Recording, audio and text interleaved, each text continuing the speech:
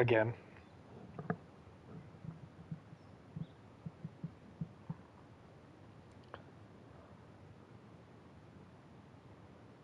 And it's popped up now on mine.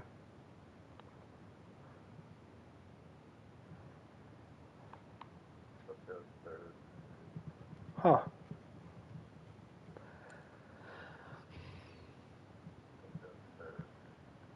Huh. Hey, say something again. Again. Huh. Hey, say something again. Again. Huh. Yeah, you're very quiet, but you can hear you. And now it's echoing. Damn.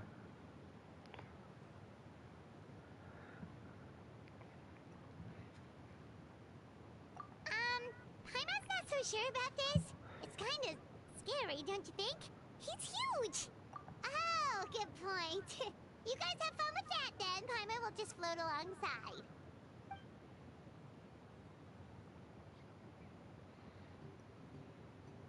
Wow, the sightseeing is even better from up here. The higher the vantage point, the better the view. Are you and Toto close, Kachina? Yep. When I was little, my parents and I went to the Stadium of the Sacred Flame to buy a bunch of different fruits, but the cart we were using to transport them flipped over on our way back. Toto wasn't even half his current size back then, but I still burst into tears when I saw him approach.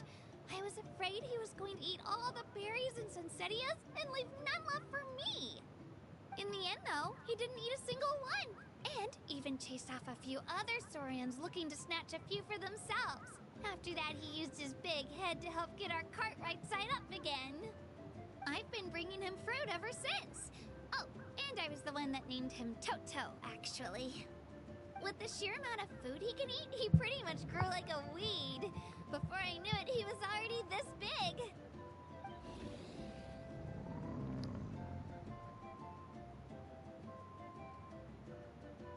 Oh, look over there! That's our destination! The Stadium of the Sacred Flame. You can let us off here, Toto. Thanks for the lift.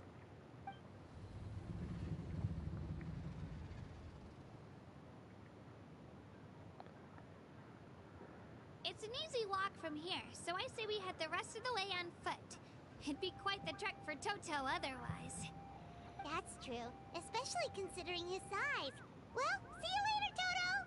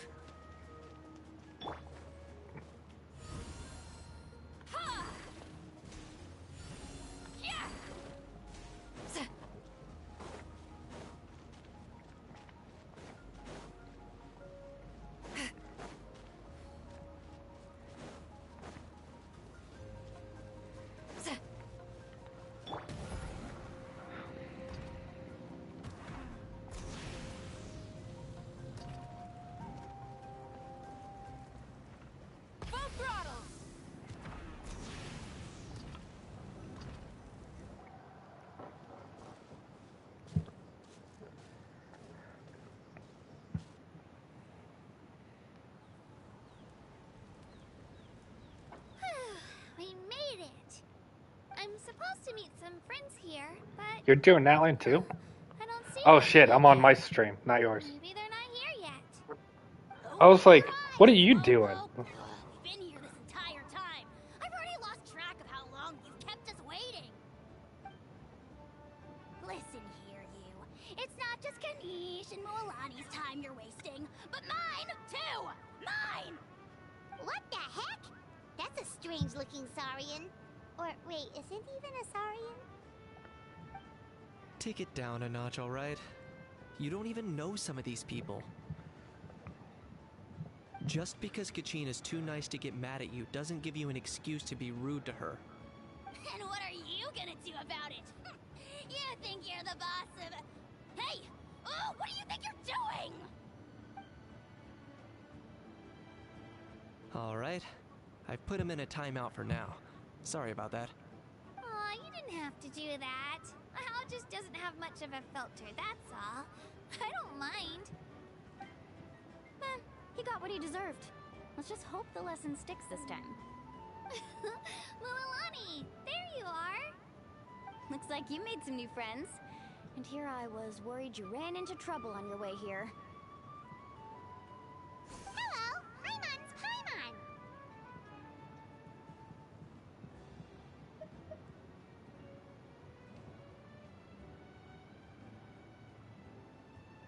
Oh, and this is the Traveler. Honestly, you could at least introduce yourself a little, you know. I don't see your teammates with you, Kachina. Where are they? Oh, they went to join teams with a better chance at winning. Huh. So you're saying you've been ditched. Again. That might give them an advantage during the team stage. But it all comes down to individual strength sooner or later. Yeah, well, I couldn't even promise them we would make it through the team stage. The outcome of the team stage usually depends on the ancient name bearer, after all. Hey now. There's not a single person here that can promise their team victory. You're putting too much pressure on yourself. Besides, you're not lacking in strength at all. You just need a bit more confidence. You were only 3 victories short of reaching the Night Warden Wars last time. Wait, so if the pilgrimage is like a national sporting competition, then what are the Night Warden Wars? The former is a battle of skill. The latter is a real war. A war against our eternal enemy, the Abyss. So they're here too. Well, wait a second. You're saying the prize for winning the pilgrimage is the chance to go to war? That's not too far off. That's why it's called the Night Warden Wars. The pilgrimage chooses the strongest warriors among the tribes, and those warriors fight to repel the Abyss in defense of our homeland. Their names and deeds are then recorded in epic tales passed down over time.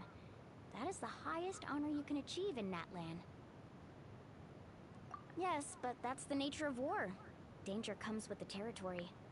Resisting the Abyss is our duty. But we're not alone in this fight. We also have the blessing of our Archon, which allows for our safe return.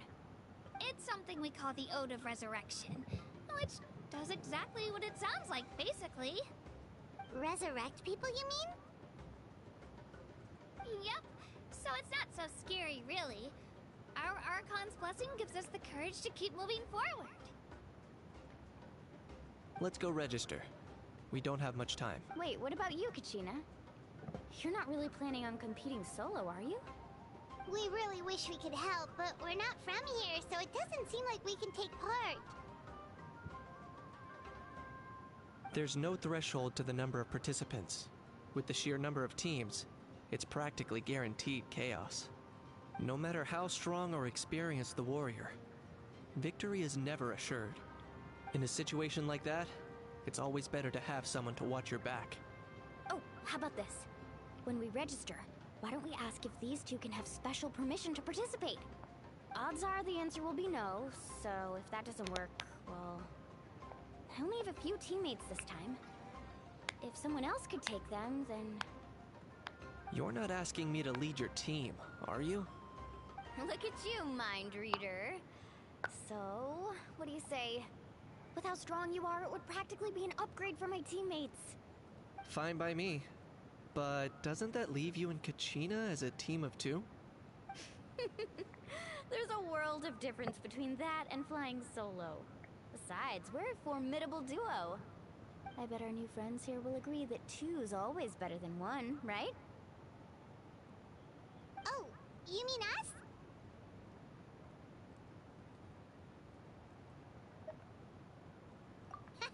You're right! 2 is definitely better than 1! It's just like the old saying we have here in Natlan. No one fights alone. But what if I drag you down? Listen to yourself. You'd be hard-pressed to find someone in Natlan who can beat us when we're together. Hearing you say that does make me feel a little more confident. Still, teams rarely contain more than one ancient name bearer. People are definitely gonna think of us as cowards. The rules don't forbid it, so who cares what they think? It's not like they left us any other option. Well, I'll leave you to break the news to your soon-to-be former teammates. I'm not good at stuff like that. Oh, I know. They deserve to hear it from me anyway. Just give me a second, you guys. We can go sign up together once I'm done.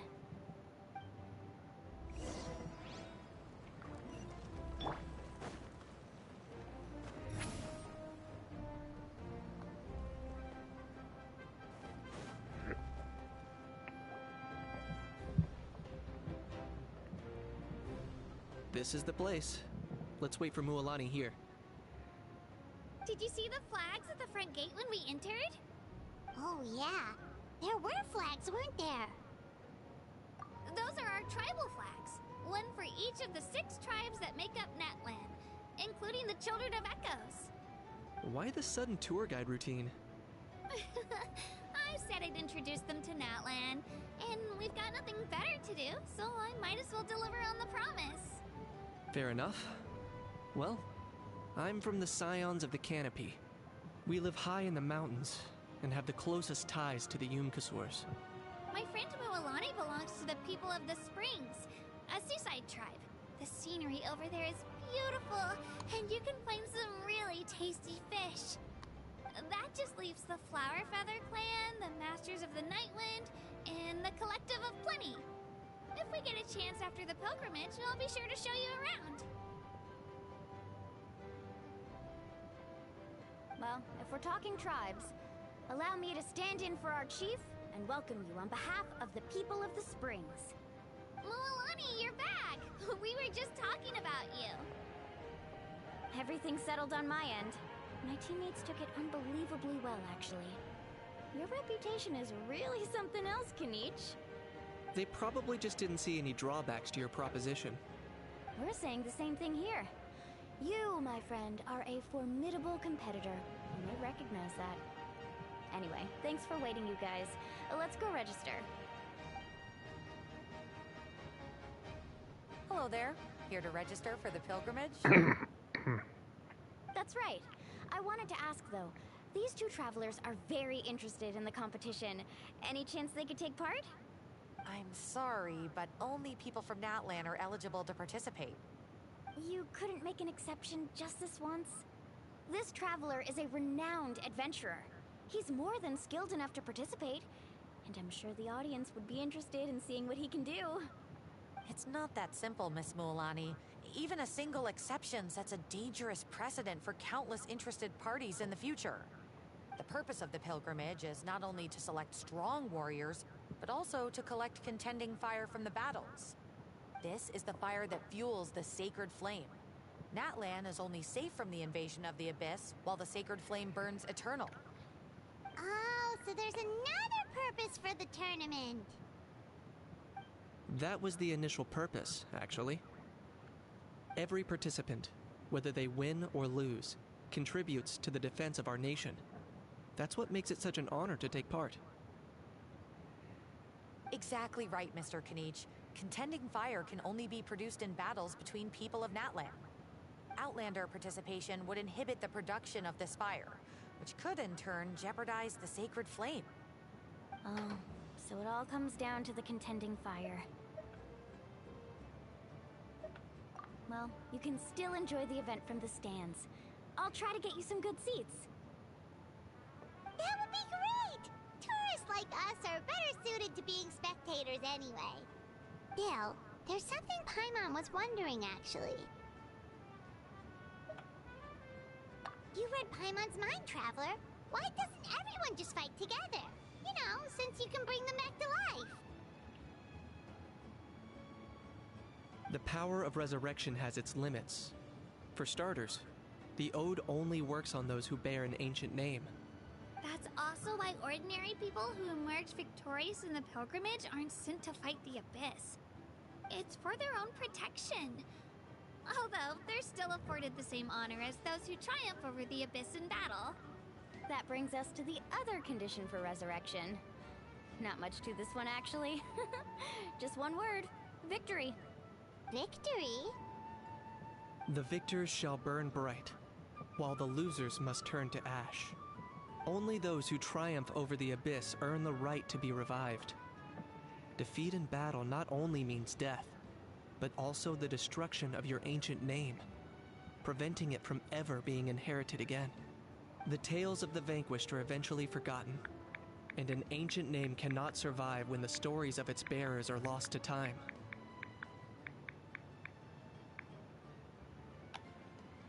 Yeah, they won, right? Isn't it the defeated ones who need reviving?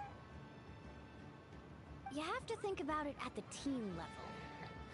For example, 5 representatives will be sent to repel the Abyss this time. Even if 4 of them were to perish, the Ode of Resurrection would still take effect.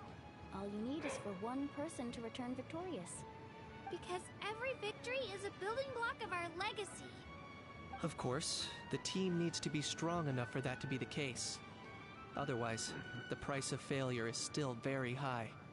That's why the first stage of the pilgrimage is divided into teams, to instill in us the importance of working together. No one fights alone. That is what we believe. A lone warrior is one whose defeat is final. This all sounds pretty dangerous. Well, that axiom is meant to be a warning as much as a source of inspiration. Danger is always present, but together, we can move forward, united in the knowledge that behind every hero charging into battle lies the support of all of Natlan as well as our Archon. Not to mention, the Abyss isn't an enemy with a concrete form. We're often just dealing with the fallout of its scheming. I've actually fallen in battle myself. I spent some time wandering the realm of the Wyab. It was unlike anything I'd ever experienced before. The realm of the Wyab? Does that mean the Wyab exists somewhere in Natlan? Hard to say. The realm's not somewhere you can access by ordinary means, and very few people are capable of establishing a mental connection with the Wyab. We call this realm the Night Kingdom, a mysterious liminal space between the body and mind, life and death. The fact that you were resurrected at all is the worst thing in the world. Then releasing you from your timeout has gotta come in at a close second. You would do well to speak with reverence of the almighty Dragon Lord Kahula-How! Lest you live to regret it. If you're done arguing, your registration is now complete. It all went fairly quickly, considering we all know each other. Now, I just need to register your team members according to their name cards, and you'll be all set. In the meantime, you can all go rest at the hotel. As usual, dinner and lodging for tonight are free. Nice. Oh yeah, I forgot to mention, all food and entertainment before tomorrow's matches are on the house, courtesy of our Archon. Family and friends included, which means you both get in on it. Come on, let's go have some fun!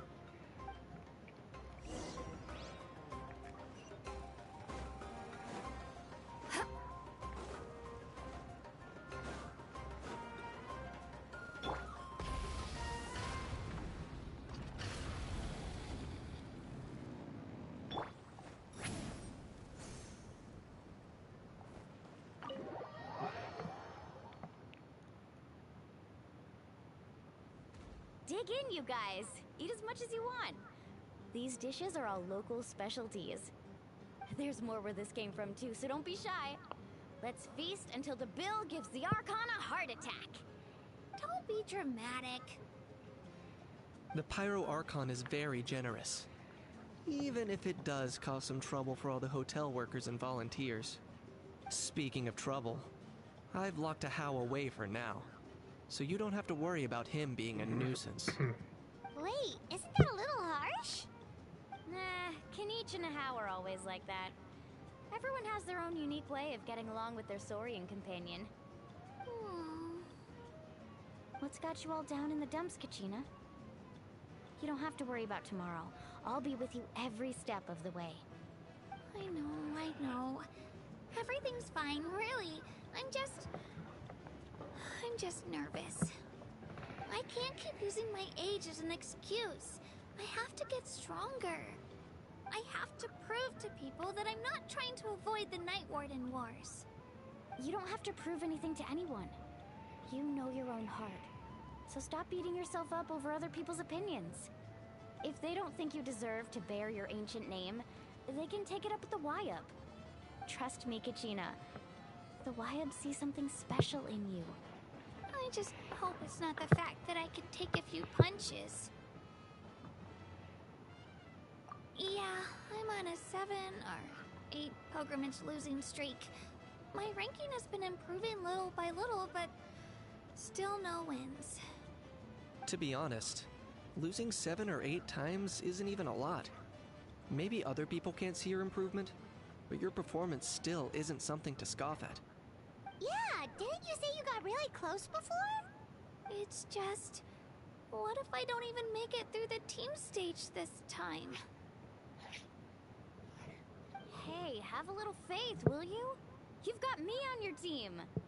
Stumble, and I'll be there to get you back on your feet. Run into someone you can't beat, and we'll face them together. I know you've never tasted victory, but you trust me, don't you? Alani, you're the best. I trust you. I definitely do. And you're right. I've got to pull myself together. I still don't know why the Wyup chose me to inherit an ancient name. But I can't be the only bear who's ever felt this way. If they can keep at it, so can I. Not to mention, the fact that your ancient name has survived until now means all your forebears managed to honor its meaning. Otherwise, it would be lost to us by now. Shattered by defeat in battle. That's right! And you'll have us rooting for you too! No. It should be the other way around. I was clearly the one who asked to learn from you. But still. Thanks, you guys. Jeez, now I'm crying again. Everyone has been so nice to me today. I'll win this time for sure. I won't let your support go to waste. Oh, right. I should eat something. My mom said I need to keep up my strength for tomorrow. Nice to see your game face back, Kachina. Thanks for encouraging her, you two. It's easy for people to only see how she has a lot to learn, so it isn't often that she meets people willing to treat her with patience. Don't you worry. We've seen how kind and hardworking she is. We can already tell she's a wonderful person. Take it easy. You're getting tears in your food. I'll pour you all some drinks. I brought some homemade fruit juice. Let me just go grab some cups. She even travels with homemade juice? Kachina's backpack is practically a bottomless pit. It's got everything. That's true. But she definitely only offered us some so she could go find somewhere to cry for a little while. Seems like you two really look out for her. She's like a little sister to me, you know? She's already so talented. She just needs that one decisive win to convince her of it. And I have a feeling this is the one. This could be the win that finally gives her that confidence. Why are you so sure? Is that what happened to you? Oh, no. I was just born confident. Mualani's being modest. She's already a 3-time veteran of the Night Warden Wars. Came out on top each time. And she's never had to be resurrected. Wow, that's amazing! Nah, it's no big deal. The opponents I had to face were pretty tame, that's all. Ooh, no wait, that makes it sound too unimpressive. Either way, the challenges haven't been that difficult so far. But I'd love to fight alongside Kachina and experience the glory of victory together. The flowers, the applause. Paimon gets it. That's how Paimon and the Traveler are too.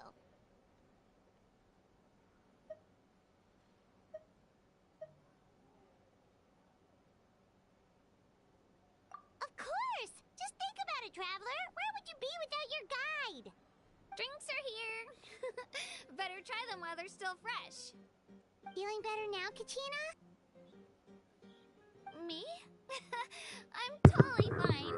Really, I promise. Yeah. That was just nerves earlier. She's Some meat in my system, one and of then them. I'll get some exercise. So she's the new Gonna one. be nice and loose And for you've the probably tournament already tomorrow. heard about this, I'll come with you. the old one. Just don't go overboard, okay? The last thing we need is for someone to oversleep. We've got an early day tomorrow. If only we had a friend who never oversleeps. Alright, fine. I'll make sure you guys are up on time. Attaboy. I knew you'd catch on. So full. I'm so sleepy. We should get a good night's sleep before the competition tomorrow. I'm still a little worried about Kachina, though. Maybe we can help her out with her training. She did say she wanted to learn from us. Not that Paimon's gonna be doing much of the teaching.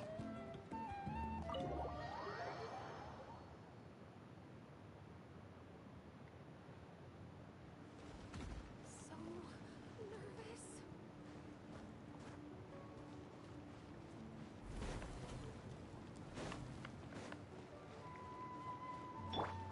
Try and stop me!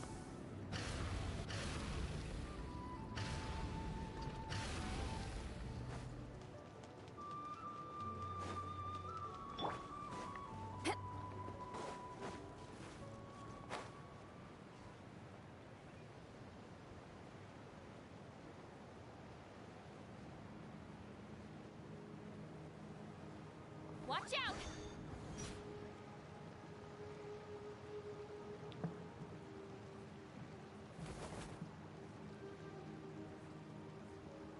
Kachina! Oh, it's you two.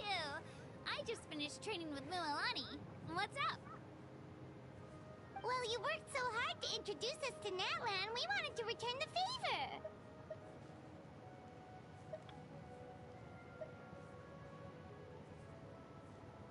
Wow, you guys are exactly like Kachina described. No wonder she's already your biggest fan. Guess I should make myself scarce, though. Kachina was the one who helped you out all day, so I don't want to intrude on your secret teachings. Huh? What do you mean? Observation?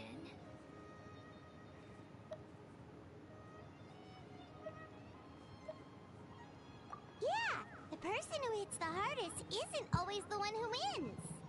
Oh, I think I get it.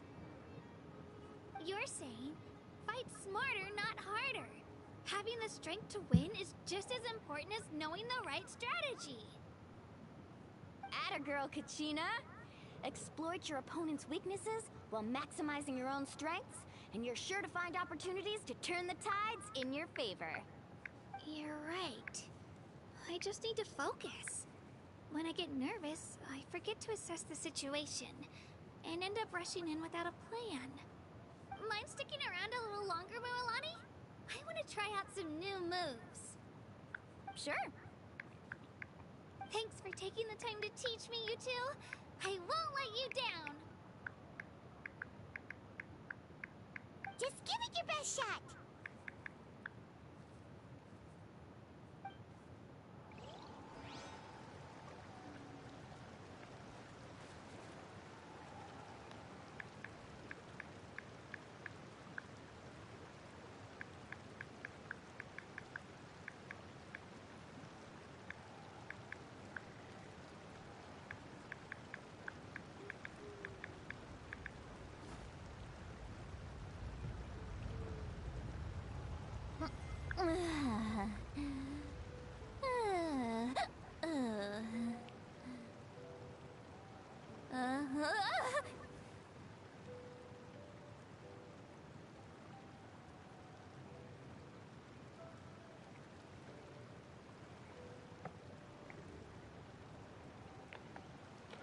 And I am back on your stream now.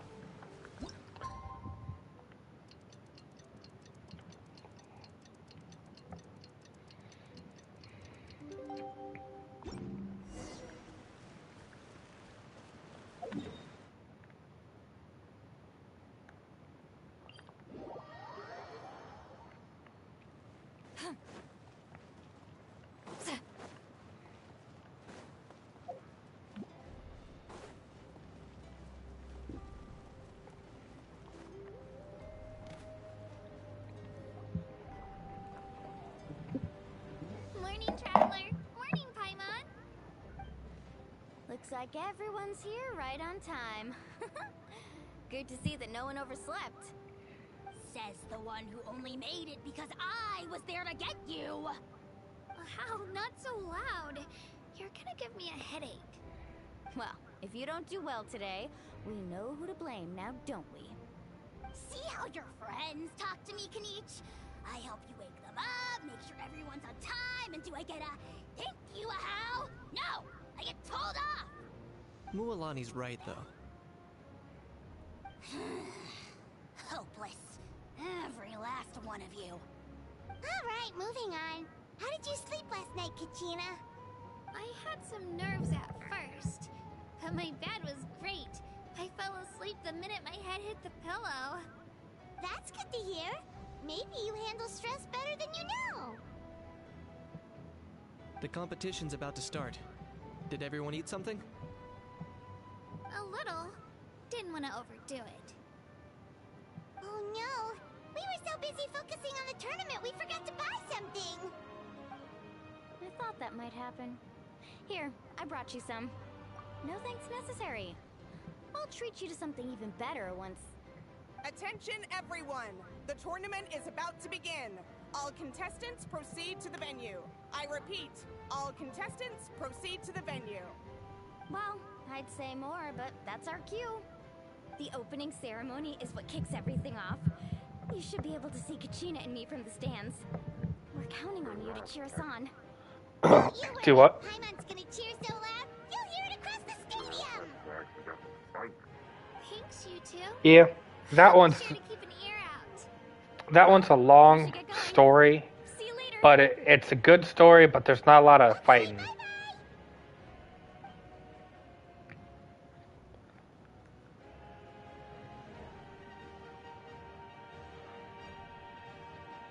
Attention everyone! The tournament's about to begin. All spectators, please take your seats. I repeat, all spectators, please take your seats. Oh, that's our cue! Wow, we've definitely never witnessed a competition of this scale before. Let's go in once you're ready.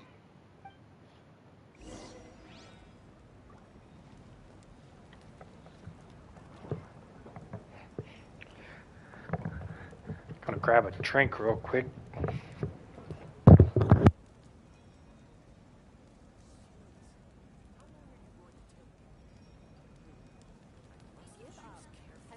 Here's to a life where the drinks keep flowing and the Mora keeps rolling.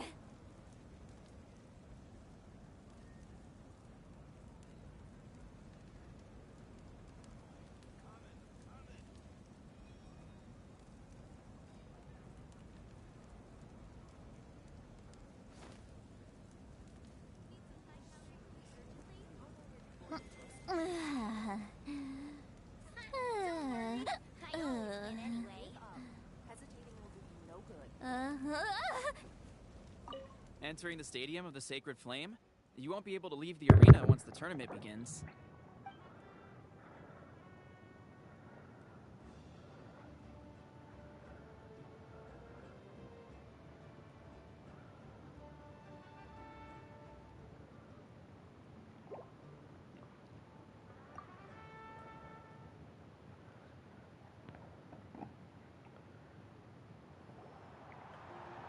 The pilgrimage of the return of the Sacred Flame is a competition with a long, storied history.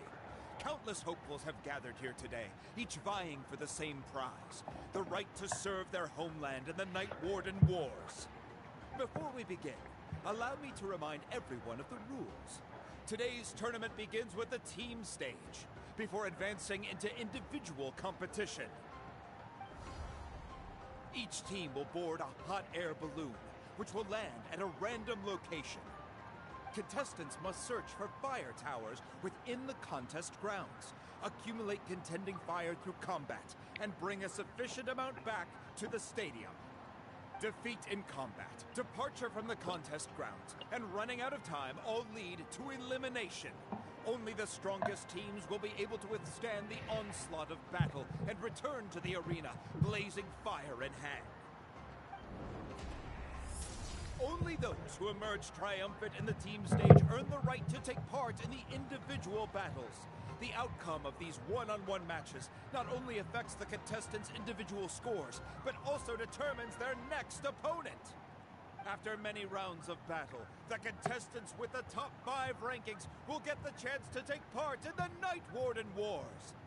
Now, let us welcome our Archon as she delivers the opening address.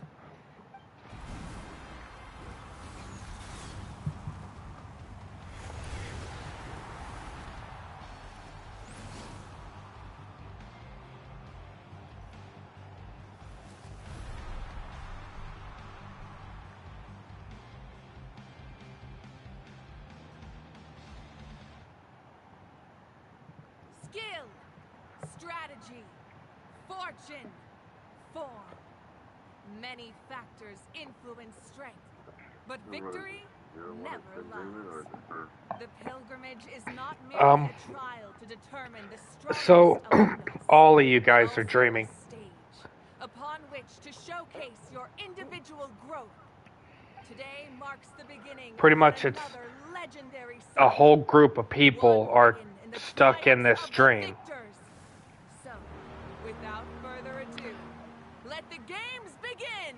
However, once you keep going, you'll notice that Dunyarzad starts acting different, and you'll figure out why. Tina said she was friendly and welcoming, but, how did she come to that conclusion? Yeah, but it would be kind of rude to bother her during the pilgrimage, don't you think? We should wait for a better time. Oh, look! It's Kachina and the others! Well, folks, it's clear the contestants are already raring to go. The teams will now board their hot air balloons and make their way to the competition grounds.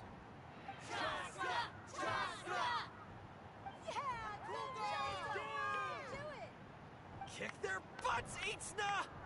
Go, Mualani, go! You can do it, Kachina! And the crowd goes wild! The hot air balloons are about to ascend. Contestants, prepare yourselves to take flight! Remember the rules. The balloons will take you to random locations, and your battle starts the moment you land. Best your competition, collect sacred fire, and bring it back to the stadium. Good luck, everyone!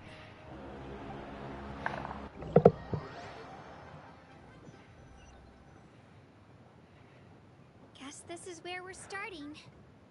Let me see. It seems pretty quiet around here. Looks like we get to ease ourselves into combat today. Let's head that way. We don't need to worry about avoiding other teams. Anyone that crosses our path can kiss their chances goodbye. Okay, I'll follow your lead. Just remember, don't hesitate. The team matches are all about keeping the energy up. So let's do it! And with that, the pilgrimage is now underway. Time for the contestant. Ooh, a fire tower! And an unoccupied one from the looks of it. Be on the lookout for an ambush. Careful, we've got company! Alright, let's finish this fast. Looks like we've got ourselves an easy start! Perfect timing! We've got to fight to generate contested fire in the first place. So let's go! Winner takes all, loser gets lost. We won! We're just getting started. Grab the fire and let's head to the next spot. Currently in the lead, we have Chasti, one of the contestants from the Flower Feather clan. Amaru has taken out 6 contestants in a row! What a legendary competitor! But can his hot streak continue?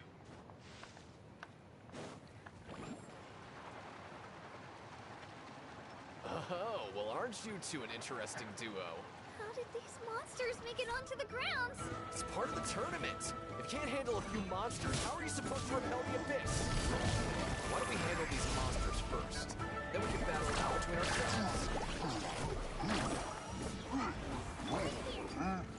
We're there! Nicely done, Kachina!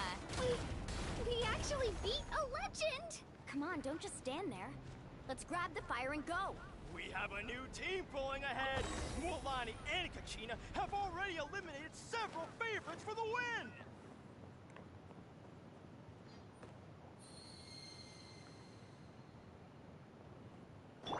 Carving waves! I knew someone would show up. Hand over the Let's sacred hope you fire. put up a No good one gets fight. hurt.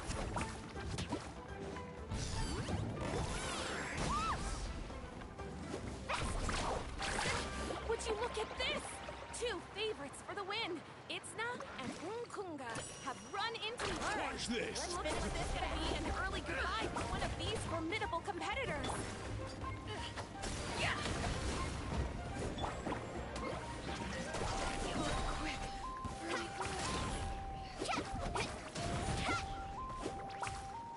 Let's ride!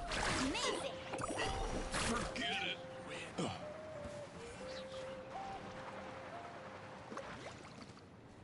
Attention contestants, Mualani and Kachina. You're currently heading out of bounds. Please return to the competition.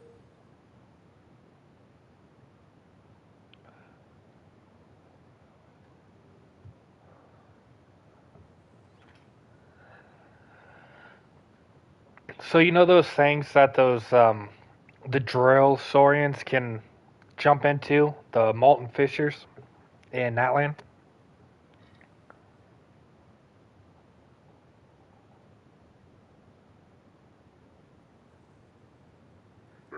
Those are Kachina can also go through those. I just now found that out. This mountain is huge. Is the next tower... It's going to take forever to make it to the top. Just leave it to me. I'll get us up there.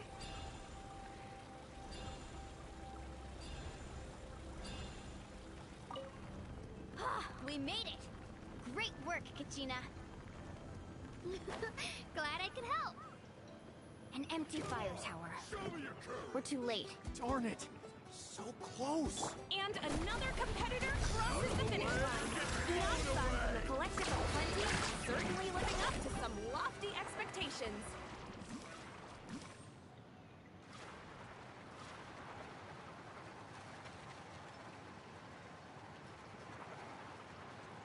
Kachina, is that you? I'm sorry about this, but since we ran into each other, I can't just let you pass. If you want glory, you'll have to go through me. Shoot! Clear the area! Out of the way or get blown away.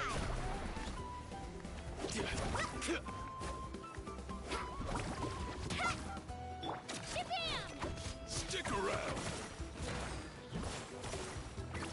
That was quick. Every minute that passes, fewer and fewer contestants remain in play.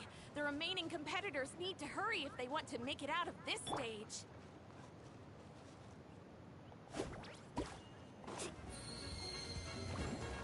Hold it right there. That fire is mine. In your dreams, I think someone needs a reality check, and I'm more than happy to oblige. Well, I'd like to see you try. Let's work together. Good idea. There's no way I'm letting us overrun. Let's go.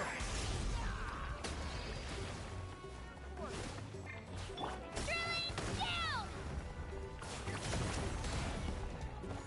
Shockwave! Woohoo! Let's finish this. We've collected enough sacred fire. Still doing all right, Kachina? Yep, all good. Come on, Let's head back to the stadium. Time's almost up. Oh, we're running out of time. There's a spirit way over there. We can ride it back. Out of the way or get blown.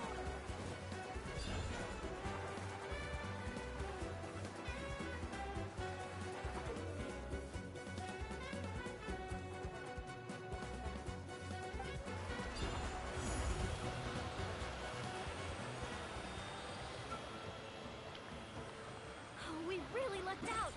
Just grab onto me, Kachina. I'm not sure if you remember, but people from my tribe can ride spiritways over great distances. It's all smooth sailing from here. Thanks, Milani. Hey, what are you thanking me for? We won as a team. There's no way I could have taken on that many people without you. Have a little faith in yourself. You're already a great warrior.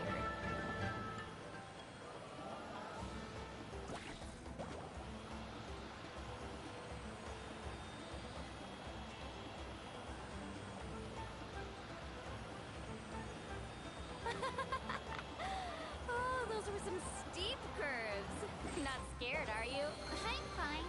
I don't scare easily. Not after that last ride you took me on. Oh, yeah. Back when we first met, right? I accidentally knocked over your piece of cake, then offered to take you spiritway surfing to make up for it. Actually, I was feeling pretty down that day. My training didn't go well, and... Anyway, you really cheered me up. Milani, I really want to win this time. I want to win this pilgrimage and become a true warrior. That's what I like to hear. If your team has gathered enough fire, please proceed to the stadium as quickly as possible. I repeat, as quickly as possible.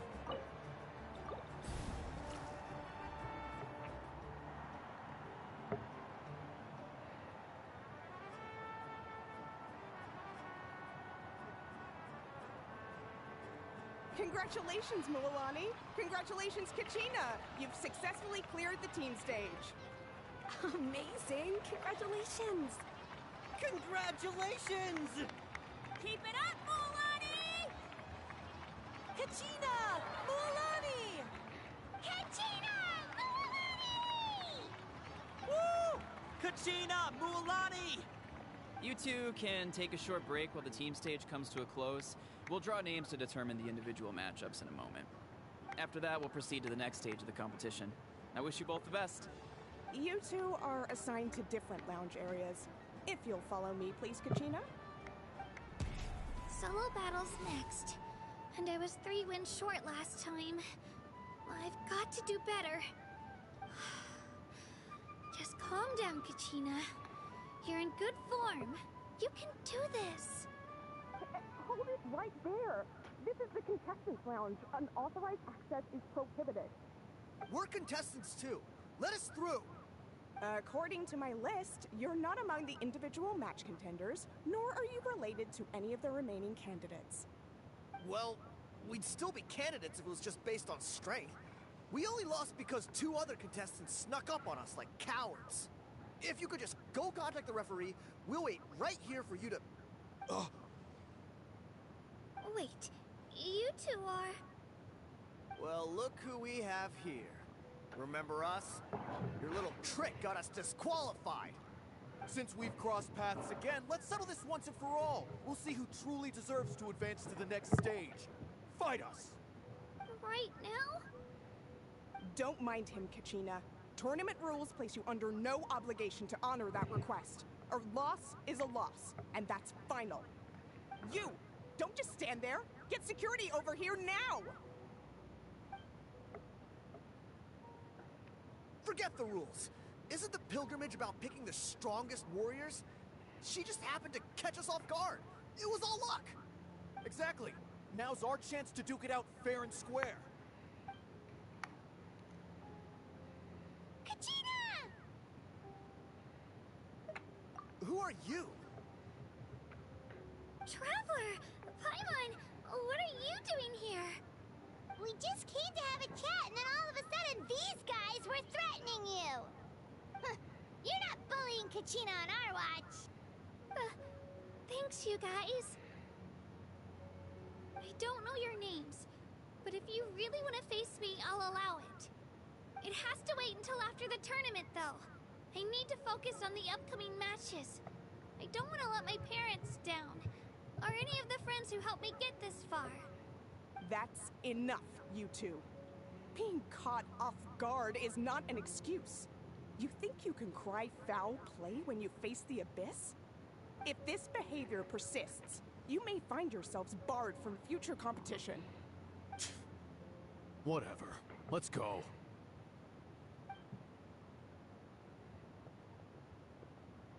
Are you alright? You're not hurt anywhere, are you? No, thanks to you. To be honest, I totally blanked out just now. I had no idea what to do. Right. I'll show them what I'm made of. That sounds more like it. You can do it! I heard there was trouble. Has the situation been resolved? Yes. It was nothing out of the ordinary. A couple of sore losers coming to stir up trouble with the contestants. Some people are so obsessed with glory, they can't even bear the idea of failure. I hope you don't let them get to you, Kachina, because you'll need to get ready. Your match is up soon. That came up quick. All right, I'm coming. Well, guess I'm off.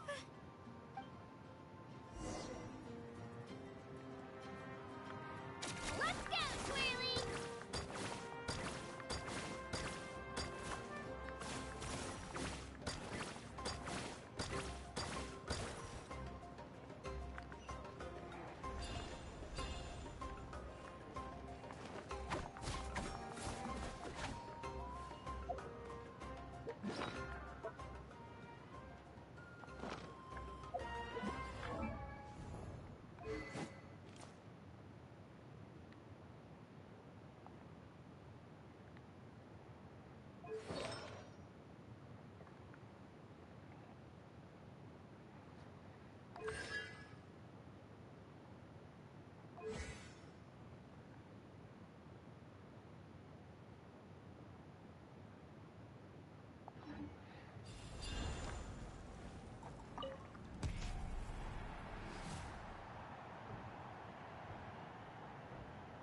You must be Kachina. You know, people told me I got lucky in the draw, but I beg to differ. There are no coincidences in the arena. If you're standing here, it means you're strong, no matter what anyone says. So, I'm looking forward to seeing what you're made of. The team stage ended before I had my fill of battle. I hope you don't disappoint. Well, anything you want to say in return? I won't lose to you. Not when so many people are supporting me and cheering for me. And I really want to earn a spot in the Night Warden Wars. All right, our contestants have each said their piece. To your places, everyone. And begin! Shockwave!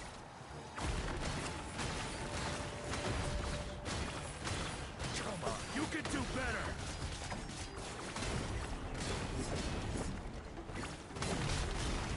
That's more like it. Again!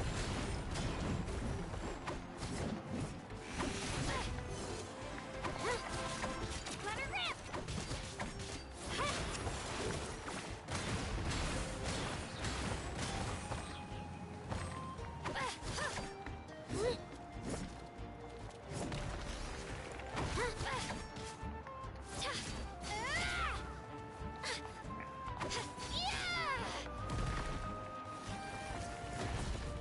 Let's go, Twirly!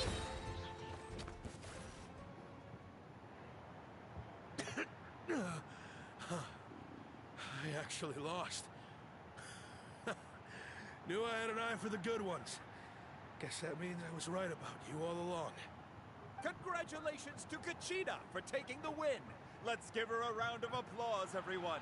Now, diving into the other matchups. That's one down! Woohoo!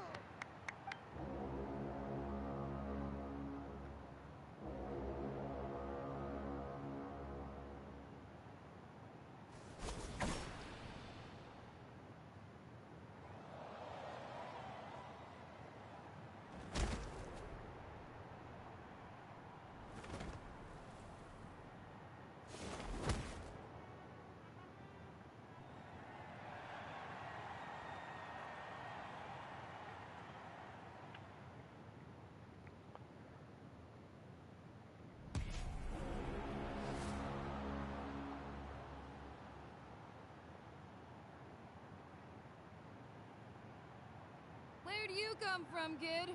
Think you've got what it takes to go to war? Hate to break it to you, but it won't be easy to get through me. And you are... You don't recognize me? Figures. Our generation's been in decline ever since Ateya and the others retired from the front lines. Either way, once we face off, you won't forget my name anytime soon. Let's do this! Hear that? Exhilarating cheers of the crowd. That's what I'm...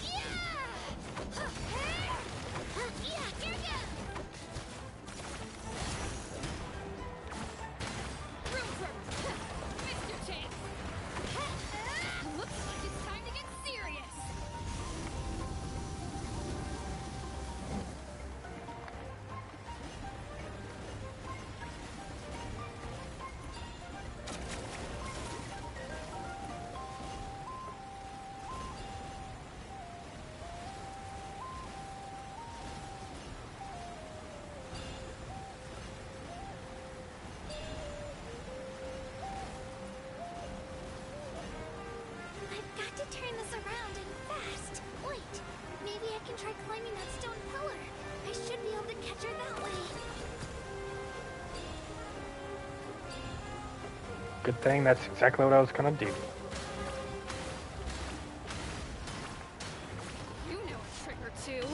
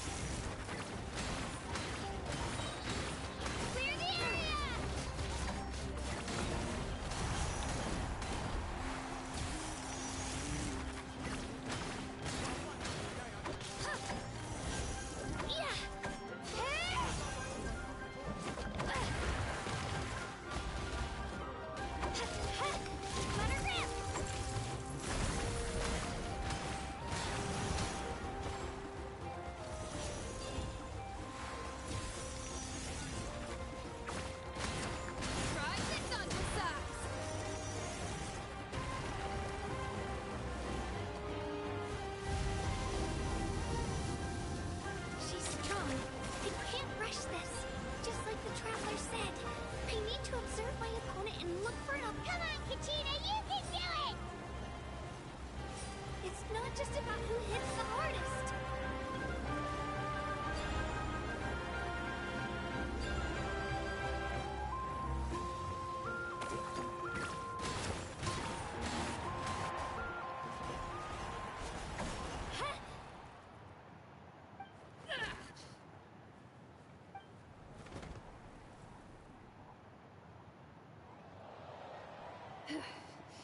Gotta hand it to you, kid.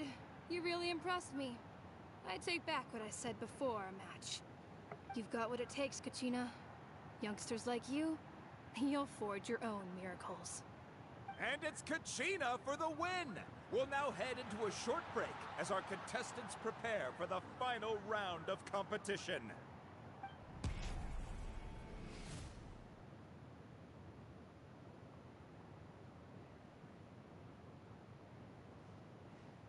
Thanks for cheering me on, you two. You were great out there! You faced a lot of impressive competitors, but they never stood a chance. I don't think I did too shabby either. I've never gotten this many points before. You ready for the last round, Kachina? Milani! I got permission to come see you before the last round starts. Based on your score, it looks like you'll make it to the Night Warden Wars if you win your next match. But, your final opponent... it's me. What? Yeah, I just found out myself.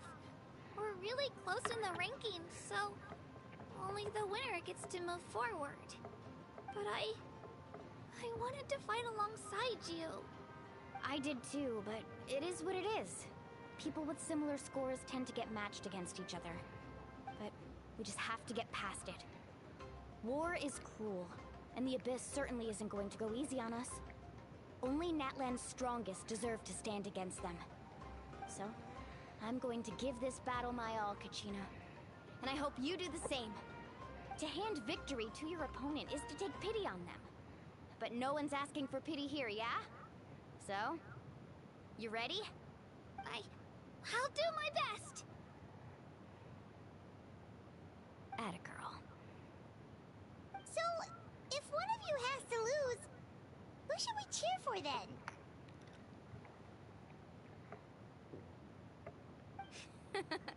You mean one of us is destined to win? It's something worth celebrating either way. I'll be happy no matter who wins. And I know you feel the same way, Kachina. So, don't overthink it. Let's just have ourselves a good match.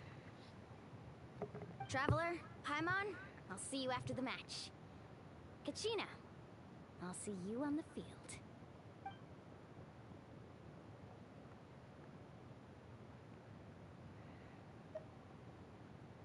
I've been training so long for this, and Mualani's helped so much.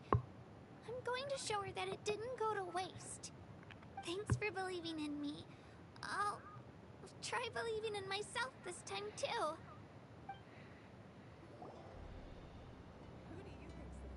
Let's go, Twirly!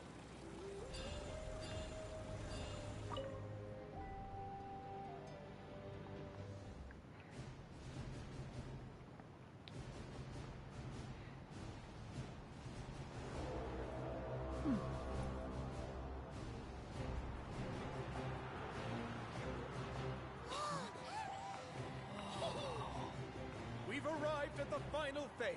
The winner of this match will take the final spot among the victors. Give it up for a long-time contender and first-time finalist from the Children of Echoes, Kachina!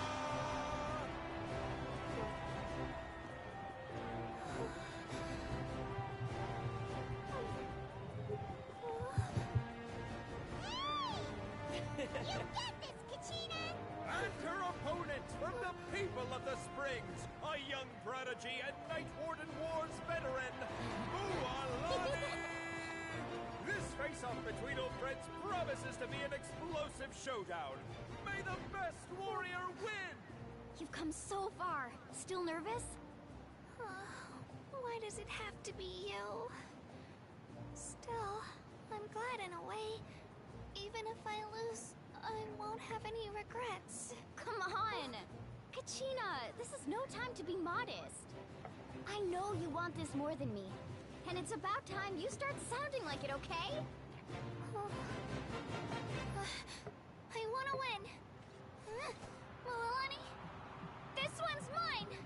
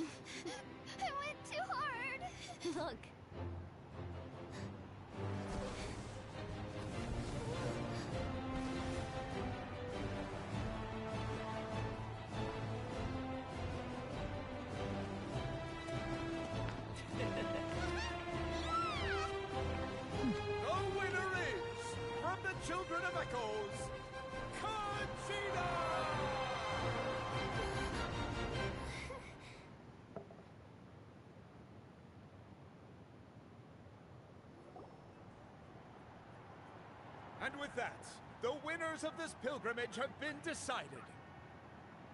Put your hands together for our victors as we welcome them to the stage.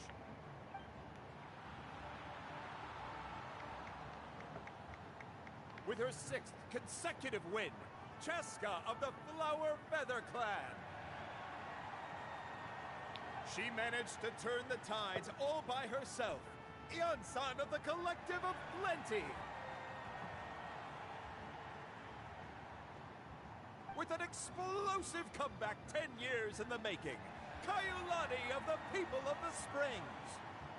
A seasoned and renowned warrior, Kibungu of the Scions of the Canopy.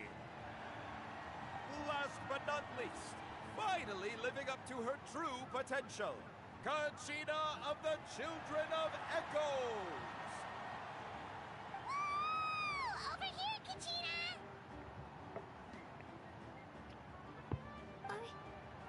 I made it. Feels like a dream. This is no dream. Your strength is what got you here. We'll be going to war together. It's an honor to fight alongside you, Kachina. No matter how many pilgrimages I witness, I'm always overwhelmed with pride in this moment. Pride for you, my brave warriors. You give me faith that our innumerable sacrifices are not in vain, that the future of Natlan shall burn with the brilliance of a blazing fire. Brave warriors, the following is an order, and also a personal request. Go forth and crush the abyss! Seize victory and glory for Natlan! As you command. As you command.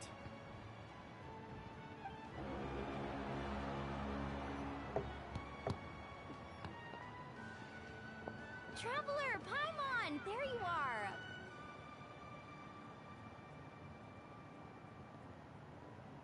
I wanted to thank you for supporting Kachina back there. She really has grown into a formidable competitor. She deserved that win. Not that it feels good to lose, but I'm happy for her. It's definitely bittersweet, though. Hey, wanna go for a walk? Kachina and the others will be busy fighting the Abyss, so why don't I show you around Natlan for a while?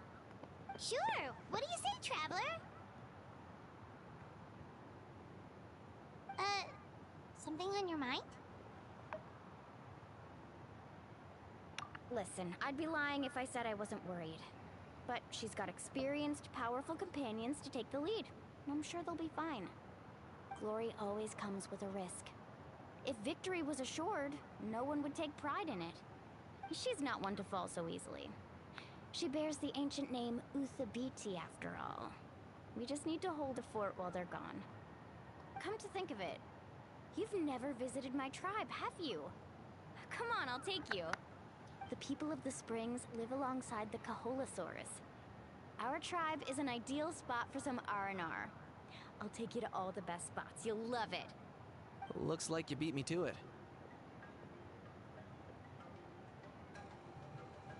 Kinich? I was planning on inviting you to visit the Scions of the Canopy. Most of the adventurers that belong to the guild come from my tribe, so I figured you might be interested. Hey, first come, first served. You snooze, you lose, Kinich. Yeah, you were first. Still, Traveler, Paimon, feel free to stop by if you ever have time. You're always welcome. Yeah, thanks for inviting us. All right, let's pack up and head out.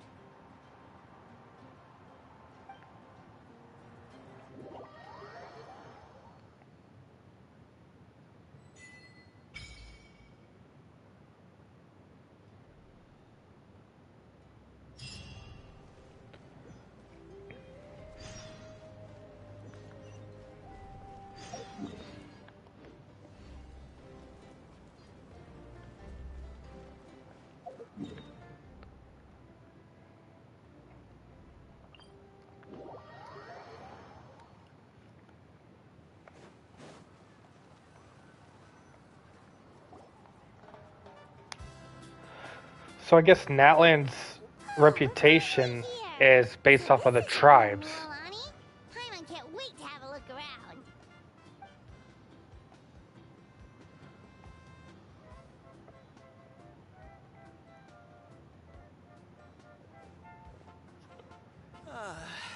See?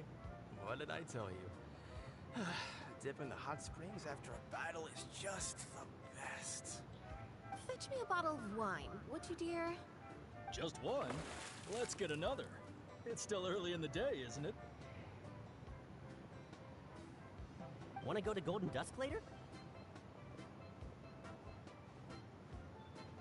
Now this is a vacation. Absolutely amazing. Wow, it's so lively around here. Is there some kind of holiday going on? We try to treat every day like a holiday around here. We believe every day is worth celebrating. Now, let me show you around. Where to start? Shochiku Cattle Records, Kalumchi Plaza. Oh, there's so many options, but I recommend starting with the real highlight around here. The hot springs, of course. Natural hot springs have tons of health benefits. Go for a nice long soak and you're guaranteed a good night's sleep. Wait, you want us to bathe? Here? Oh, don't be shy. Come on, I'll take you to get changed. Mualani! Huh? Oh, Auntie Atea! Please, I've told you that just Atea is fine. Do I look that old to you? Were you taking these two to the hot springs? That's right. Oh, let me introduce you. This is the Traveler, and the small one next to him is Paimon. They only just arrived in Natlan, so I'm taking them around to experience our customs. Hi there! I'm Mualani's neighbor, Atea. By the way, Mualani, I heard you lost to Kachina during the pilgrimage. Is that true? Yeah, I was this close to winning. Oh, definitely not the result I wanted, but still not too surprising. Kachina's always been strong. Anyway, it's all in the past. I'm gonna take these two for a dip in the hot springs. Talk to you later. Oh, wait. You'll need swimsuits first. I'm sure I can find you something lying around the shop. I'll go look. Hold it right there, young lady. Have you forgotten the rule about bathing in the hot springs? Rule? Oh, wait, you mean... There's a rule about bathing in the hot springs? That's right. Outlanders have to complete a trial at an artificial hot spring before they're allowed access to the natural ones. It's not nearly as scary as it sounds. Basically, natural hot springs have higher temperatures that not everyone can withstand. A few travelers have gotten scalded by the water in the past, so now we have an unwritten rule. All Outlanders need to adapt to the lower temperature artificial springs first. But seriously, Auntie Atea, do we have to be so strict? These two are formidable adventurers. I know they can handle it.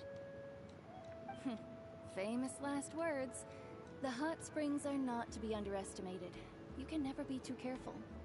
Besides, the environment's been unstable lately. Could be a sign that the Abyss is about to attack. Oh, that sounds dangerous.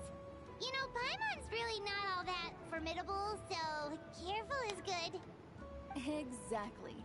There will be no excessive risk-taking on my watch. Mualani, take them to the artificial spring first. Okay. That's more like it. And don't try anything funny. I'm heading to the artificial spring in a bit, and if I don't see you there, your days of copping free meals at my place are done. Relax.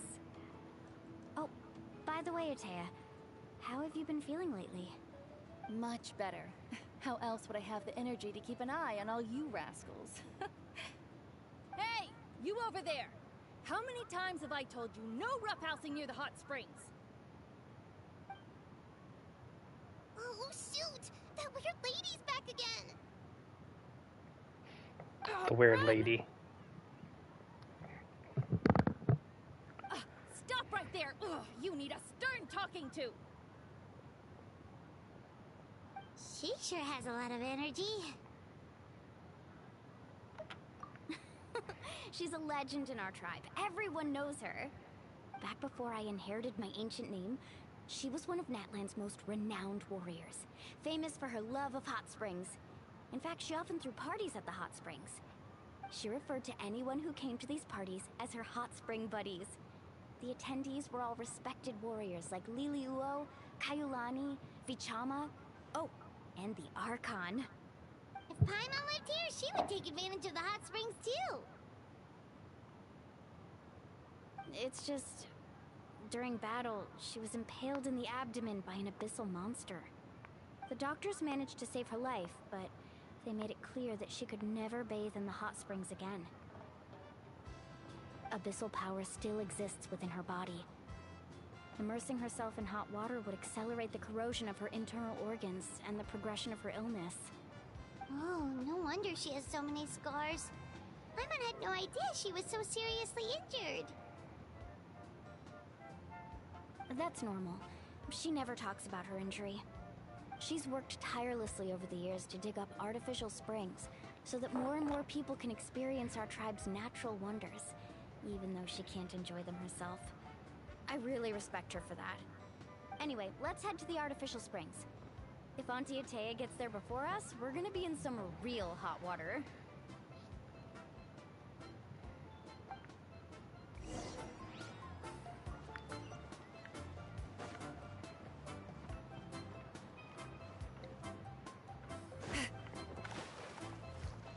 Oops. Oh, I see. That's a great idea.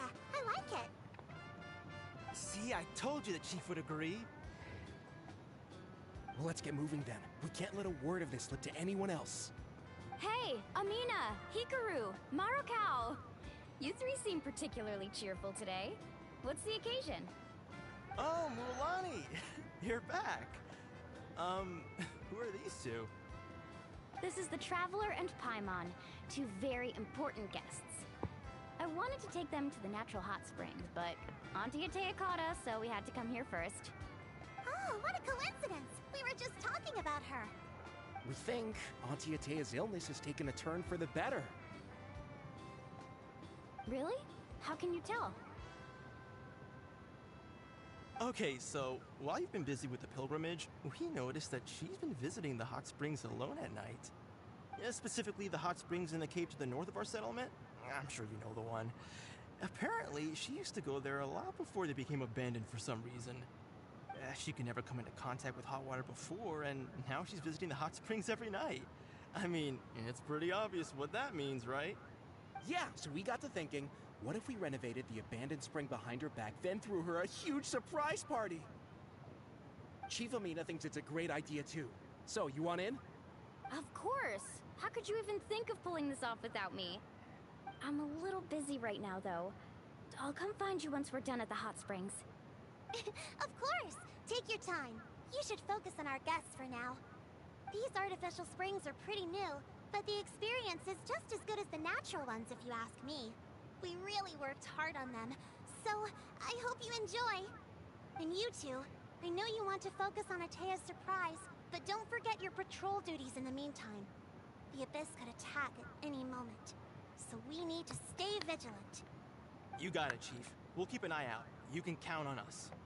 All right, we're off then. See you at the abandoned spring, Mulani.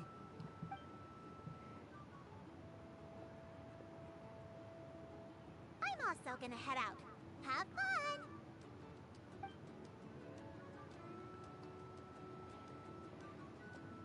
Finally, it's hot spring time! Oh, I already arranged swimwear for you guys, by the way. Come on, I'll show you to the changing room.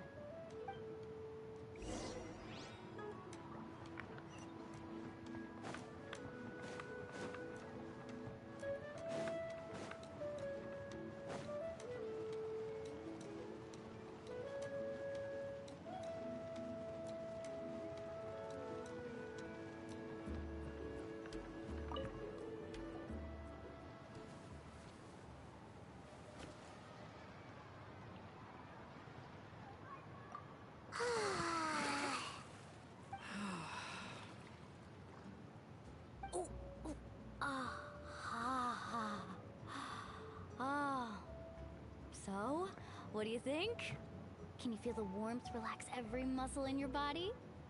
Yeah, it's so nice. The steam is warm too. The first time I came to the hot springs, there was no calming effect whatsoever.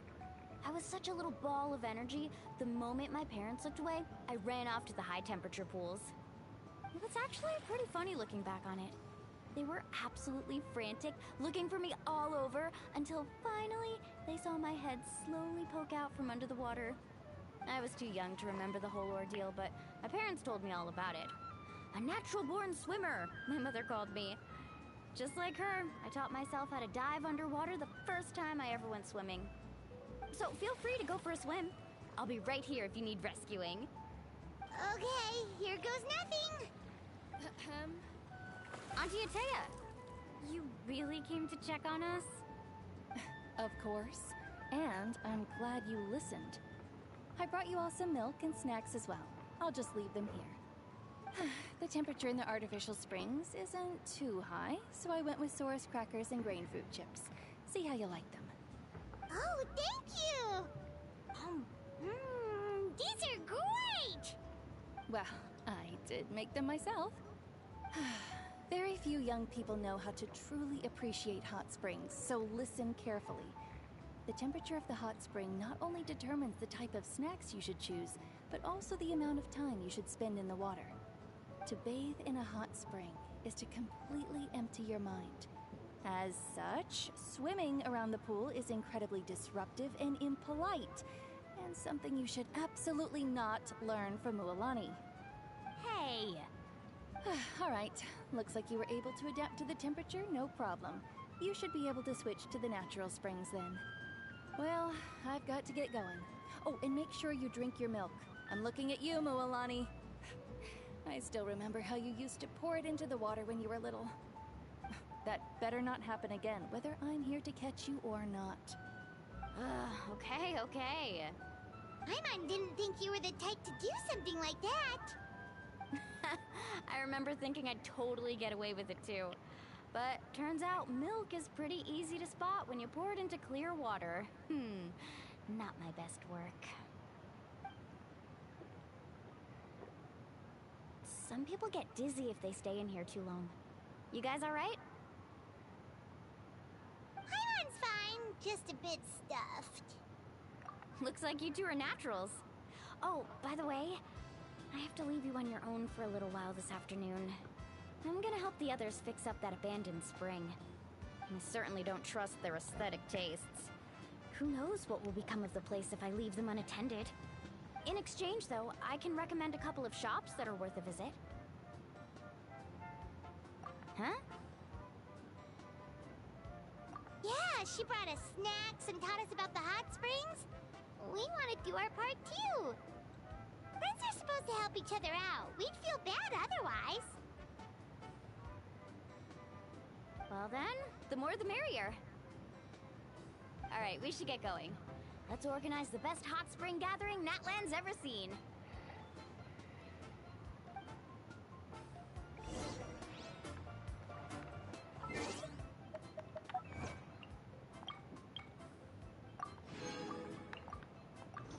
Okay, I'll be right back.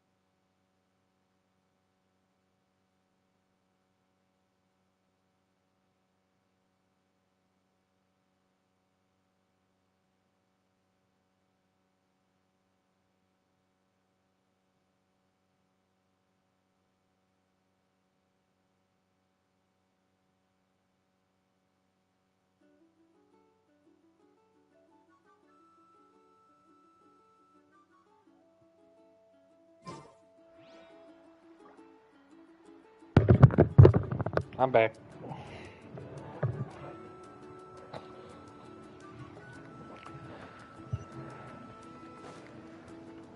Wait.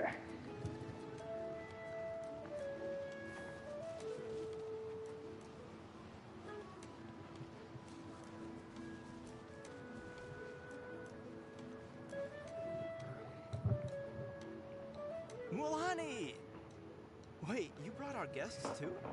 We're here to help. But you're important guests. We can't put you to work. All right. Stop trying to out-polite each other, would you?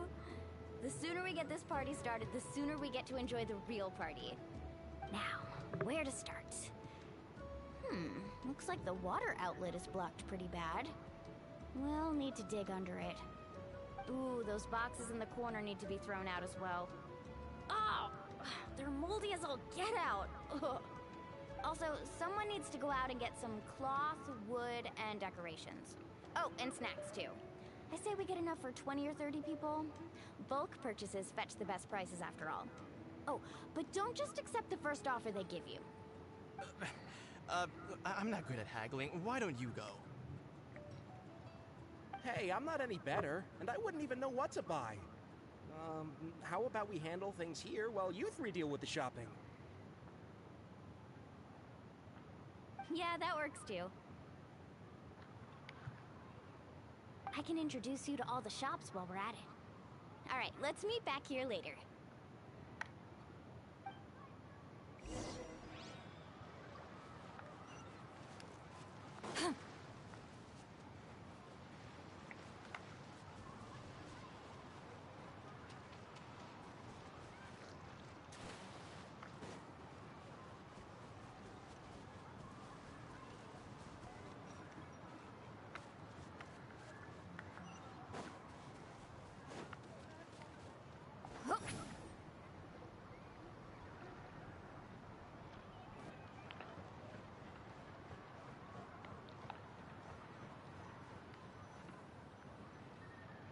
Hey there, Yellowfast.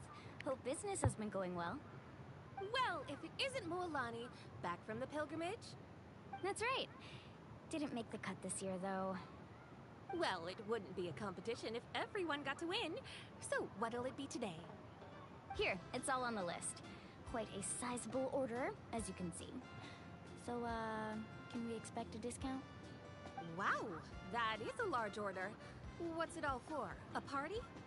That's right. Keep this between us for now, but we're throwing a hot spring party for Auntie Atea. Wait, you're saying she can go in the hot springs again? That's great news! How about this?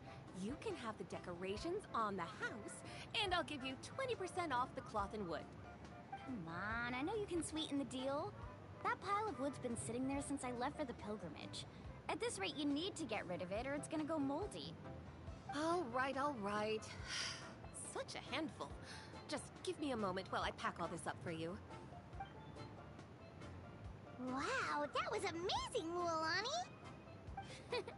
All in a day's work. By the way, Yellowfast, are these 2 stones for sale?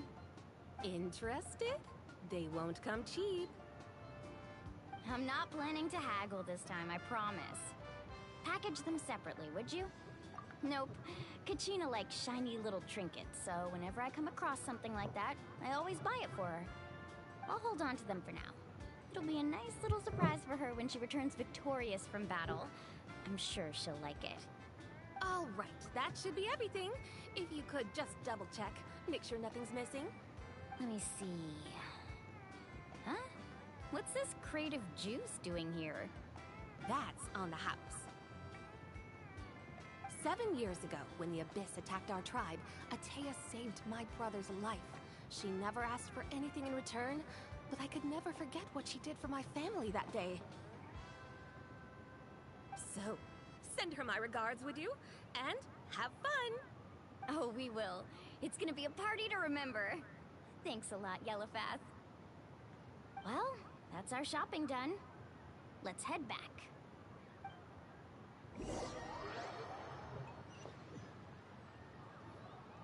We're back. How's everything going? Wow, This place cleaned up nice. You got the water unblocked too. Good work. I would hope so. We spent all day clearing out debris from the bottom of the spring. Did you guys get everything? Oh, we brought back tons of stuff. We set it down near the cave entrance. All right then, roll up your sleeves, everyone, and let's get back to work. Actually, why don't you two take a break? I'll handle it from here. Traveler, mind lending me a hand? So, I was brainstorming on the way over, and I'm thinking we could draw something on the wall over here, and the snacks and drinks can go over there.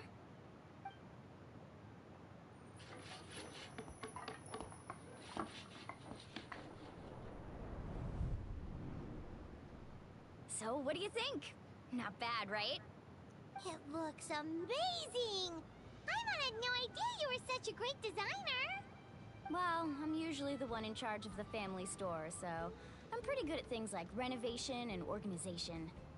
Not to mention, this was totally a group effort. Still, I didn't expect it to take quite this long. Guess it's too late to invite Auntie Atea over, huh? Yeah, tonight's definitely not gonna work. Chief Amina set up those patrols to guard against the Abyss, and Atea volunteered. So she's on watch tonight. I see. Well, guess the surprise will have to wait until tomorrow. This could actually be a good thing. She can relieve all the exhaustion of keeping watch all night by soaking in the hot spring. Ha! She's gonna love it. Well, let's call it a day then. Traveler, Paimon, you must be tired too. Come on, I'll take you to the inn.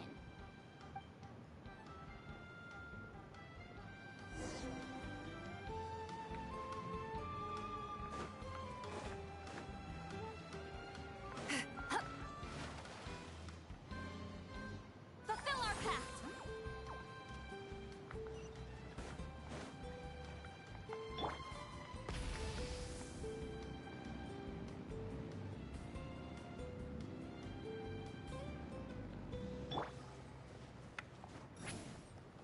Oops, too high.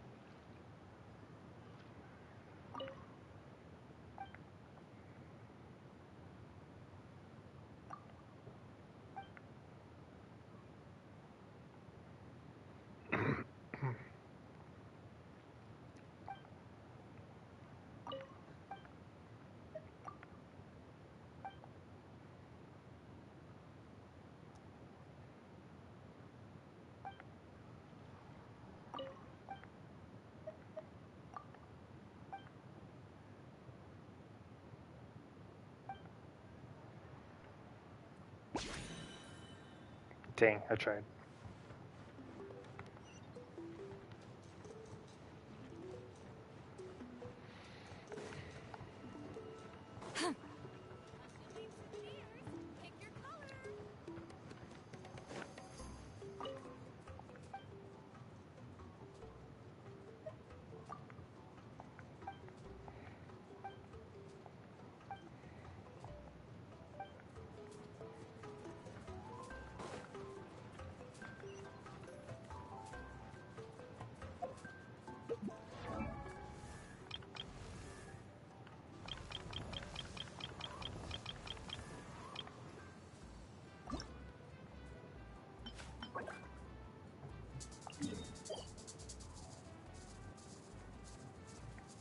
I don't want to teleport to it.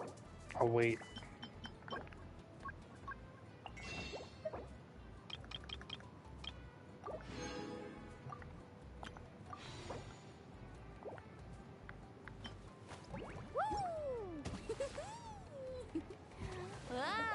I'll send her later.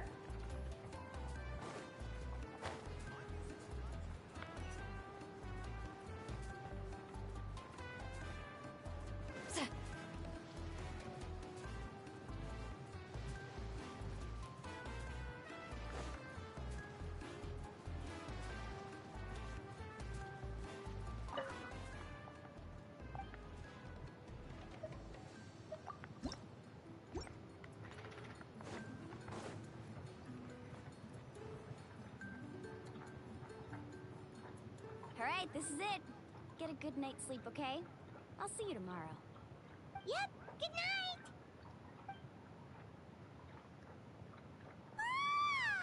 Paimon's exhausted. We really went all over the place today, didn't we? Anyway, we need to be well rested for the party tomorrow, so let's head inside.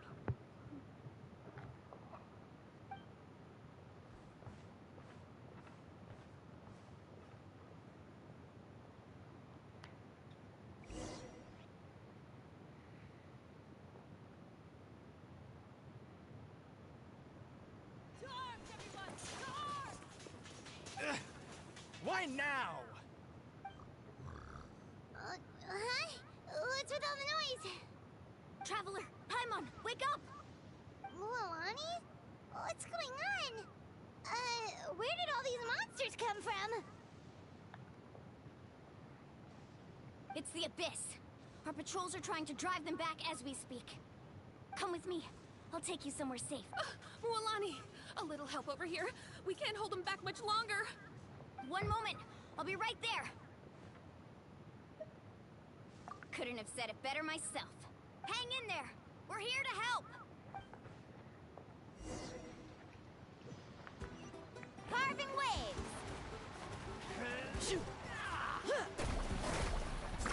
Amazing. Ooh. Have they been contaminated by the Abyss? No, they are the Abyss. Destroy them.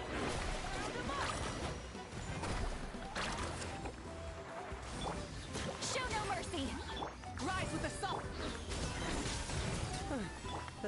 Thank you. I'm all right. Go help the others. I almost died.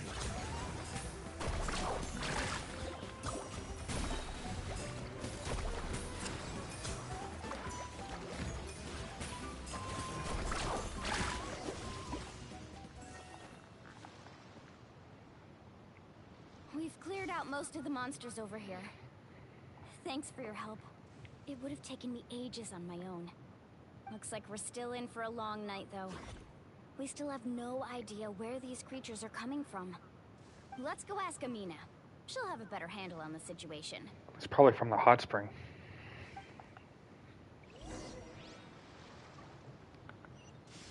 Let's ride!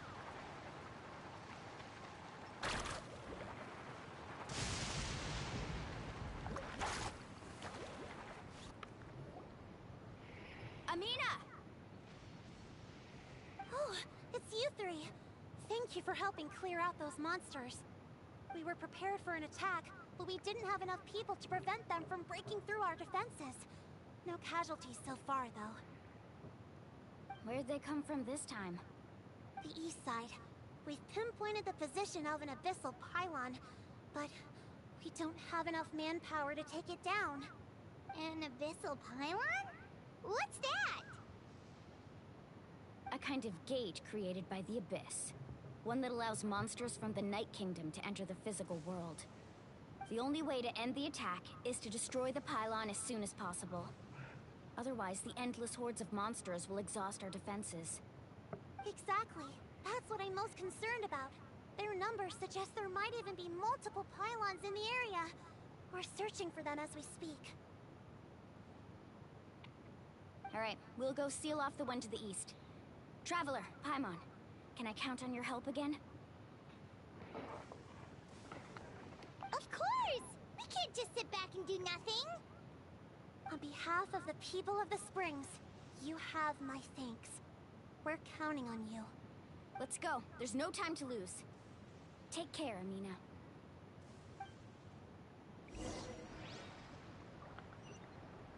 Carving waves!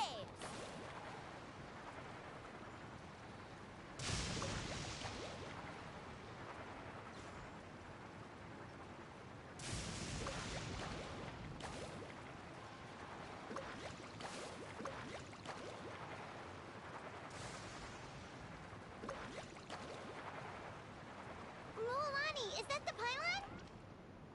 That's it, all right. Come on, let's get rid of this thing.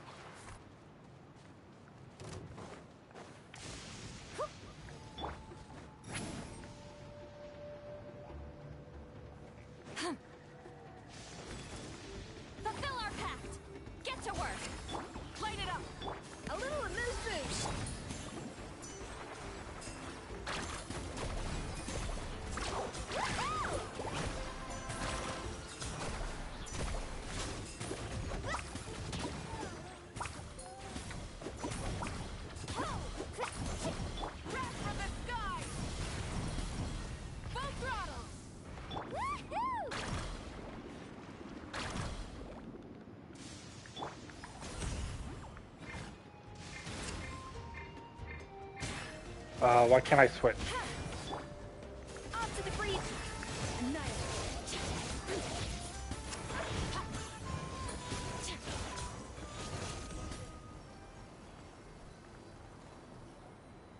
Whew!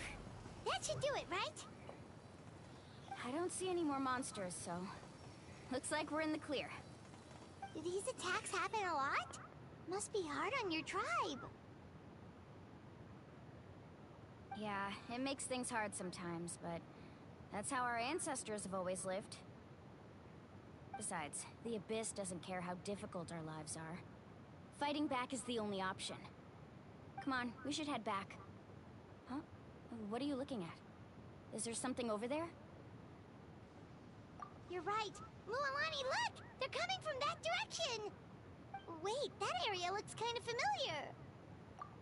What? How unlucky can we get? We just finished the renovations. We probably don't have any reinforcements over there, so it's up to us. Let's move! Huh? Seems like the monsters are decreasing in number. Come on, everyone, keep it up!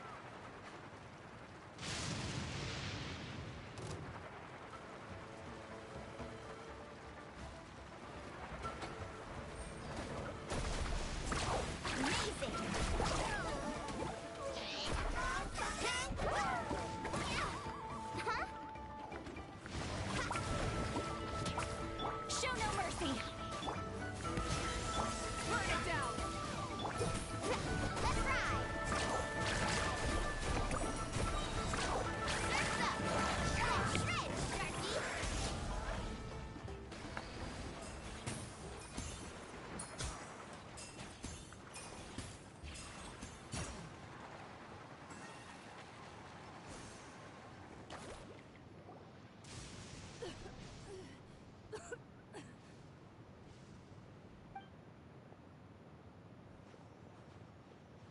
Ateya, what are you doing here? Where's the pylon? Where do you think? If I'm here, means that thing is long gone. I was in a hurry, so it's not my best work. You should check if all the important stuff is still here. Stop talking for now. That wound looks bad. The abyssal power is corroding your body. Is this the right area? Hello? Anyone there?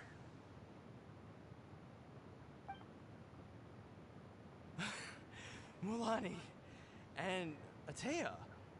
What's going on? We were told the second pylon was over here. Ateya took care of it, but she's injured. Quick, someone get a doctor! All right, stop fussing. Don't you think I know my own limits? The main thing is they didn't destroy anything. This is a beautiful hot spring, by the way. I can tell how much work you put into it.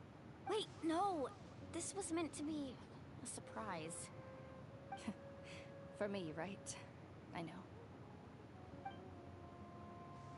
Ateya! You think I couldn't tell you were avoiding me on purpose?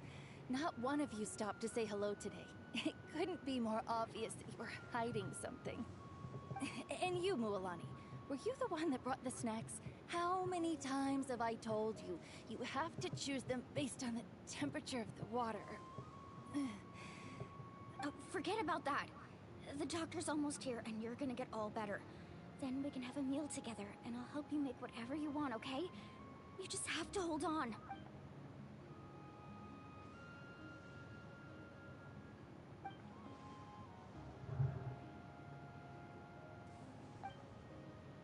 The impurities and the elemental energy we embody repel each other. What? The crystal has been purified? When?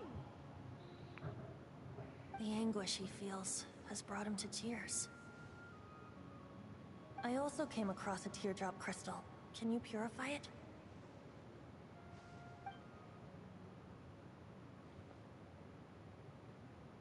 Ateya! Ateya! Wait, what do you mean?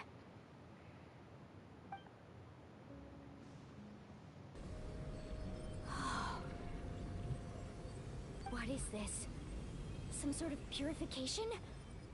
The abyssal power, it's being cleansed away. How can that be? I never knew that was even possible.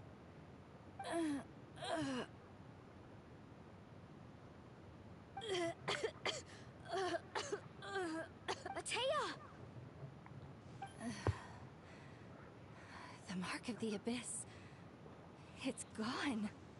Yes, thanks to the Traveler. By the way, Traveler, are you alright? I just saw you purify abyssal power from Atea's body. That didn't injure you in any way, did it? You're sure? Good. Good. Oh, thank goodness. You scared us all half to death just now.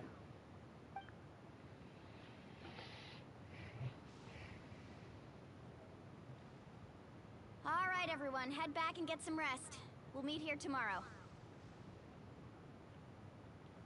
We'll celebrate Atea's recovery and our triumph over the abyss. And most importantly, we'll show the Traveler and Paimon how grateful we are for their aid. Let's make it an occasion to remember. Dismissed! Got it!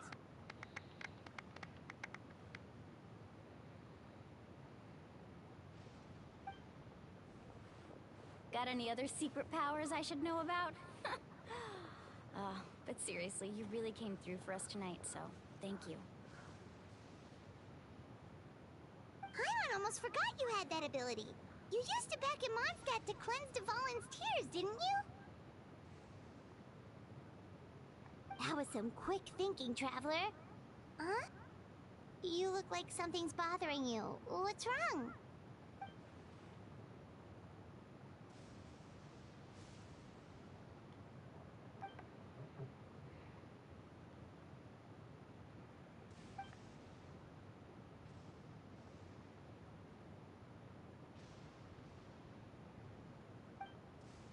Abyssal power still exists within her body. Immersing herself in hot water would accelerate the corrosion of her internal organs and the progression of her illness.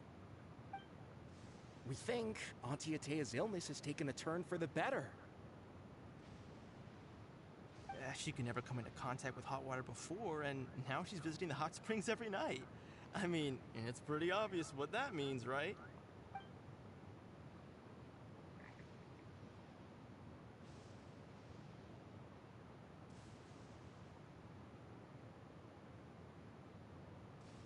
Hello?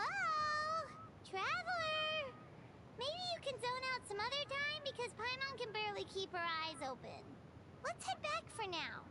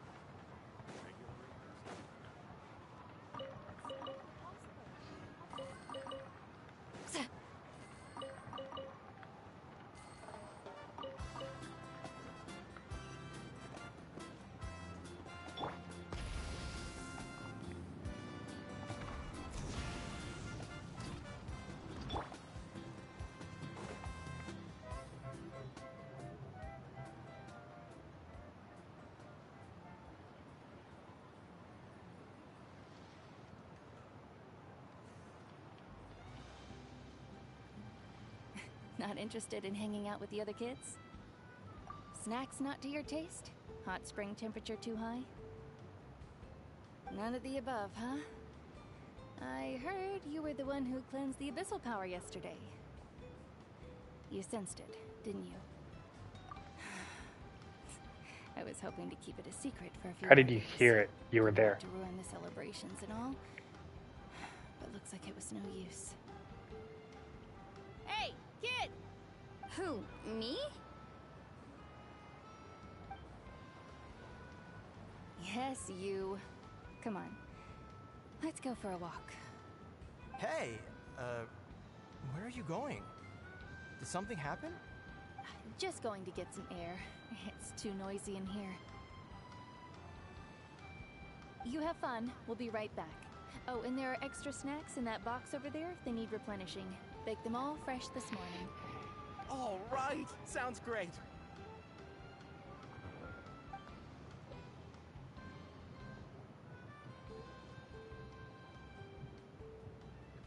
Mualani. Yeah? You've gotten so tall. You know that. Feels like just yesterday you were that rambunctious kid causing trouble all around the hot springs. It's like all that time passed in the blink of an eye. Tell me, how are your parents? They're away on business. Seriously, Atea, what's going on? You're acting strange. Traveler, did something happen? Both of you seem a little off today.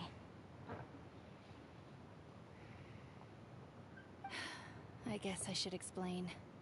I wasn't visiting the hot springs because I was getting better.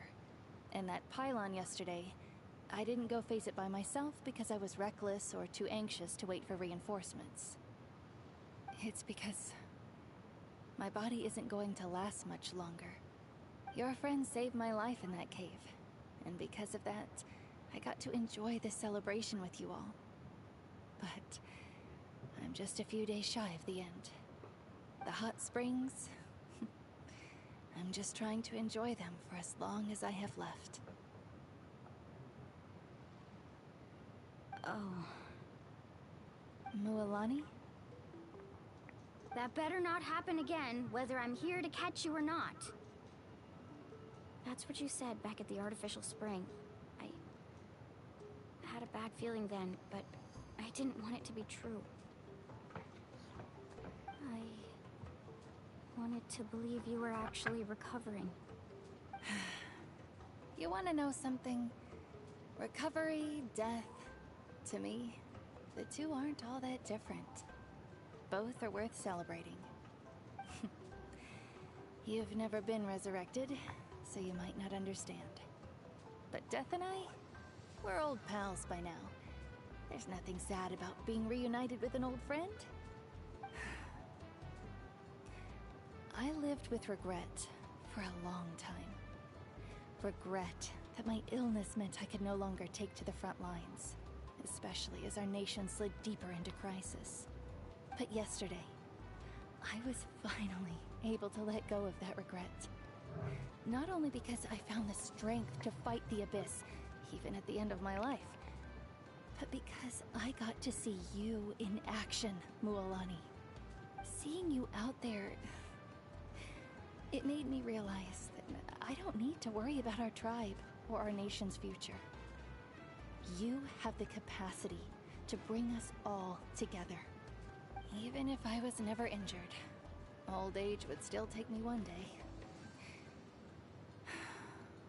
But I've done what I needed to do.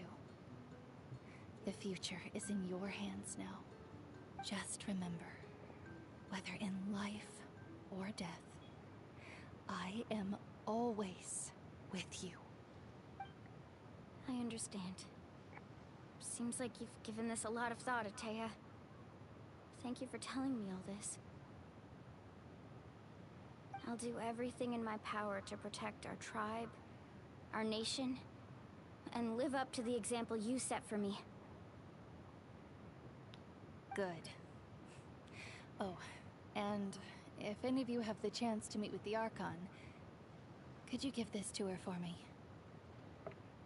A talisman I've carried with me my whole life. It may seem strange to say while I'm still alive, but just think of it as a relic I'm leaving for her. It's brought me good fortune in battle. Even after I became too sick to fight, I never took it off. Just tell her It embodies fond memories and my strength of will. She'll know what I'm trying to say. Don't worry. We'll make sure she gets it. All right. That's all I wanted to say. Let's head back to the party. No use spending what little time I have left being sad.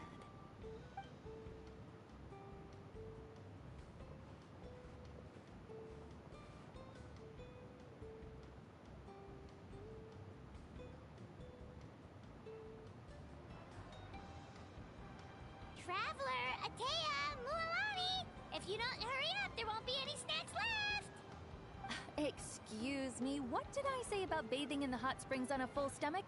Hey, are you listening to me?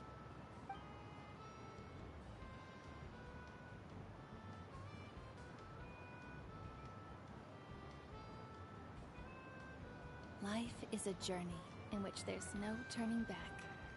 So forge ahead and don't hold back.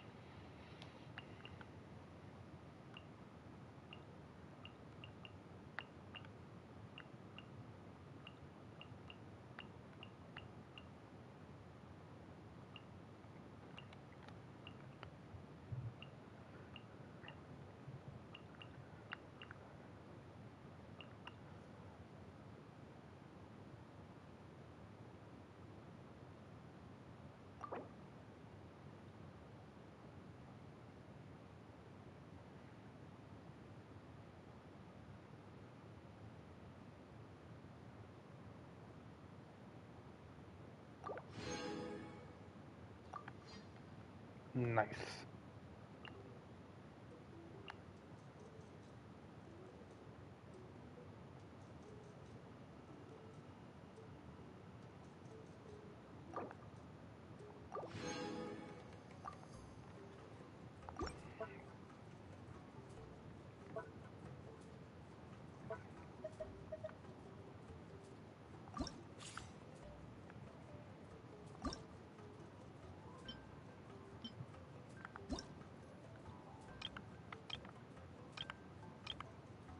Oh, good, it automatically put it on.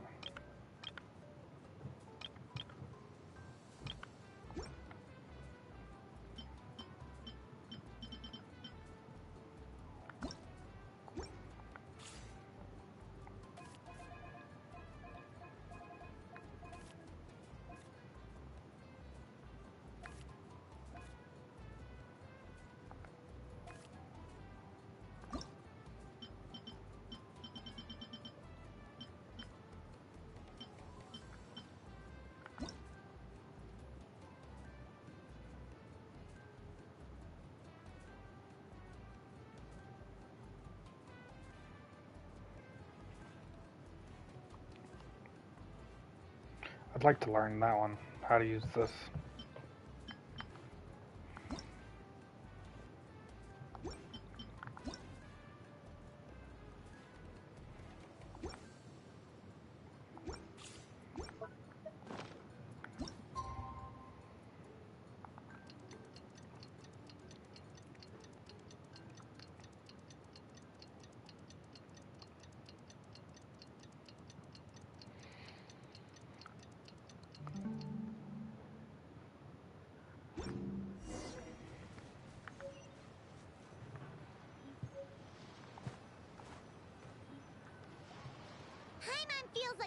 You Paimon after those 2 days in the hot springs. The Abyss kind of threw a wrench in our relaxation, though. Still, spending time here really has felt like a vacation. The Kaholosaurs are so nice and so fun to play with. Their bellies are super bouncy. Oh, and Atea's snacks were so delicious. She gave Paimon some for the road just this morning, actually. Yelling at some kids who got caught throwing stones in the hot springs, so not much has changed since we first met her.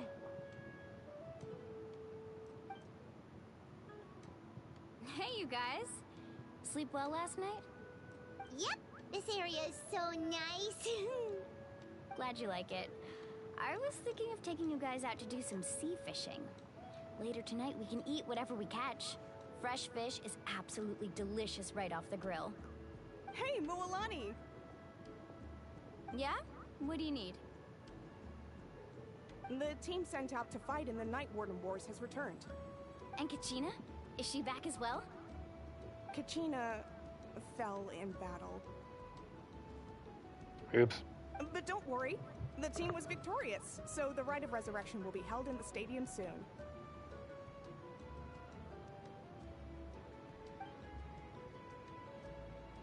That's a relief. The Abyss is cunning, and it was her first time. Mistakes are bound to happen. Exactly. She deserves to hold her head up high. All right, thanks for letting me know. We'll head out in a bit. Jeez, she sounded a little anxious there. Had me thinking it was bad news for a moment. Mualani, you said the Abyss was cunning just now, but it seems like the Abyss just wants to destroy everything. Like, think about all those monsters that attacked your tribe.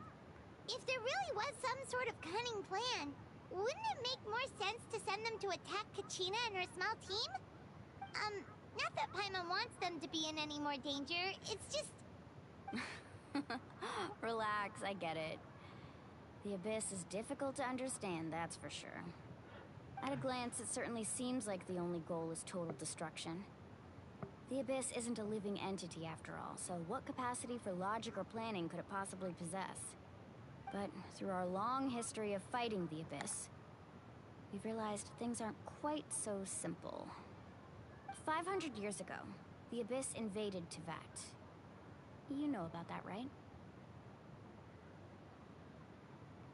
That's right. Conria suffered greatly during that time. But so did every other nation in Teyvat. And Natlan was the worst affected of all. It took the combined efforts of the then Pyro Archon and heroes from every tribe to finally repel the Abyss.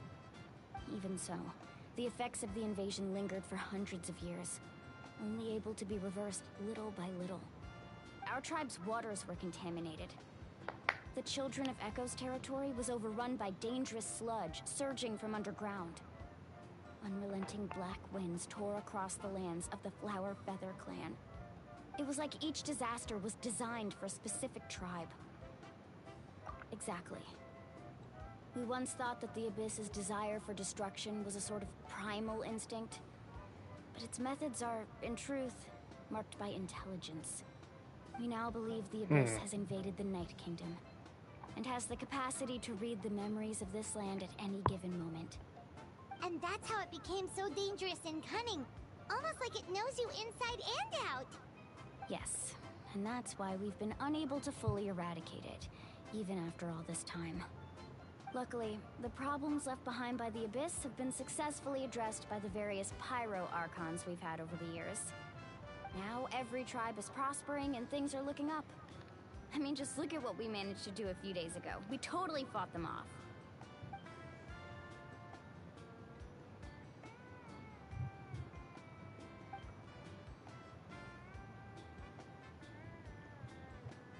You must have had to sacrifice a lot to get to this point.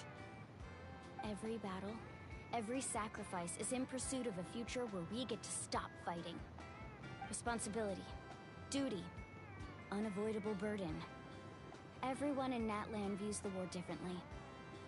But I believe we will be rid of the Abyss one day. And the efforts of all who fought against them will become a story for the ages. To think that my name could survive in ballads passed down to future generations It's kind of romantic. Everyone has something that drives them forward, you know?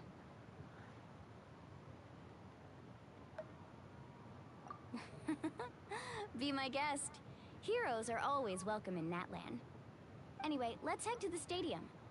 Our fishing trip can wait until Kachina's back with us. I feel like Not going something bad's gonna happen. I just got this feeling.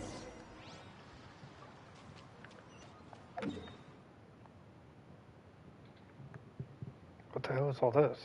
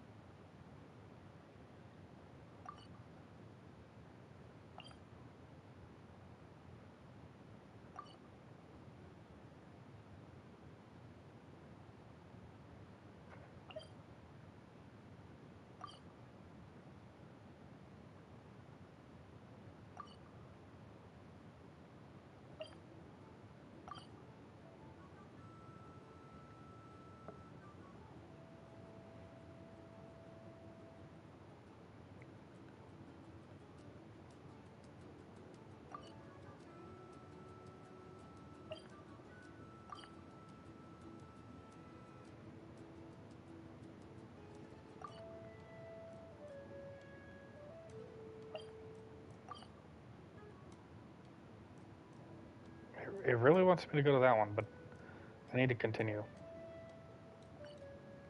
I didn't even click it.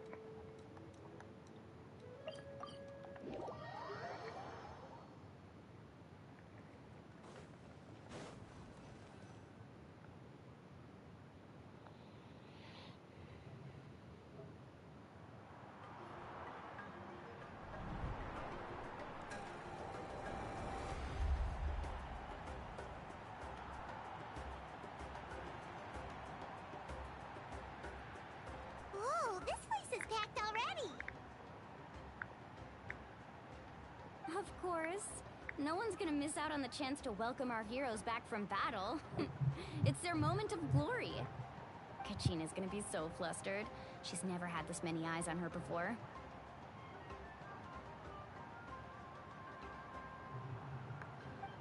Yeah, she doesn't seem like the kind of person who likes being the center of attention. Looks like I'm just in time. Kinich, you're here! Yeah, a commission ran longer than expected, but I made it. I heard about the incident with your tribe, Mualani. Is everyone alright? Yeah, it's all taken care of. Our new friend here's got some tricks up his sleeve, by the way. He's just as strong as Kachina made him out to be. Hey, look! Is it about to start? That's right. Someone will come out and recite a eulogy, and then we'll sing the Ode of Resurrection together. Come on, let's find a spot with a good view. When the singing starts, just follow my lead and you'll be fine. Let's go somewhere higher up so Kachina can spot us.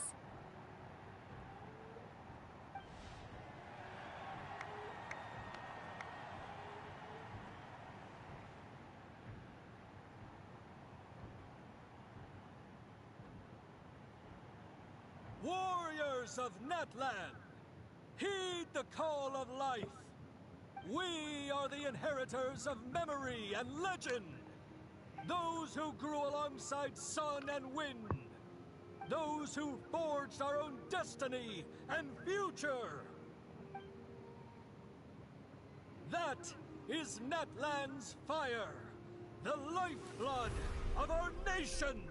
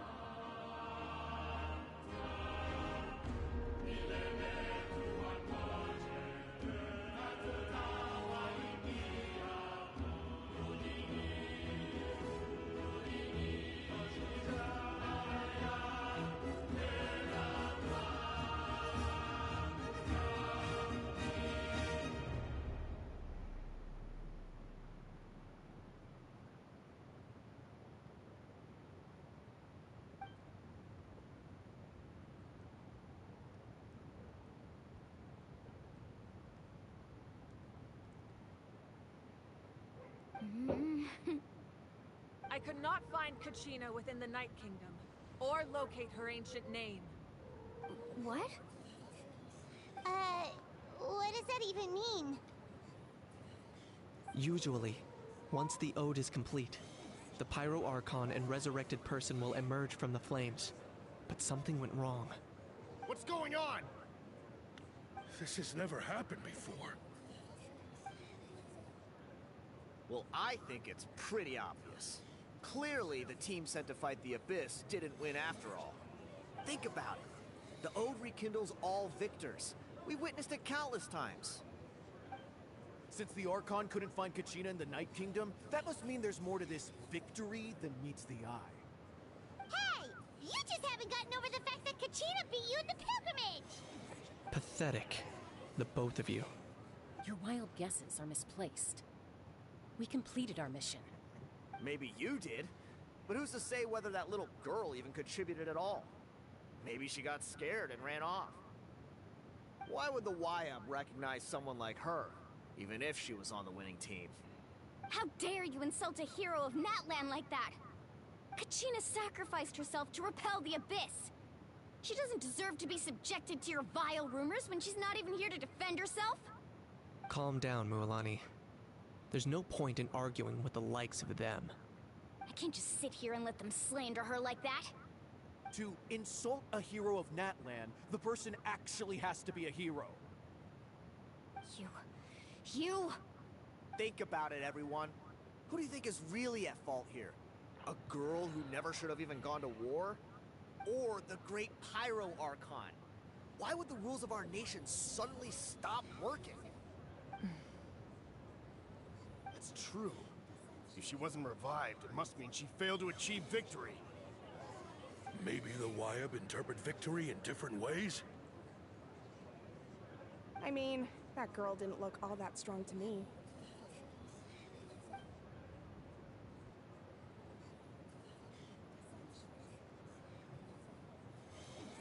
Kachina wouldn't have run! That's not like her at all! No, she's been waiting for this moment for too long. No matter how daunting the situation, no matter how scared she might feel, she's always the first person to stand up and face it head on. We don't even know what happened, so don't you dare try to use this as an excuse to vent your anger or slander her reputation. Fine. We'll find out what happens soon enough. Then, we'll see who truly deserves glory. That's enough. There is no doubt about today's victory, or Kachina's part in it. She is a hero worthy of our admiration and celebration. However, the failure of today's ceremony is undeniable. Kachina has not been rekindled, and I offer you all my deepest apologies as I continue to investigate this matter. To prevent further casualties, I have decided to suspend the pilgrimage until this matter is resolved. What? No one is all-knowing. No one is infallible, not even myself. But doubt is a means by which we seek the truth, not a weapon we wield against others. I didn't mean it that way, Archon. I just... If there are things you wish to clarify, then ask me directly. Doubt my answer if you wish. But now's your chance. You have concerns? State them. No, of course not. Even though I have said Chumps. nothing to change your mind, then it would seem the truth never mattered to you at all. That guy doesn't even have the courage to answer the Pyro Archon's question. So much for all that glory talk earlier. I have a question, Archon. My friend Kachina. Do you have any idea where she is? It's extremely important to me. I know you said you were investigating the situation, but I'm sorry, that's not enough. I've already shared everything I know. If you want to learn the truth and rescue your friends sooner, you should join the investigation. So, what do you say? Of course I'll join. In that case, come see me in the speaker's chamber. We should join them. Oh, and if it's not too much trouble, could you drop by as well, Traveler? I'd like to have a chat. Rest assured, everyone, I'll keep the tribal chiefs informed on the progress of the investigation. Once again, I apologize for the outcome of this ceremony. If there are no further questions, let's part for now. Did she just ask us to come along? I believe she did. Let's go. I'd like to know what's going on myself.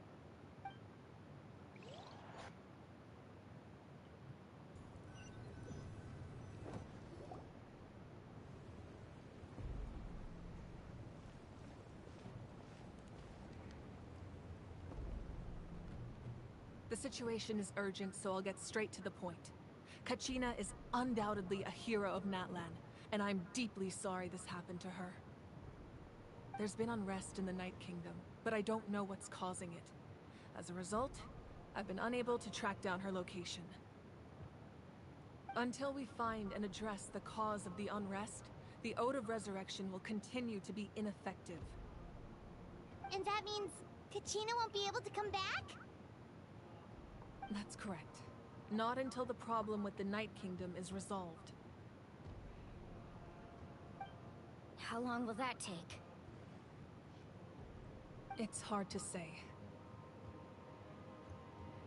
Kachina always dreamed of fighting the Abyss. Of doing her part to defend Natlan. She wasn't afraid of death because she knew, if it came down to it, the Pyro Archon would be there to bring her back to life.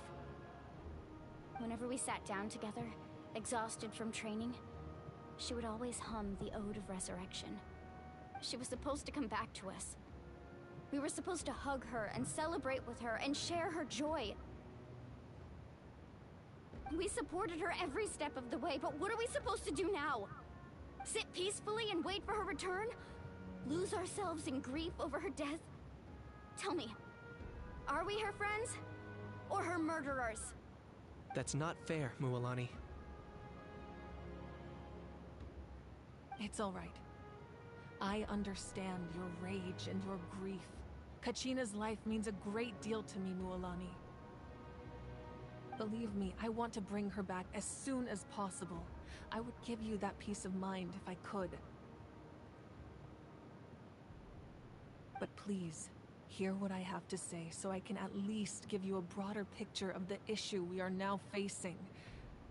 Considering the recent attack on your tribe, I believe the Abyss has found a new means of undermining the rules of our nation. You mean... The Sacred Flame. The foundation of our resistance against the Abyss. If we continue to hold the pilgrimage and send teams to fight the Abyss, there will likely be more casualties. But if we stop altogether, the Sacred Flame will only grow weaker. The Abyss will scale up their attacks, and the tragedy we saw with the people of the Springs will only be the first of many. If we compare the two choices, the former seems to be the lesser of two evils. Sorry, I know that may sound harsh, but I bear the name Malipo. Weighing the costs is my duty. The raw truth can be cruel, but we need to understand it if we want to approach this rationally. But what would you say, Mualani? This is personal for you.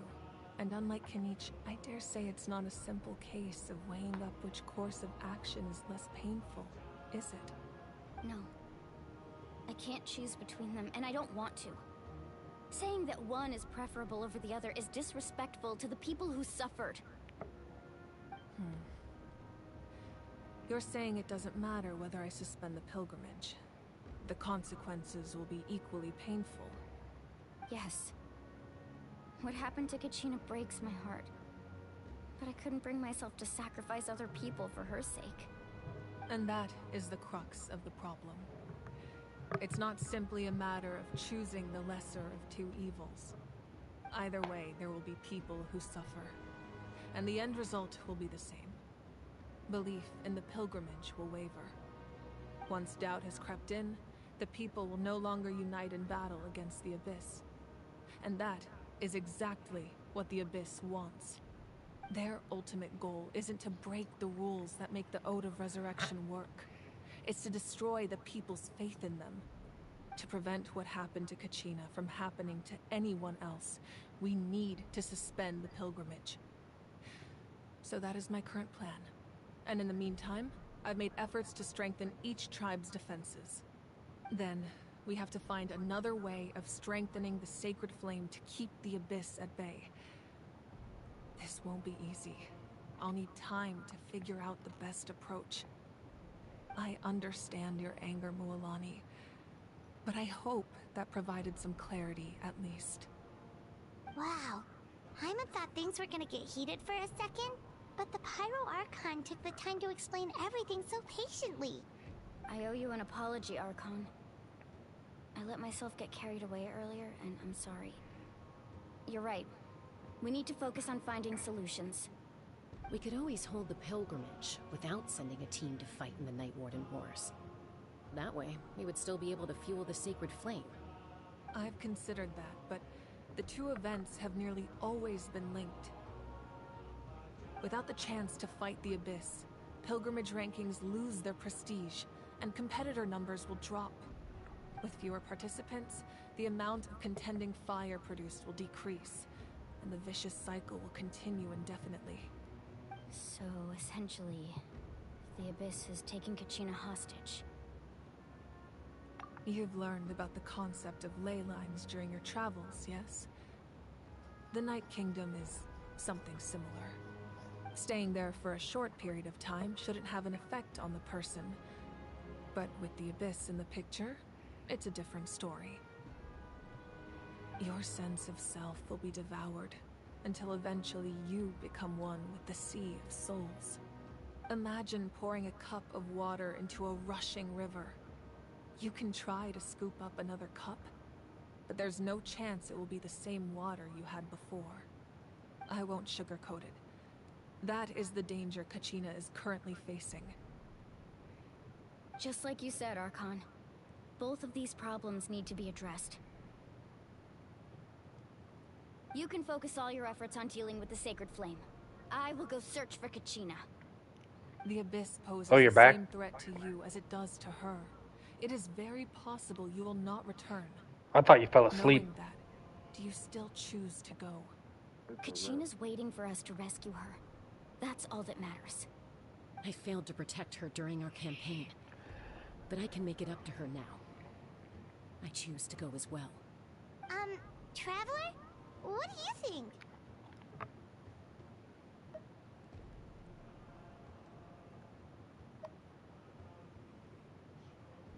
Understood. Then I'll support you in any way I can. The Masters of the Nightwind have a technique that can extract an ancient name from the ley lines. If we can find Kachina's ancient name, I can use the link between them to pinpoint her position within the Night Kingdom. Then comes the hard part. You need to visit the Night Kingdom in person and rescue her. But isn't the Night Kingdom a land of souls? Can we even go there? Under normal circumstances, only the consciousness can enter. But there is a way to go there in person. However, know that the Night Kingdom will attempt to repel you, and the Abyss certainly won't leave you be. That's fine by me. Same here. Fighting the Abyss is nothing new for me. So, Hyman's the only one who's scared? Well, if he's going, Hyman's going too. Lali of the Masters of the Nightwind once created an artifact that can be used to communicate with the Wyab. We call it the Spirit Speaker Stone. It was originally used as a ceremonial artifact wielded by the tribal chiefs. But that spiritual quality also means it can be used to search for an ancient name. That was the artifact I delivered to the Scions of the Canopy a few days ago. Didn't think I'd be hearing about it again so soon. Thank you so much for your help, everyone. Your thanks are unnecessary. I will offer you whatever aid I can, but your fellowship and courage are what will truly decide the success of this operation. Besides, you're the ones helping me. I can only focus on one thing at a time, after all. Traveler, I certainly didn't expect our first conversation to be so serious. I've heard all about your accomplishments. Ever since you arrived, I've been hoping to meet you and offer you Natlan's highest level of hospitality. Why? Why? Is that not what happened in the other nations you visited?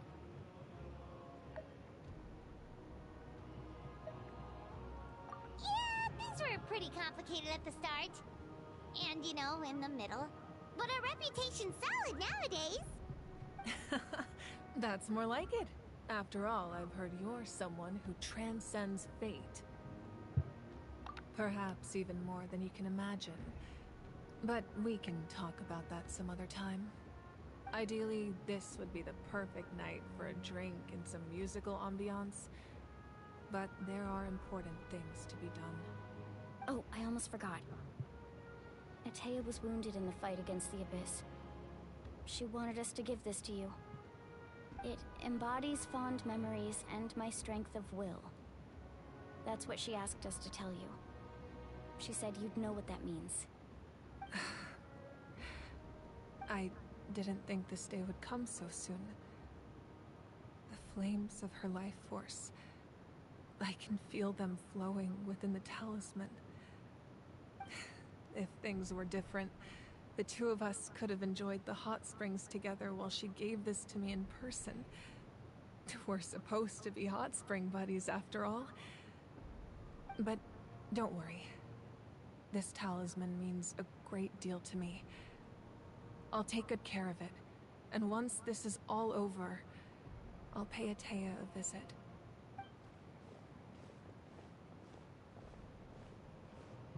You said you didn't want to jeopardize the production of contending fire, but that's not at all why you decided to suspend the pilgrimage, is it?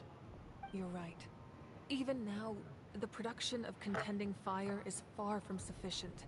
The gradual corrosion caused by the Abyss has resulted in a massive shortage of pyro energy, and we're currently at the breaking point. As things stand, the pilgrimage is a lost cause. Suspending it allows us to save our strength to defend the tribes. The Abyss has brought catastrophe to Natlan, and Kachina's disappearance in the Night Kingdom is a direct consequence of that. We can't let the general public know that. No. If the public learned that Natlan's destruction was close at hand, there would be immense panic.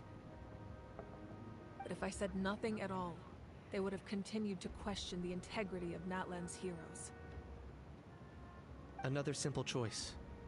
The latter was clearly the better solution, but you chose otherwise.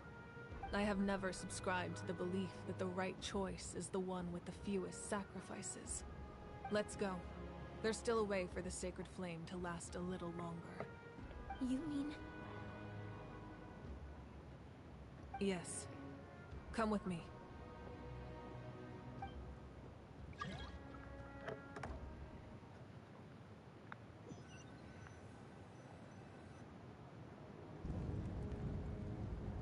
The sacred flame must never go out. Not only does it strike fear in the Abyss, but it's also the pillar of Natlan's stability. So until our heroes are ready, I will sacrifice my power to keep it burning. But that can only last so long. I think we should focus on the remaining ancient name-bearers. Don't let desperation cloud your judgment. Those chosen by the Wyeb have already embarked on their destined path.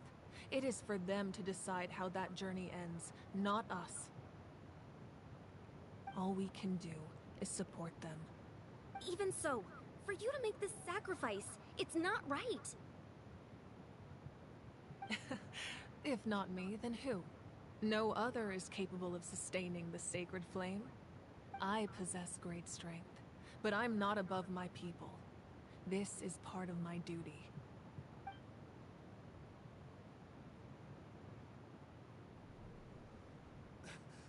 Archon, it's the Fatui!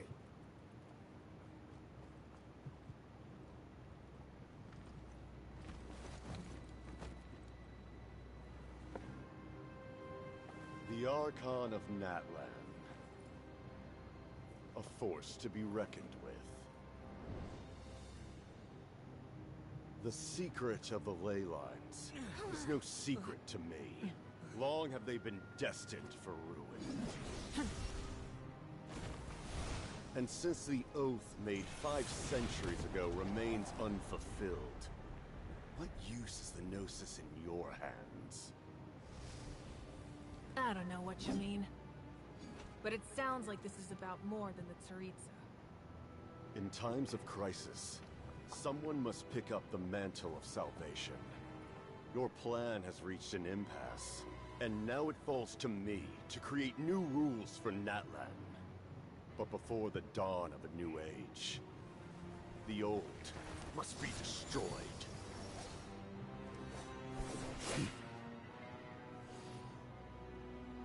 I assume that's the end of your speech?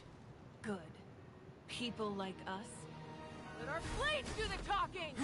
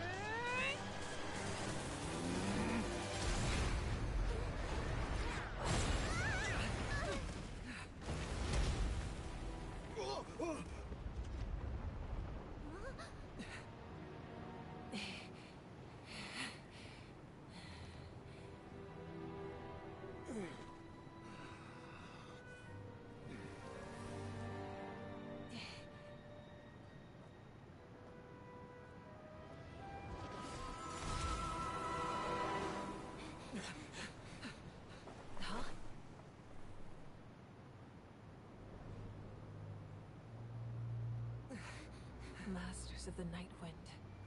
Send word. The captain and his followers must be apprehended.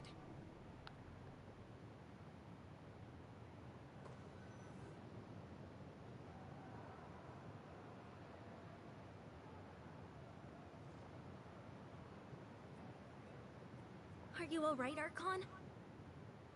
He was a formidable opponent. Exactly what I would expect from the first of the Fatui Harbingers.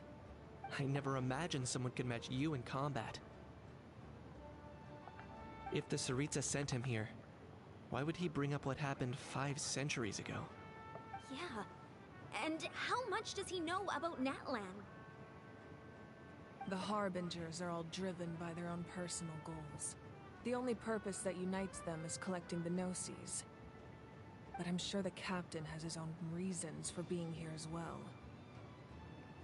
Whatever his motive, we should shift our focus to the Fatui. If they attack again and we're not prepared, we're done for. No, we're running out of time. The wound I inflicted should hold him back and weaken him for the time being. Besides, I'm sure you noticed, the power that came to his rescue just now came from the Masters of the Night Wind. In other words, there are traitors among us. Not necessarily. This could prove to be a very valuable turn of events. When we exchanged final blows, I sensed an unusual presence within him. I'll need to investigate further. Kenichi, go to the Masters of the Nightwind and look into who could have aided the captain. Speak to Lali. She should know. Of course. I'll head out right now. Do you still intend to... Yes, but fear not.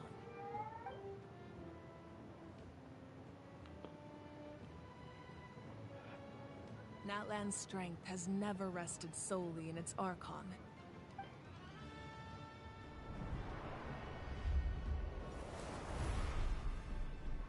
Together we foresaw the only path that leads to our nation's future. We must trust in that vision now.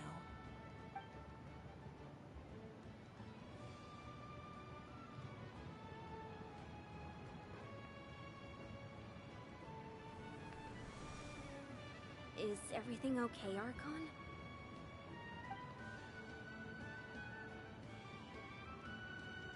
Completely fine. Just lamenting the fact that I never got a picture when I could still turn my hair into flames. Too late now. I just hope the others have a safe journey.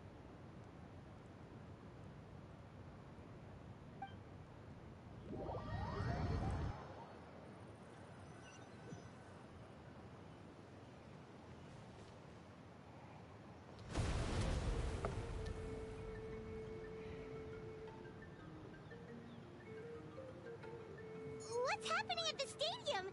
Did something explode? It feels like the Archon unleashed her power. She must be fighting a formidable opponent. Should we go back and check what's going on? Have faith in the Archon. She wouldn't lose in a one-on-one confrontation. Once we find Kachina's ancient name, we'll head right back. Okay, let's just keep climbing. Paimon really hopes nothing goes wrong.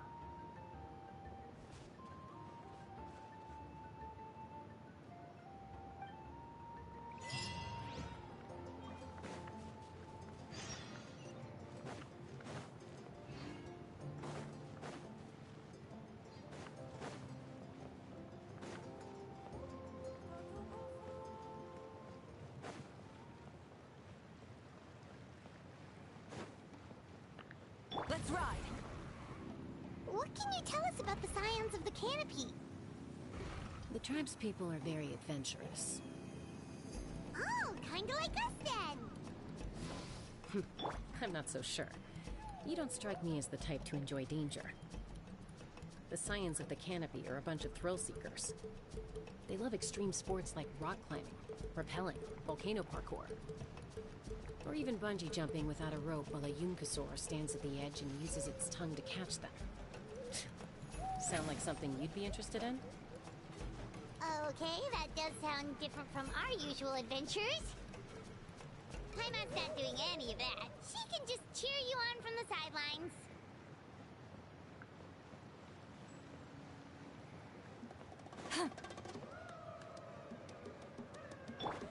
A burst of flavor!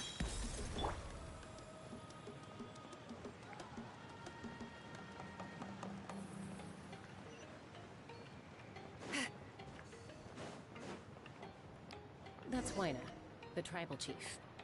Let's head over to him.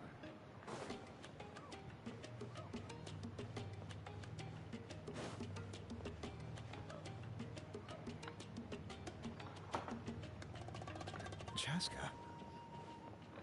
Nice to see you again, Wyna. I'm afraid we don't have time for pleasantries, so I'll get right to it. We're here for the Spirit Speaker Stone. Whoa, hold on a second. At least tell me why you need it first. My friend Kachina is trapped within the Night Kingdom. We need the stone to find her ancient name and rescue her. Rescue her? From the Night Kingdom? That's right. I'm sorry, but someone needs to tell you what you don't want to hear. Going there, a mature warrior would never make such a foolish decision.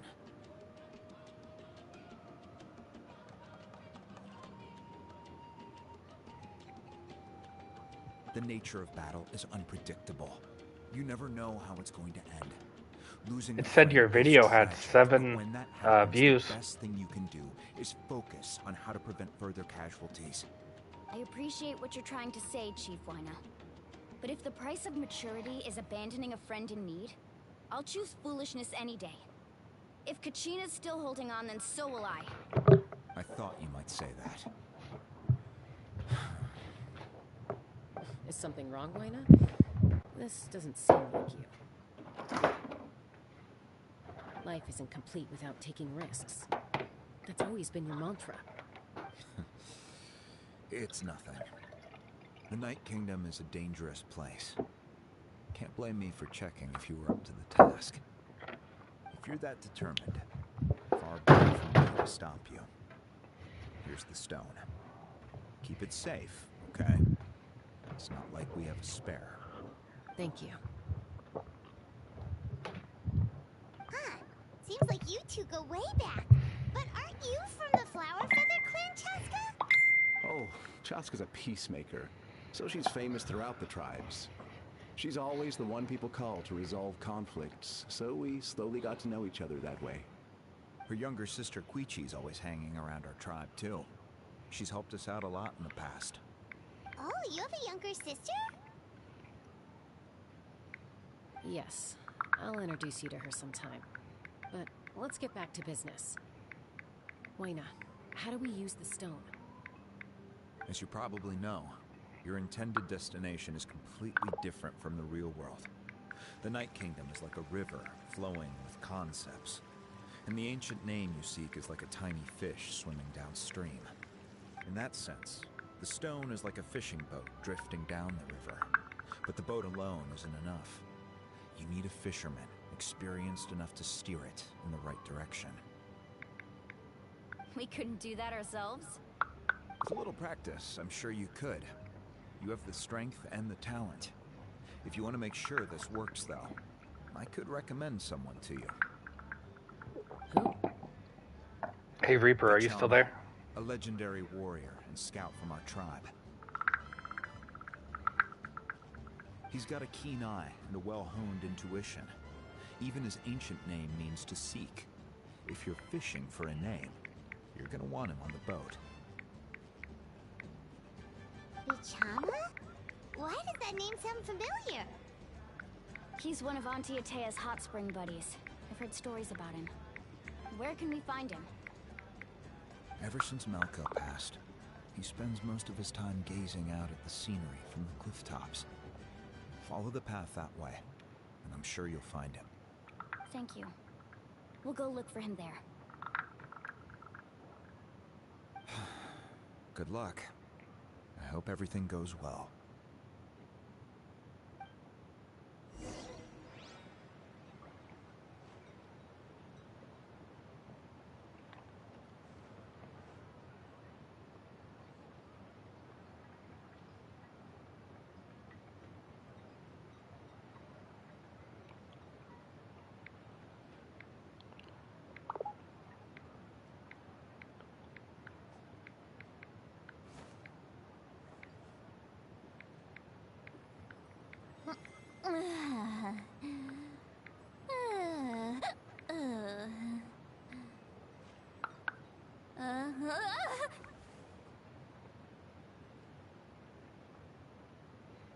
Okay, I sent that and that should be good. Oh yeah, I want to check this.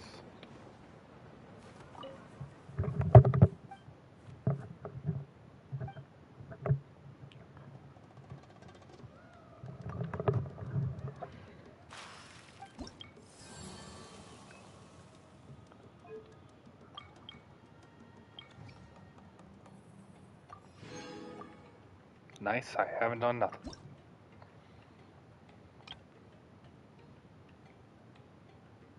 What the hell is this?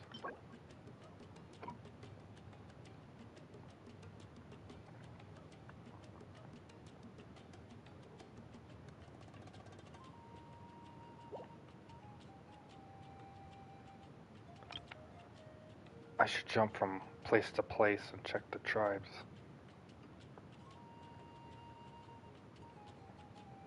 I like Natlan.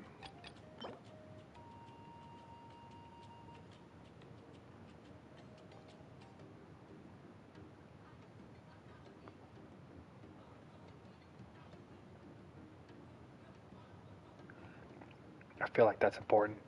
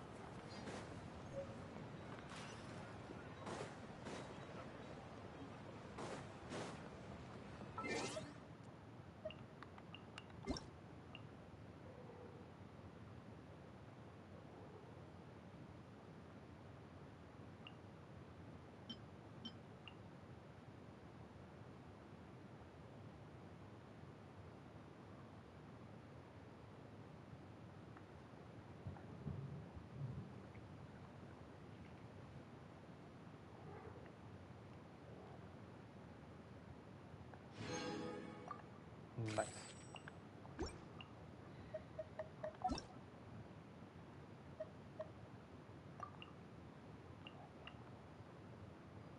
Oh, that level 7, I gotta get that leveled up. How's she weak? What's she weak on?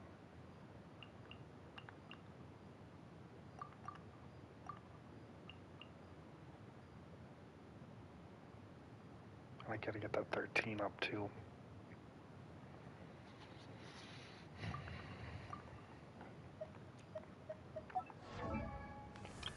Let's do hers first.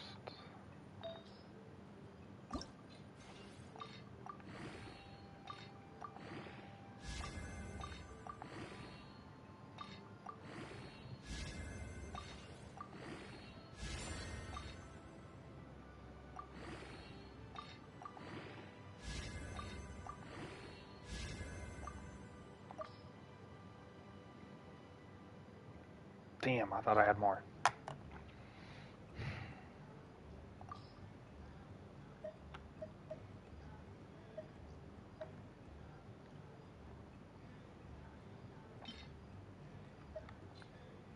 That's it.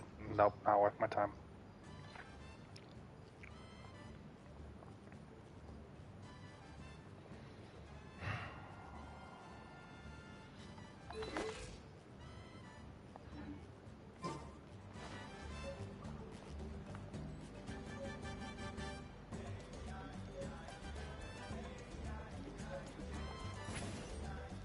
Oh, there he is.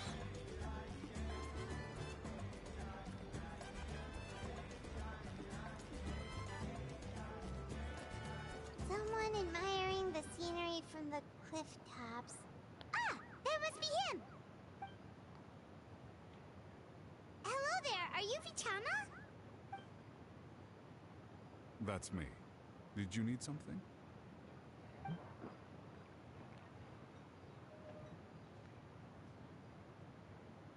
What? You're saying you can bring someone back from the Night Kingdom? How is that even possible? No, if you really think about it, anything's possible in that kind of place. But that would mean... Are you okay? You don't look so good.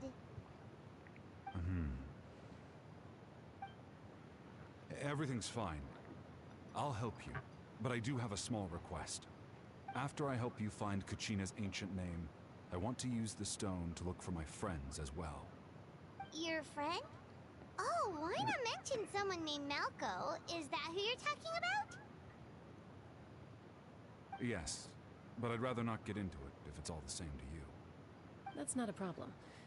We agree to your request. Yeah. Since you're helping us find Kachina's ancient name, it's only right that we return the favor. Then we're agreed. Can I have a look at the stone?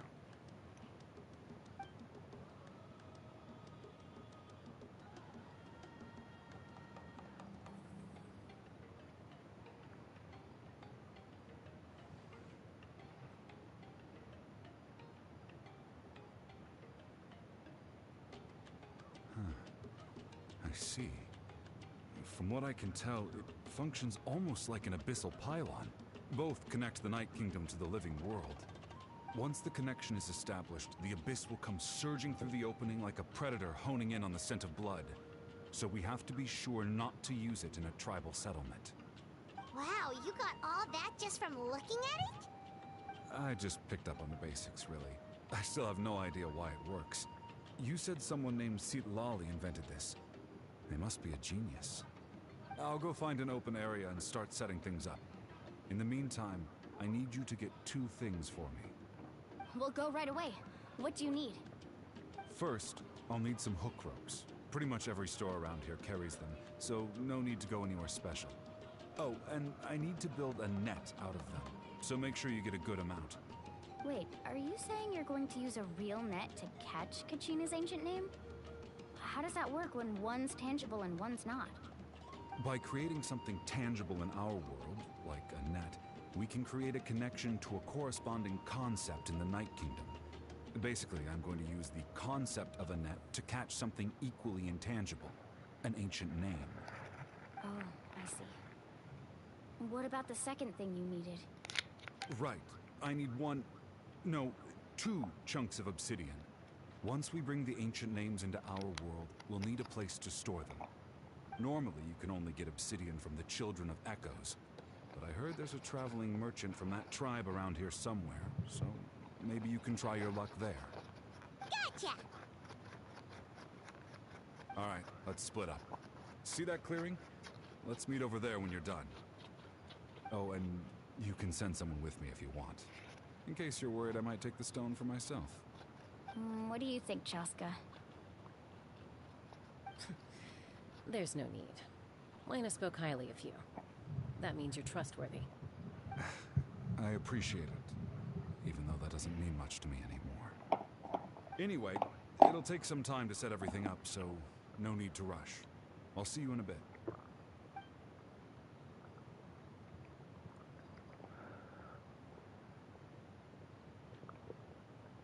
What an odd guy. He seems so defeated, but also really invested in the stone at the same time.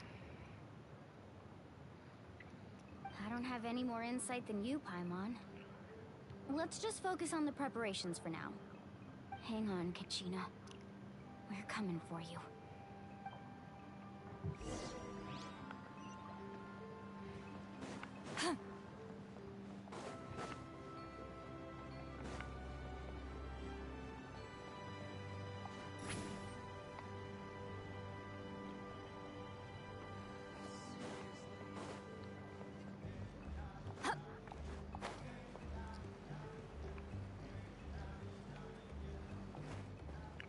That's weird. This wasn't here last time I was here.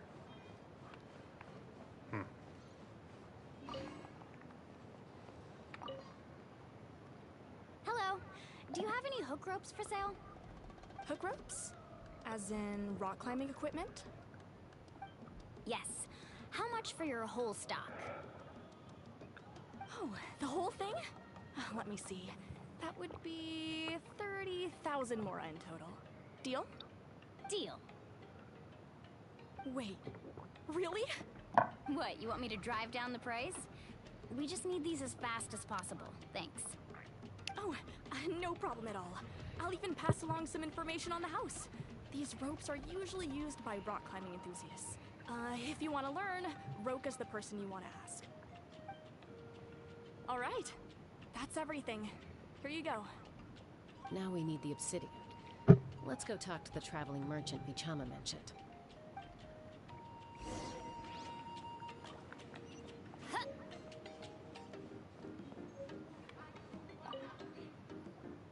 Excuse me, do you sell obsidian? Why, yes. I've got a chunk for sale right over there. Perfect. Is that the only one, though? We actually need 2. That might be tough. Tell you what, I'll take a look through these boxes over here and we'll see what we can find. Thank you so much. We'll wait here.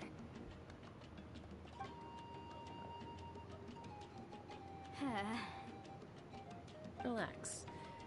Everything's going according to plan. I know, it's just... I could tell Vichama feels the same way about his friend that I do about Kachina. I hope this chunk of obsidian isn't the only one. Kachina always carries all sorts of shiny stones with her. If I was the one trapped in the Night Kingdom, she'd have a whole pile of obsidian ready in a heartbeat. Well, would you look at that? I did bring an extra. Here you go, young lady. How does it look? Perfect! Thank you. How much do I owe you? If you hadn't shown up, these stones would have just sat here collecting dust. I'll take 3,000 mora for both. Here you go.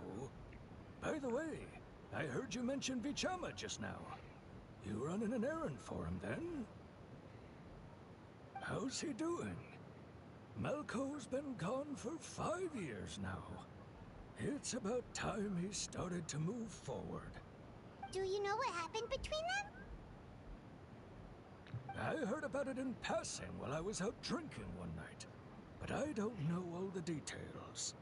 Vichama and Malco grew up together, and even made a name for themselves together.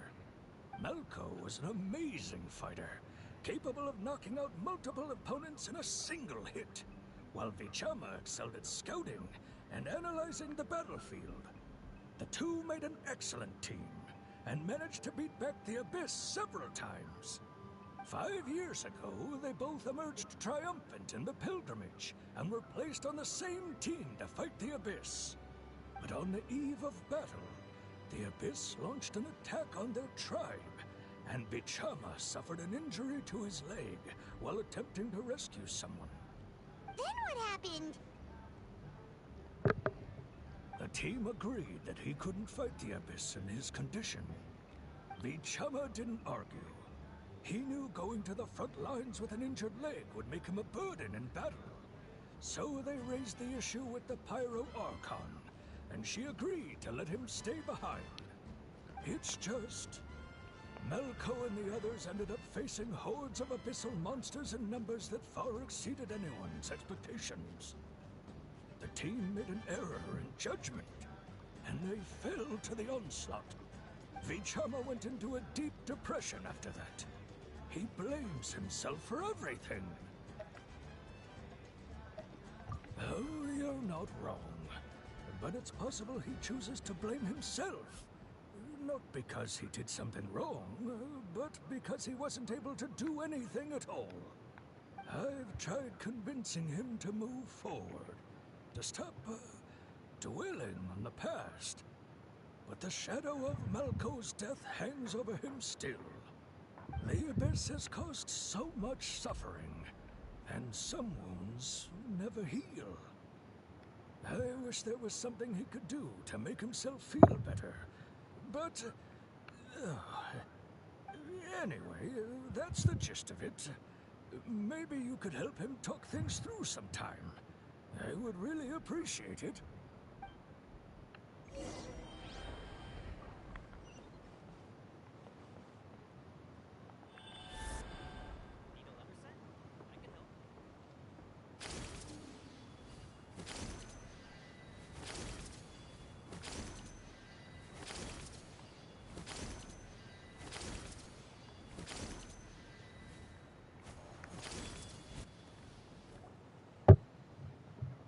Did you get everything?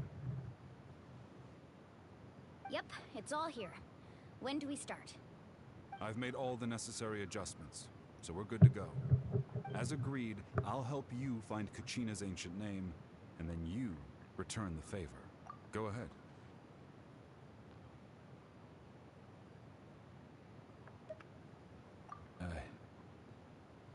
Yes. After Malco fell, I scoured the battlefield to see what happened. It turned out he wasn't bested by some impossibly powerful foe. He was dragged to his grave by the sheer number of enemies.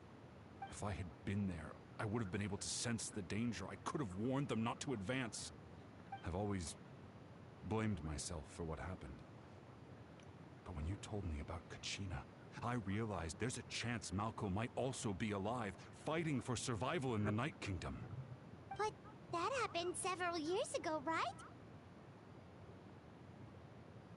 The Pyro Archon said all life within the Night Kingdom eventually becomes one with the Sea of Souls.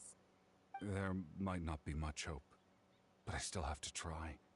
Malco and I promised each other, even if we never managed to root out the Abyss for good, we would fight together until the end. All right, let's get to it.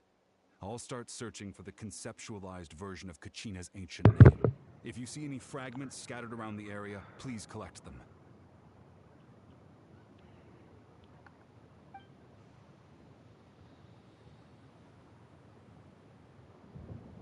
Make sure you prepare yourselves for battle. As I said, the stone will link the mortal realm to the Night Kingdom. The Abyss will likely emerge in response. Look at that golden thing. It must be one of those fragments Vichama mentioned. Let's get closer.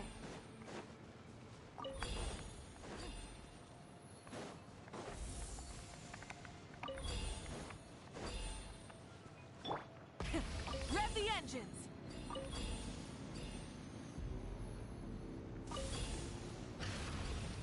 Whoa, monsters incoming! Watch out, everyone! Blazing sun!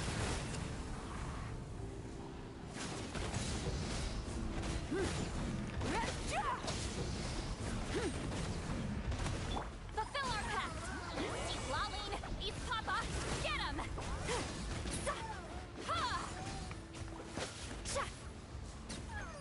Rise with the sun! Wrath from the sky! Show no mercy! Adaptive from...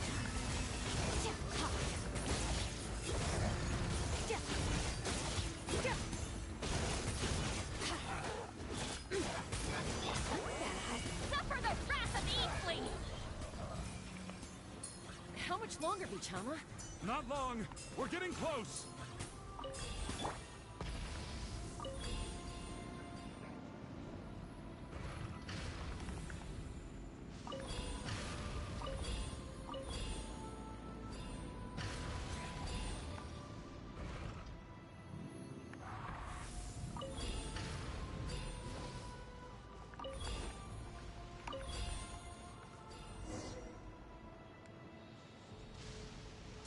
Vichama!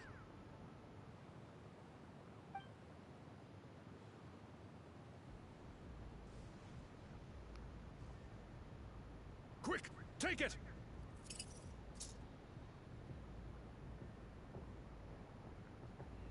I found Kachina's ancient name. Hang in there, Malco. Just a little longer. Something's not right. The power of the Abyss is getting stronger.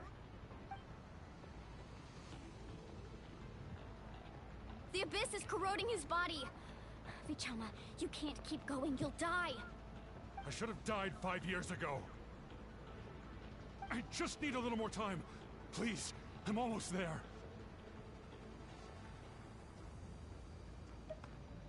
Thank you.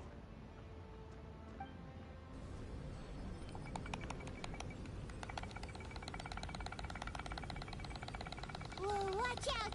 The power of the Abyss is strong.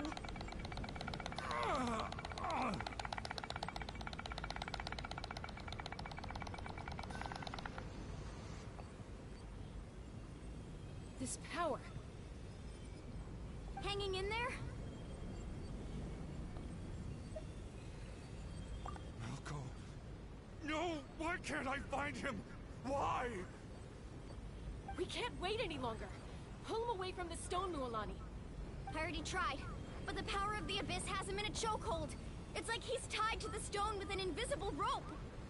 In that case, we have no choice. I'm sorry, Seed Lolly. Get back! Chaska, wait!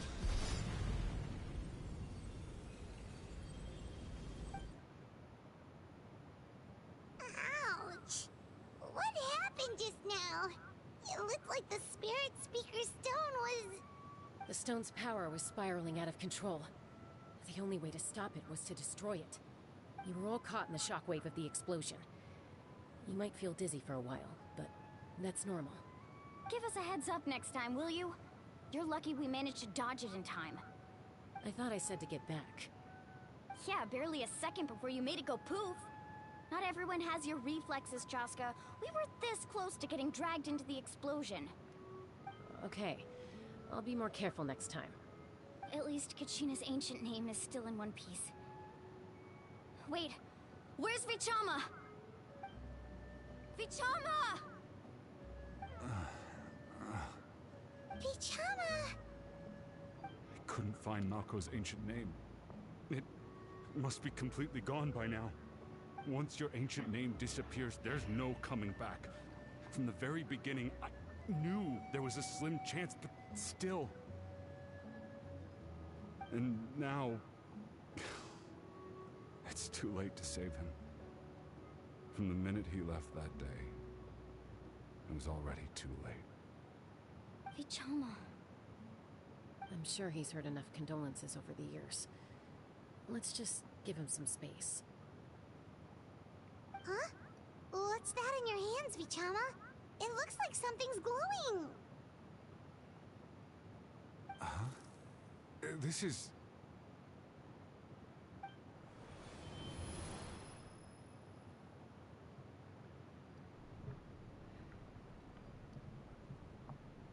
Hey, Malko. Got any strength left? Not enough to swing a sword, but to say a few last words? Sure. Too bad. No one will get to hear them. I never thought I'd actually die on this mission. Not that I'm afraid to die. It's just... hard. Thinking about my mom's face when she hears the news. Guess I have something to be thankful for then. My parents died a long time ago. They won't have to mourn me.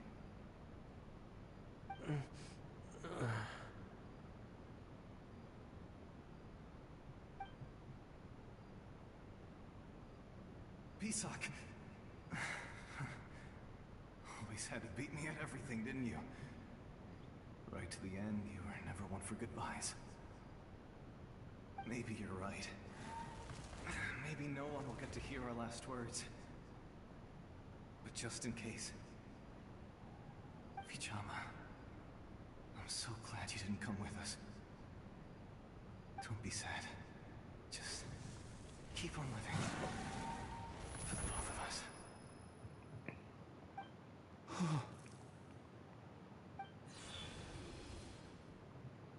Was that a memory?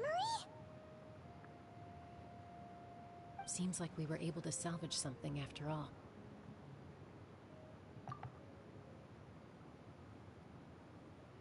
Of course. Seeing him, hearing his voice again, it makes me unbelievably happy. But it also brings with it an even deeper pain. A deeper pain? Why? Malko was always the type to put on a brave face. But in that memory just now, his hands were shaking, and his smile was forced. For all these years, I regretted not being able to fight alongside him to the end. And now I know, at the end of his life, he was thinking the same thing. Vichama. I'm fine. Actually, I heard Chief Wyna wasn't really on board with your plan to go to the Night Kingdom. When you asked for my help, I hesitated too. I knew helping you find your friend's ancient name meant leading you one step closer to danger. But I also understood why you had to try. Everyone has regrets in life, but not everyone gets the chance to make up for them. Once allowed to fester, guilt strips us of our most valuable qualities as warriors. In that sense, we might as well choose the braver path from the very beginning. If I could do it all over again, I would have followed Malko to the front lines no matter what. Even with an injured leg, there were still things I could have done. That way, even if the outcome stayed the same, I still would have fought alongside him to the end. There are critical junctures in life, and if you don't seize the chance to act, there's no going back. That's something I had to learn in hindsight. But you're still at the crossroads of your journey, so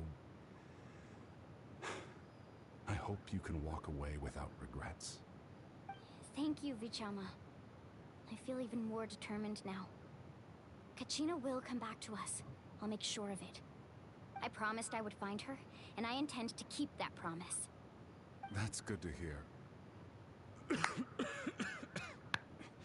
Strange. My body, it's... Once abyssal corrosion enters the body, a portion will fuse itself to your internal organs. Even though the Traveler possesses powers of purification, the corrosion can never be fully eradicated. Thanks to him, though, you were only briefly exposed. Slowing your breathing and controlling your emotion should help you keep the symptoms in check.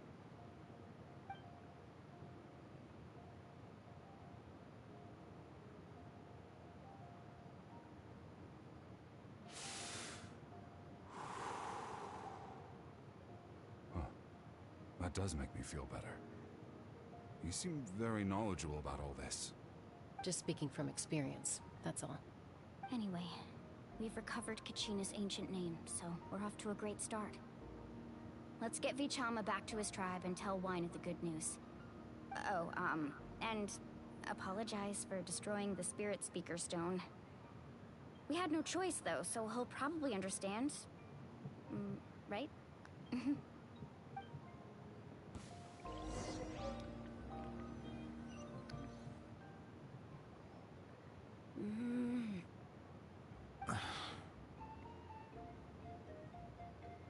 Koichi, are you really gonna just stand there like that? I don't know what you want from me. I think you know exactly what I'm trying to say, Uncle Wyna. I can hear it in your voice. Honestly, it's just one thing after another with you two. They're back. Saved by the bell. What are you doing here? Don't play dumb with your own sister. You know exactly why I'm here. My apologies, everyone. I just need to borrow Chaska for a few minutes. You come with me.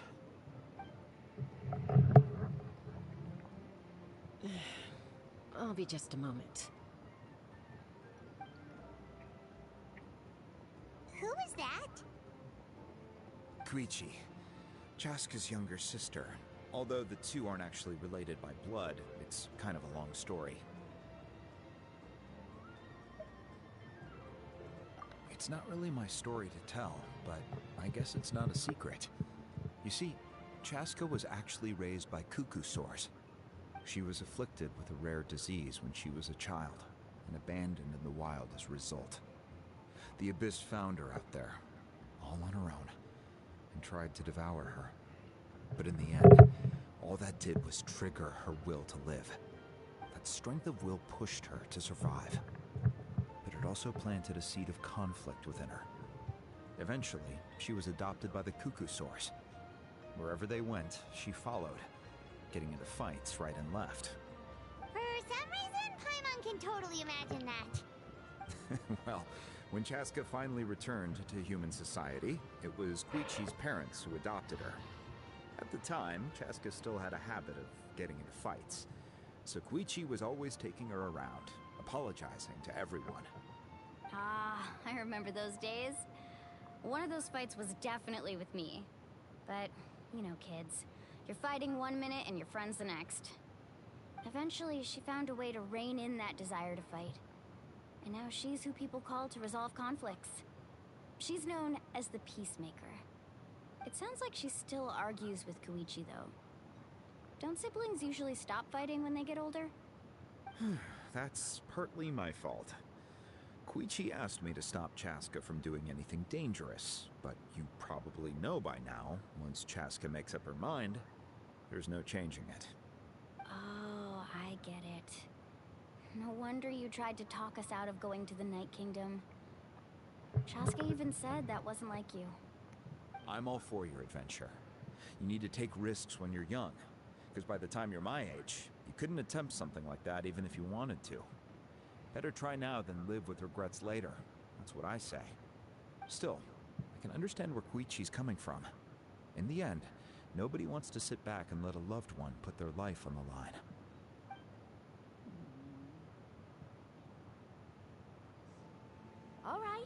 just the two of us now. You have 1 minute to explain yourself. I don't have anything to say. You don't have to approve, but you should know I only do what's necessary. That attitude is exactly the problem. It's like you don't care. You try to sneak off to the Night Kingdom behind my back and then play it down as if it's just a trip abroad. Well, technically I am going abroad, right? Again with the excuses! We agreed, didn't we? There are 4 levels of danger. If it's not something urgent, you can only engage in level 2 danger and below. You can only go up to level 3 if a situation is so dire there's absolutely no alternative. But a trip to the Night Kingdom? If that's not a level 4, I don't know what is. And you were just going to sneak into the place without saying anything. What do you mean, sneak into the place? I always planned on walking in there with my head held high. You bought off Uncle Wina, didn't you? He promised me he'd stop you from doing anything dangerous. Oh, it's like he didn't even try. You feel like he went back on his word. What if I told you my mind was made up, and there was nothing he could have done? Not even by force. Oh, I knew it! So he did try to say something, but you didn't listen. This is important. If you were in my shoes, you'd make the same decision. You don't know that? I'm a doctor, and I handle logistics. If you're going to waltz into a dangerous situation where you could lose control at any moment, it's my duty to say something. All right, whatever. Anything else? You... What do you mean, anything else? Why don't you reflect on what you've done and promise me you'll stay put? Time out. Is this one of our normal arguments or a serious one? Chaska, does it sound like I'm joking? Then... you need to know something. What happened to Kachina was partially my fault. I can't leave her there to die. That's not who I am. But the person you become when you lose control, that's also not who you are. That's a different issue. You said it yourself. A person is only as good as their morals. If I want to live in Natlan, I need to display qualities that make me worthy of this nation. I've also told you that managing your condition is equally important. Sometimes you have to make sacrifices. All right, let's stop this here. If we keep going, I might actually have to get serious. And I think Wina prefers his roof attached to his house. Is that a threat? That sounds like a threat to me. Koichi! Younger sisters are supposed to listen to their elders. So, you're really going to go, no matter what I say? I'm supposed to be your sister. Then support me. I'll be back. All you have to do is wait. Chaska. So, that's it. Why'd you have to turn out to be so darn annoying?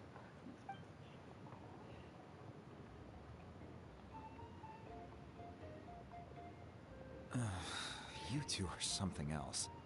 Something you wanted to say? I know you aren't related by blood, but you two sure are similar. Really? You know, I said that very thing to Koichi not too long ago, and she reacted the exact same way, down to the very tone of voice. It's not my place to get involved, but I will say this. Try to spend a little more time with your sister. You're tough kids. That doesn't mean you have to go it alone. Thank you. Anytime. All right. If you're done with the Spirit Speaker Stone, you might as well hand it over. According to Kinich, it's an important ceremonial artifact, so it'd be safer to keep it with me. About that... If only Tone-Deaf Bard was here, he could have repaired it just like the Holy Liar. The Spirit Speaker Stone might be 2 stones now. Huh?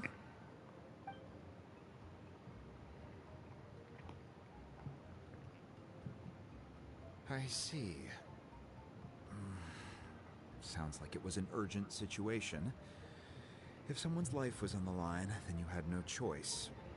Still, Citlali's going to be a nightmare to deal with now that you've broken her stuff.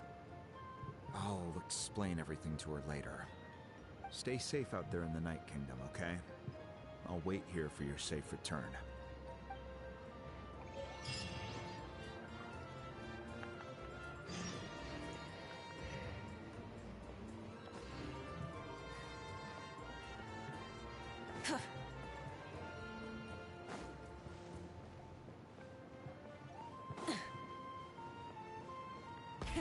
Rev the engines!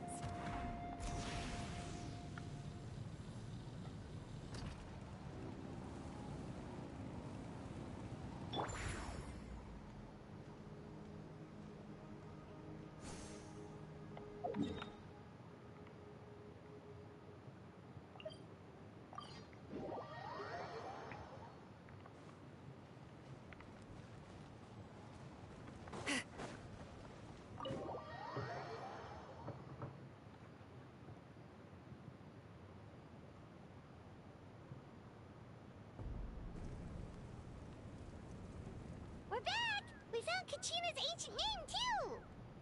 Well, it's fairly complicated. Let me give you the condensed version.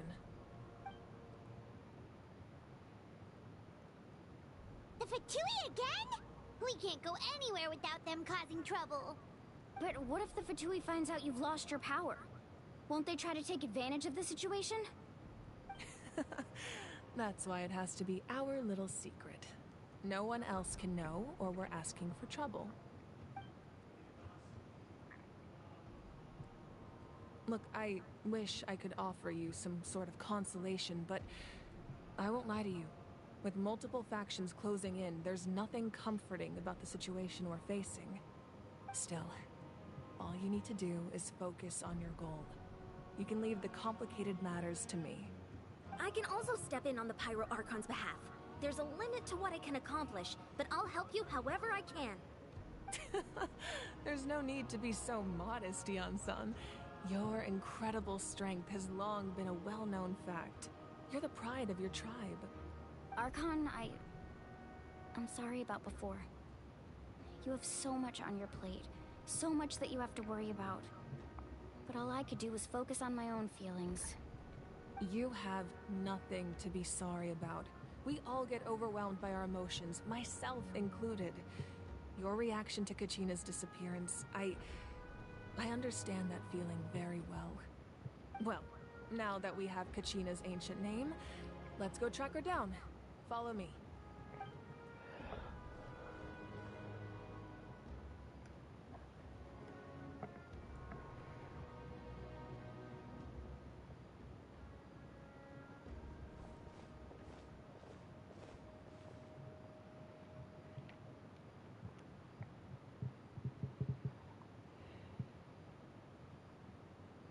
What is this place?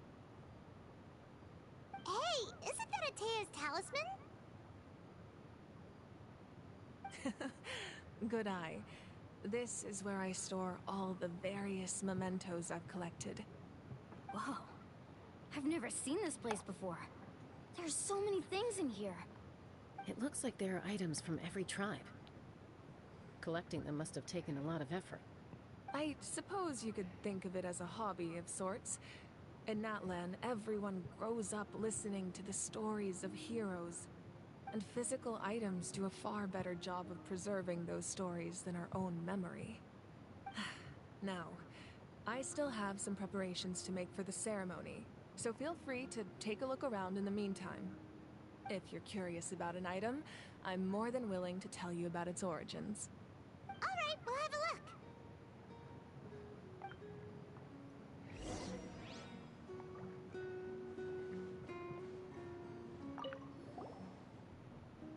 Hey, there's a fishing rod here. It must have belonged to the people of the springs. That's right. It belongs to a legendary fisherman named Matavaru. I have his entire set of fishing equipment, actually. He and I met in a tavern. He told me about a particular kind of giant fish and his meticulous plan to catch it. In his eyes, I saw a hunger and a strong fighting spirit. To him, the sea was the battlefield upon which he staked his honor. So, did he do it? The next time I saw him, he was covered in scars. It turned out the fish he sought had been corroded by the abyss. He managed to kill the fish, but sustained a serious injury in the process, which meant he could never go deep-sea fishing again. Can a fisherman claim victory if he fails to bring back his catch? That's what he asked me in the end. Well, Paimon thinks he won. That was my answer as well. The experience was far more valuable than the prize itself. In the end, he didn't want his tools to go to waste, so he gave them to me. Wait, that means you also know how to fish. Maybe we can go head-to-head sometime.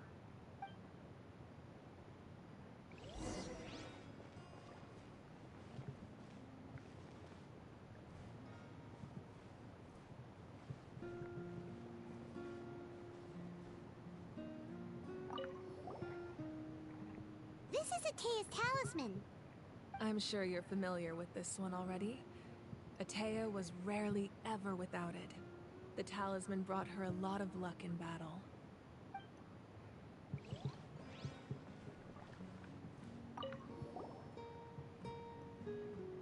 There are so many jars and potions around here. Do they have anything to do with alchemy? No, those belong to the Masters of the Nightwind. They're ceremonial tools used to amplify the ability to communicate with the Night Kingdom and the Wyab. Yamaya is an expert in this field, and she taught me a lot. Even though she appears stoic and serious, she actually has a keen sense of humor. The tools you see here are quite traditional. Her students found them outdated, so she passed them on to me. The contents of the jars aren't all that special. Oh, except the big jar in the middle. That's what she really wanted to give me. Ooh, must be something really cool. What's inside? Grape juice. Huh? It's quite tasty, although probably expired by now.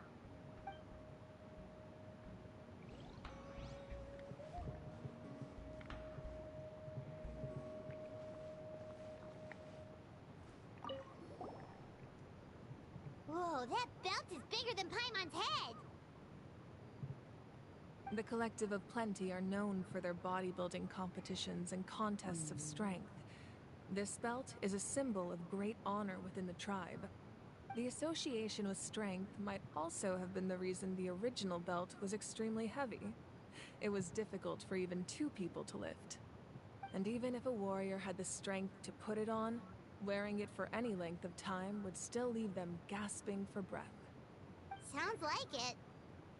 So the owner of the original belt, Kitera, commissioned a craftsman to make a copy identical in appearance but far lighter in weight. That is the belt you see before you. He would often wear this version when training in order to protect his waist. Or he made a lighter version so he could wear it all the time and show it off.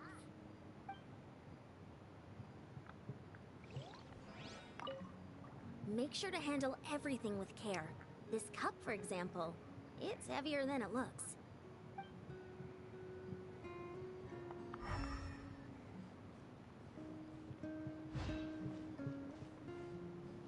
This fishing basket looks familiar. This flower looks like it's thriving. You must be good at taking care of plants, Archon.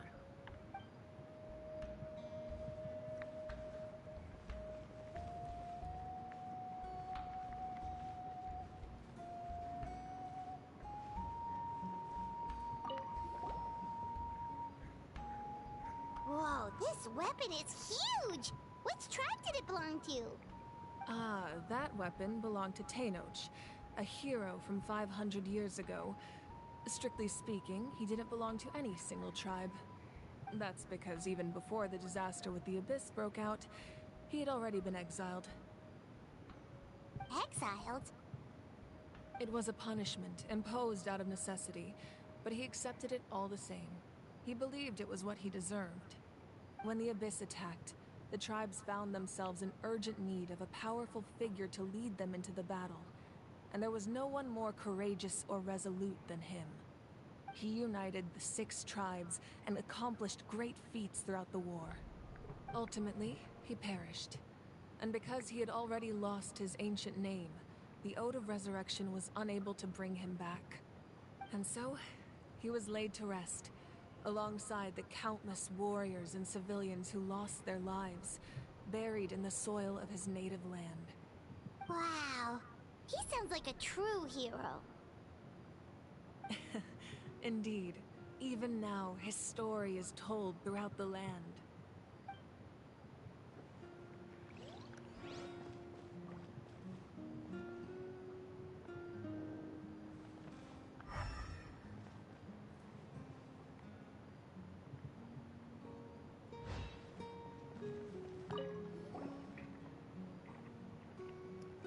The powder still needs some time to settle, so let's wait a little longer. Well, what do you think of my collection? Do you feel like you have a better understanding of Natlan's culture now? Yeah, if each item represents a different story, seems like Natlan's really been through a lot. Does every item hold a special memory, just like Atea's talisman? That's right. The items in my collection actually serve a similar purpose to the ancient names passed down among the tribes. They demonstrate the true shape of time. The shape of time? Most people perceive time as a linear concept, almost like a straight line that can only move forward. We cannot change the past or predict the future. But there's also a different theory, one that I believe to be closer to the truth. Namely, that the past, present, and future all exist at once. At once? Paimon's not sure she understands. Let's say your journey ended right now. Thinking back on your experience in each nation, which one would you say was the most important? Exactly. Even at the end of your journey, the things you experienced along the way don't cease to exist. They become part of who you are. Take out a portion of that journey, and you would likely make very different decisions, and eventually arrive at a very different destination. The future is the same way. It exists even though it has yet to come to pass. We just lack the means to perceive it. Of course, there are those with the power to foresee the future. They simply call it by a different name. Fate. You're quite familiar with that concept, I would imagine. That does kinda make sense. The future hasn't happened, but already exists. Humanity excels at living in the present, but too often we forget the past and neglect the future. While the pilgrimage and the Night Warden Wars lead us to a better future. Only by uniting the people of Natlan across countless eras can we fight back against an enemy as formidable as the Abyss. To come up with such a set of rules, the first Pyro Archon must have possessed a level of insight I can only imagine. That's correct. At first, he was a mortal man with no special power. After he ascended to the Divine Throne, he used it to borrow power from the heavens and establish the rules of Natlan. Namely, a framework through which ordinary people can ascend to Archonhood. By holding the pilgrimage, we're able to determine the strongest among us. And when that person ascends to the Divine Throne, their inner flame will awaken. In addition, the sacred flame will grant them significant knowledge and memory of this land. After all, that's how I came to know everything I just told you. So, it all comes down to the power of the Divine Throne and the rules. Wait, is that a family portrait? Yes, that's my mother, father, younger sister, and the little saurians we raised. I turned a piece of my dad's leather armor into a canvas and commissioned a famous artist to paint our likeness. Your sister is so cute! It looks like the two of you are really close. Paimon was having a hard time thinking of an Archon as an ordinary person, but seeing this portrait, it kind of makes sense now. It really doesn't look like there was anything special about you before. Oh, wait, is Paimon allowed to say that?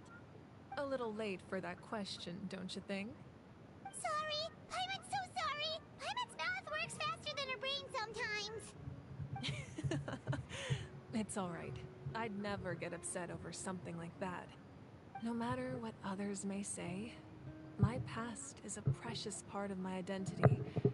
I'm forever proud of the life I used to lead. Becoming the Archon doesn't mean you sever ties with your family. The position just comes with a lot of responsibilities, so it impacts how often you get to see them. My father made the most delicious stew, so my sister would often bring me a large pot of his cooking, and we would sit on a blanket and eat it together. One time, we didn't close the door securely, and the Saurians you were raising ran into the room and knocked over the entire pot. My sister immediately burst into tears. The two troublemakers were going for the meat, but when they saw my sister's distress, they froze on the spot. I still remember the way they laid there, sulking like a pair of children, even after making such a mess. It was frustrating, but in the end, all I could do was comfort my sister and move on. Wow. Isn't that what being a family is all about? I think about that story a lot, actually. As the Archon, I made a vow to defend this nation, and experiences like that, they remind me exactly what I'm trying to protect. Well, what happened after that? This portrait looks pretty old. Your sister must be all grown up by now, right? I believe she ended up working as an architect and artist. She built many houses and crafted many beautiful works of art. Anyway, that's enough about me. Now that the powder is settled, we can begin. Ian-san, Mulani, Chaska, over here, please. Place the ancient name up there, and then we'll begin.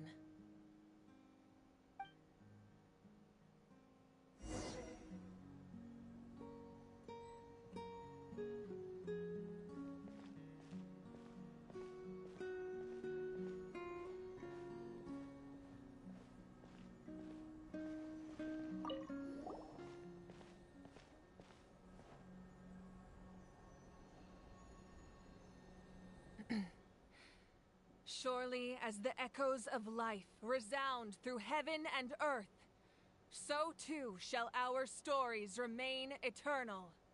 Ancient name, take us to your fated bearer. Allow her to answer our call.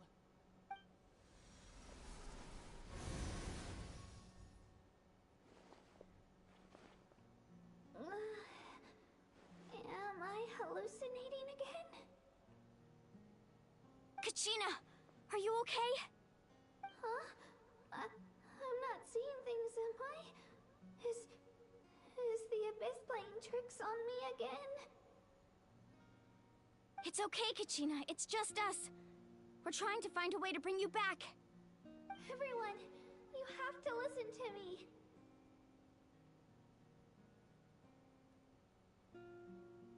I've been investigating the Night Kingdom this entire time, and I figured out what's wrong. The Wyab is being affected by the Abyss. I was waiting for the Wyab to send me back, but then this really strong monster came in and it almost killed me.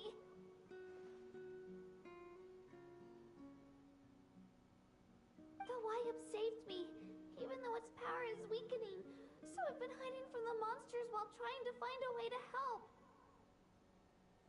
The Night Kingdom has become a huge mess, though. I keep hearing these awful sounds and seeing really horrible things. Don't listen to those sounds, Kachina. The Abyss is trying to strip you of your sanity. All you need to do is stay safe and wait for us. We'll be there shortly. It's okay.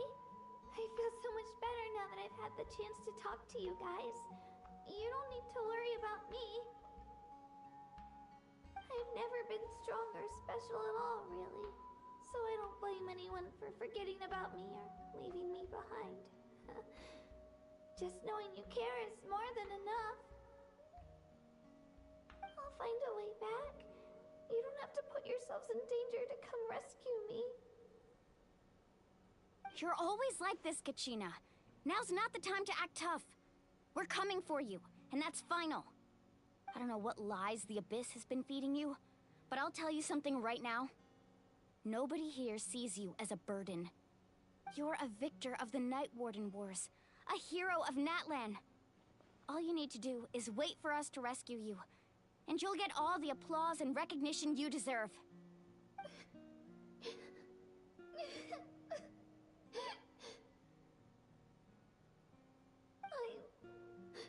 I'm really scared. Everything's so dark and creepy here. And I want to go home.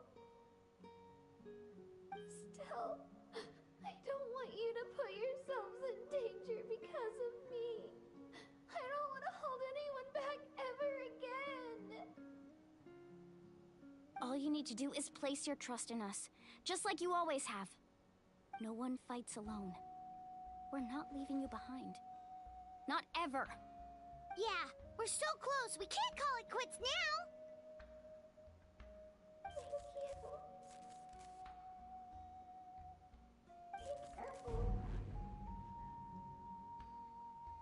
Looks like we've lost contact. Now comes the most dangerous part. You have to traverse the Night Kingdom in your physical form.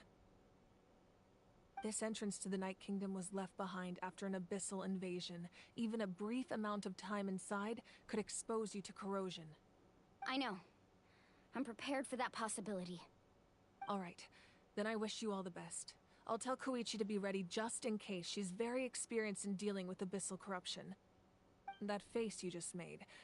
Don't tell me you two got into another argument. No, I just feel bad for creating more work for her. I'll go with them too, Archon. The more people, the stronger the party. Thank you so much for your help, everyone. It really means a lot that you're willing to brave these dangers with me. There's no time to lose, so let's get going. Now that I've lost my power, I won't be able to provide much practical support. But I can still keep an eye on the situation from here.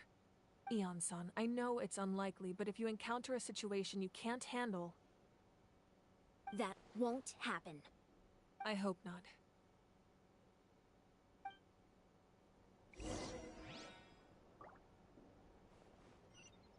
Be careful out there. I'll observe the situation from here.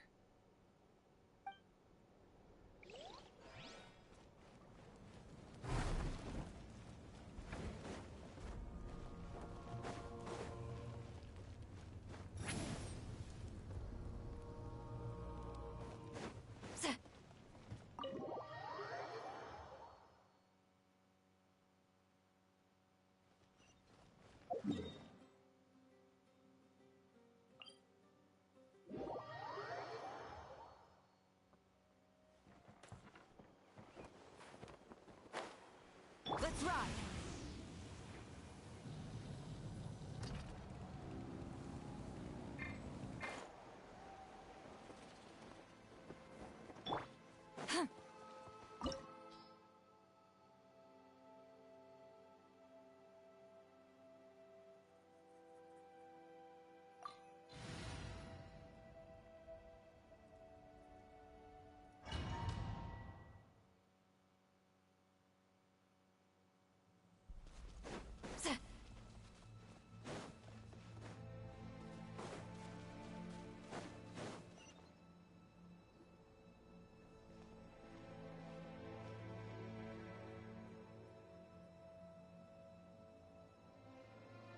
So we're underneath Natlan right now? It looks nothing like Paimon was imagining. That's because in the distant past, Natlan was home to an incredibly advanced civilization ruled by dragons. Humans only established their own society after the fall of the dragons. So these are Saurian ruins? Wait, you mean like the elemental sovereigns? They had their own advanced civilization? Yes, a really long time ago. Very few records have survived until now, so no one really knows what the devices here are for. These ruins have been abandoned for a long time, but with the recent increase in Abyss activity, the installations around here have somehow been activated again. So what you're saying is, we're not in for an easy trip to the Night Kingdom. No. It's going to be obstacle after obstacle from here on out.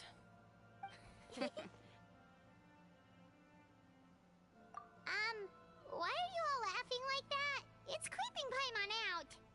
It's the pre-adventure excitement kicking in, right guys? Of course. I'm eager to get started. Then let's go. We won't let anything stand in our way.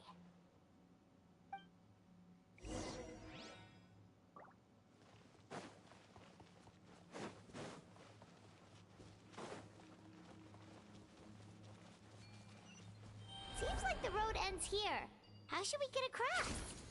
As a professional trainer, I think you could stand to build up your endurance, Paimon. Professional trainer? Paimon thought you were a warrior from the Collective of Planning. Well, that goes without saying. But I actually work as a sports coach. I provide professional guidance for many of Natlan's popular sports. And I don't just mean physical training. I design nutrition plans as well. Ah, so basically no sugar, no soft drinks, no grilled meat. Yeah, we'll be here all day if you list them out one by one. It's much faster to just focus on what's good for you. Such as? Vegetable juice. Want some? You know, Ian-san, Paimon feels like the two of us might not see eye to eye. I understand that, Paimon. I get that.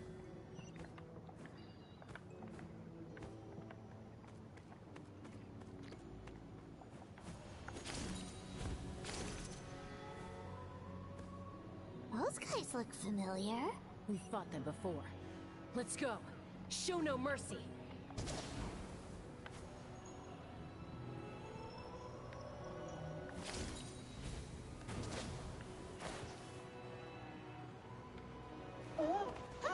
Fulfill our pact! A little extinguish!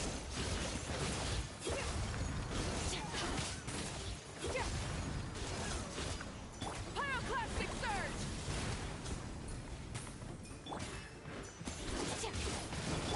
Keep lolling! Beef Papa! Get him!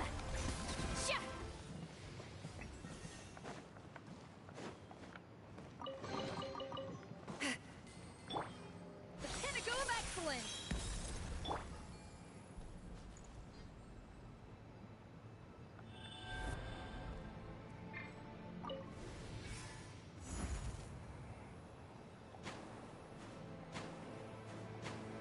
Whoa, the place we need to go seems really high up.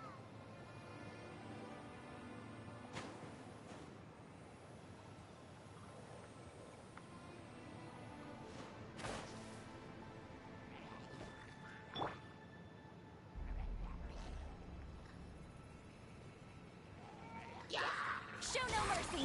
Burn it down! Wrath from the sky!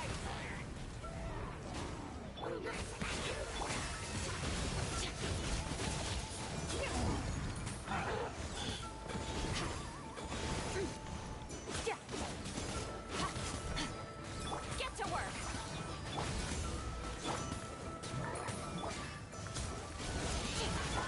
Off to the freezer!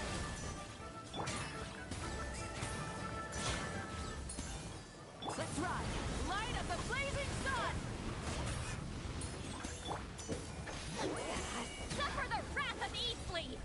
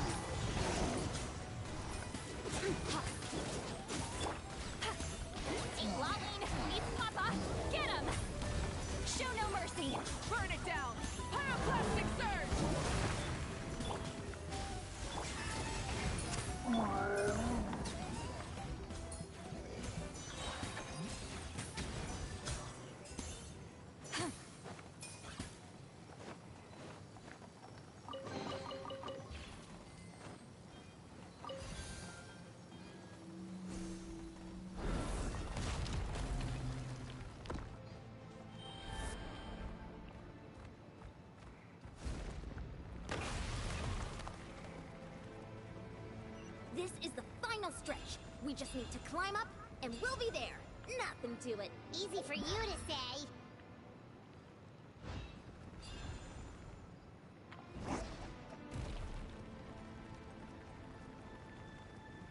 I don't know how that happened, but damn. That would have pissed me off if I would have fallen.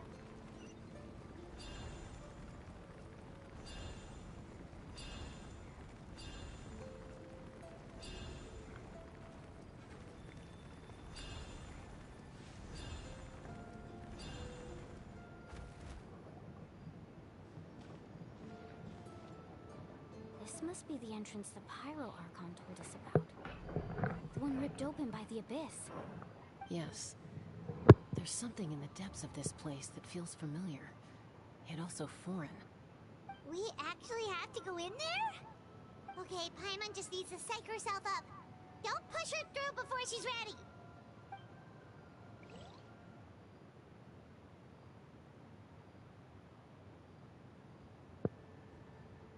Hey! You don't have to drag Paimon! You're pulling too hard!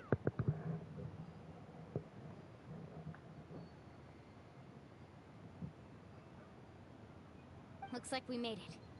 This is the Night Kingdom.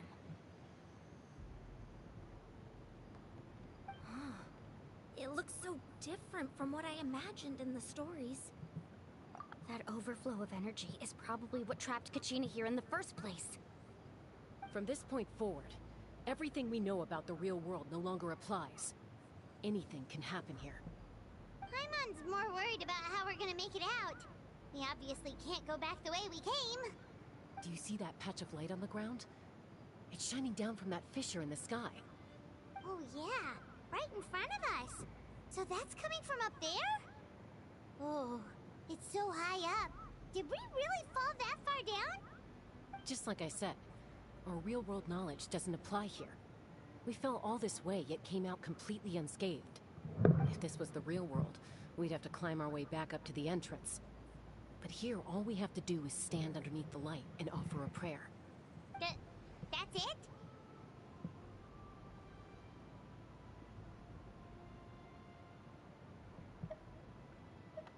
Right. We still got a job to do.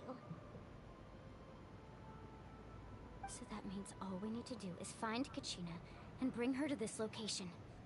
Exactly. This light is streaming in from the real world. It's a link between the two realms. The terrain looks difficult to navigate, and the visibility's not great either. How are we supposed to find Kachina in these conditions? Yeah, these floating black things don't look super friendly either. Those are all manifestations of abyssal power. Be careful. Ghost! A talking ghost! Calm down. I'm here to help. You're the ones who helped Vichama, right? Yes. I'm Vichama's friend, Malco. I was completely lost to this realm until I sensed a mysterious power calling out to me. It's like it was seeking me out, attempting to reassemble the pieces of who I used to be. Of course, it could only do so much. I'm sorry I can only appear before you in this imperfect form. No, we should be the ones apologizing. If the Spirit Speaker Stone hadn't become corrupted by the Abyss, we could have done much more. But we had to destroy it. Otherwise, Vichama and his tribe would have been in danger. Of course. Thank you for protecting him. I never imagined that, even after all these years, he'd still take such a risk for me. Under the power of the stone, it felt like our souls were connected. Turns out even our regrets were exactly the same. Whether in triumph or death, you want your best friend by your side. Exactly. That may not be in the cards for us, but it's not too late for you. You're looking for a young girl from the Children of Echoes, right? She's being chased by an embodiment of abyssal power. I'd like to help her while I'm still in this form, so follow me. Be careful. This place has been severely corroded by the Abyss.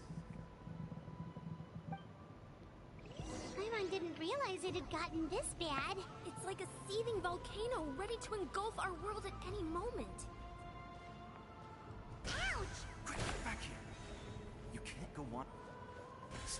close to me, my power will be able to ward off attacks for the time being. At first, the flavor. We won't be able to keep this up. Let's try another route. This way.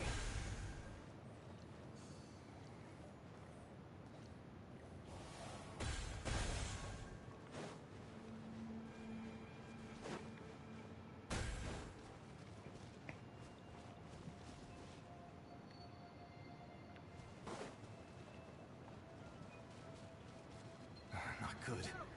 More monsters. We shouldn't waste our time on them.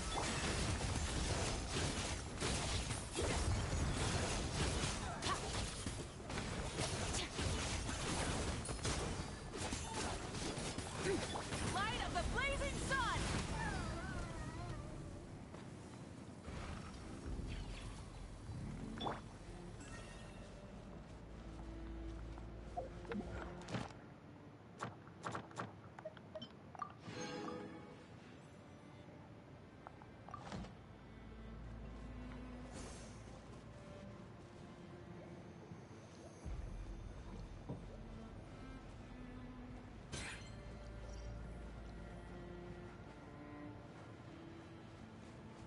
Oh, Paimon can't see anything! It's easy to get lost here. Just stick close.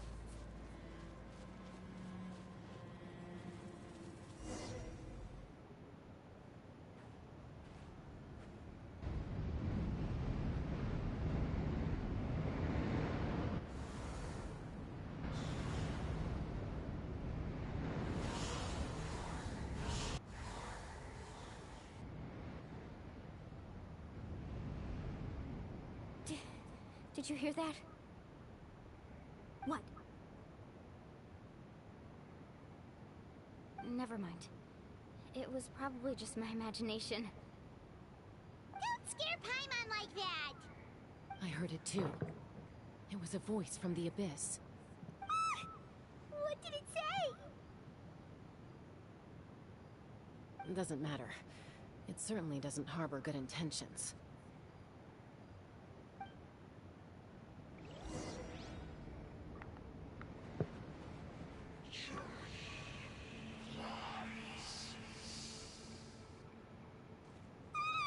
Paimon just heard it too!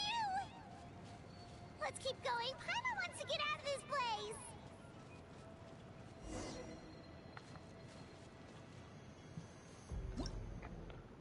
Hey, I'll be right back. I gotta use this real quick.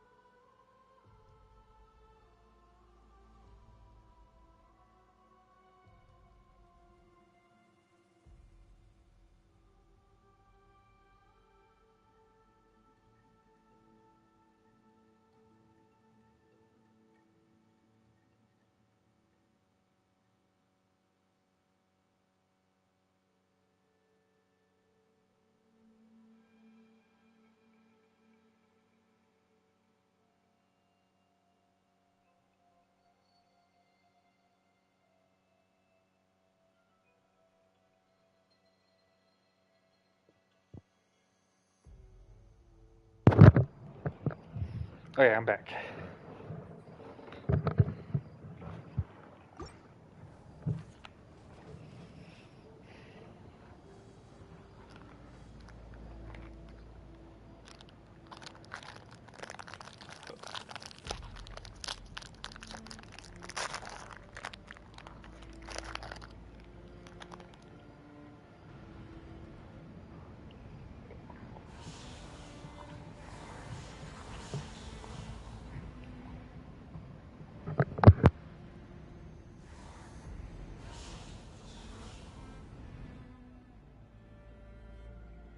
We're here, Kachina!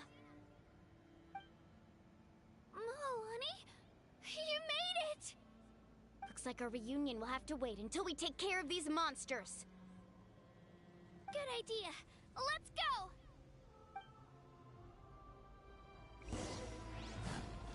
Here goes!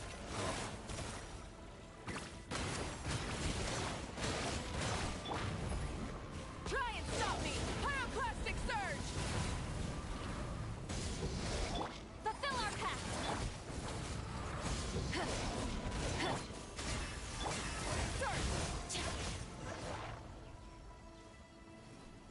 That was easy. You're here! You're finally here! Thank you so much! The monster can appear from anywhere. It almost caught me a bunch of times. The Wyap's power helps keep me hidden, so I just tried to stay out of sight until you got here. Had a girl. You did so well. And most importantly, you weren't hurt. Should we start heading back then? Actually, I have a request.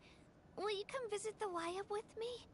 I can't exactly put it into words, but something's wrong with the Ode of Resurrection. And I know it has something to do with the contamination from the Abyss. That was the Pyro Archon's theory as well. Everything we've seen here certainly seems to back it up. In the Night Kingdom, there are 6 main totem poles representing the Wyab of each tribe. You can think of them like the body of each Wyab. Additional totem poles, like the ones around here, serve as proxies to which the Wyab can extend their consciousness. There are countless proxies scattered around the Night Kingdom. Through them, the Wyab can extend their consciousness over the entire realm and track down souls no matter where they roam. But if a proxy were to become severely contaminated, then a soul could become lost within the Night Kingdom. Judging by the current situation, I don't think we're dealing with just one contaminated proxy. Even if we could drive back the abyssal power from one of them, that probably wouldn't even put a dent in the problem. Still, we can't just leave the Wyap to suffer. It's protected me this whole time. I agree. We might even manage to draw out the monster that's been hunting Kachina. Getting rid of the monster might slow down the deterioration of the Night Kingdom. I think Paimon and Kachina needs to get out of there. Kachina? What's wrong? Nothing. Just a headache. And that voice again, telling me to abandon the Wyap and leave this place. Maybe we really should leave. Kachina's already been here for too long. No, I'm fine. I don't plan on listening to that nonsense. I can hold on. Just up ahead. I'll lead the way. Besides, I can still fight, so please, help me out a little longer. Listen to me, Kachina.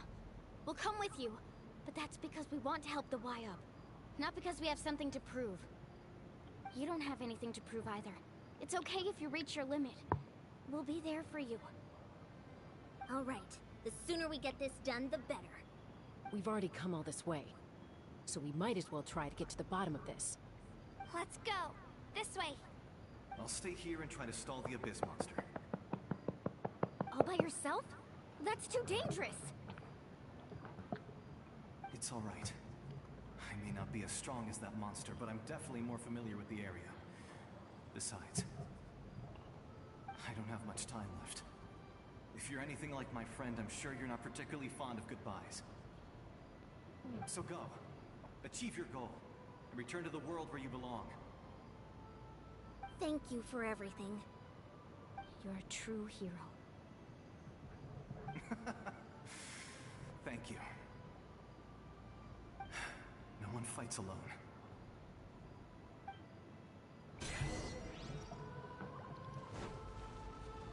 Does your head still hurt? Let me help you walk. I'm fine. I'm fine.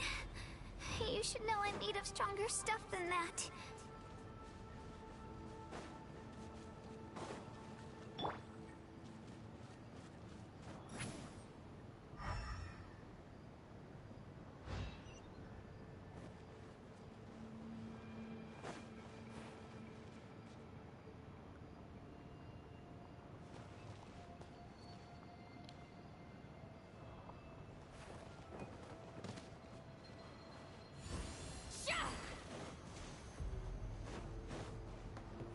Take me. I made a mistake. Stars above. That was a mistake. Pinnacle of excellence. That was a big mistake. Okay.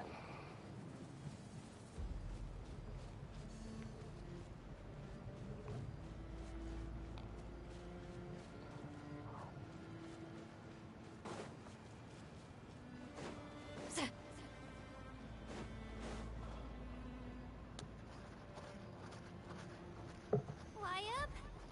Wyatt! I'm back! My friends and I are here to heal you. Wyatt? Can you hear me? Wyatt?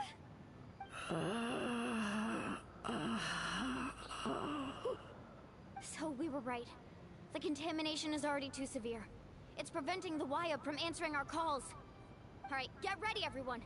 Time to purge the abyssal energy from this place. Careful. We've got company. Already? You really think that puny soul could slow me down? Courage in the face of futility is pure folly. He tried to get in my way, so I disposed of him. You killed Malcolm? Willie was already dead. Dispersed with or without me. Rather than worrying about him, I would urge you to focus on yourself. You may have defeated others of my kind in the past, but underestimate me now, and it will be to your peril. No, the power of the Abyss is intoxicating. The destruction it seeks captivates like a masterful work of art. I strive only for the opportunity to see it up close. I thought this naive little girl was an exception, but it turns out humanity is full of lambs willing to offer themselves up to the slaughter. That is the tragedy of your short lives. You understand nothing of all-encompassing power. Ancient names, pride, friendship, all empty ideas invented to give you a false sense of self-worth. They possess no power at all. The Pyro Archon created those grandiose ideals out of pure selfishness. Anything to avoid sharing power. Anything to avoid handing over the primordial gift to ordinary people like you. Don't believe me? Then ask yourself, why is the Pyro Archon strong beyond measure, while you, Kachina, remain so pathetically weak?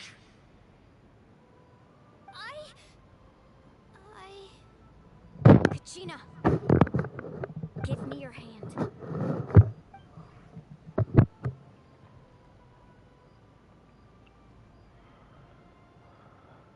Feel that? I'm right here next to you. Thanks, Moalani. You're right. I have nothing to fear. Because I'm not alone anymore. That guy's a dick. You're right. Maybe comforting ideals don't have any power. But you also couldn't be more wrong. You've never had to work for your own strength, so you will never understand the true source of our power. What? The courage we have to stand before you and not back down? It comes from our friendship. The power lies not in the ideal itself, but in our commitment to upholding that ideal, and in our decision to stand together and fight! Well said! Let's go, Kachina. It shouldn't take more than 2 of us to handle an enemy like this. Sorry in advance, but you deserve what's coming to you! There aren't many in Natlan who can beat us when we're together. It's time he got a taste of that kind of power. Carving wave! Catching at the flame! Woo! Right here! Drilling down! How brightly burns the truth! Woohoo! Amazing! From on high! Yeah! Yeah!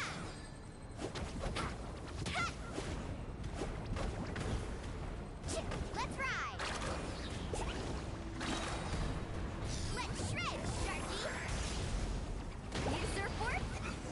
The world is all ready. We won! We actually won!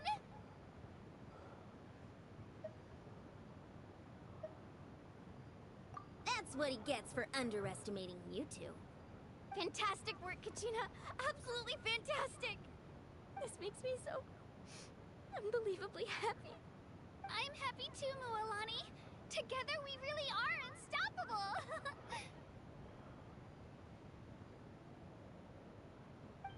Huh? What's happening?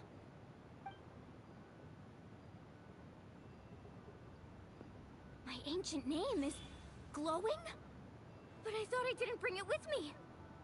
It's probably a projection from the real world. But that doesn't explain why it's glowing all of a sudden. Wait, does that mean you're...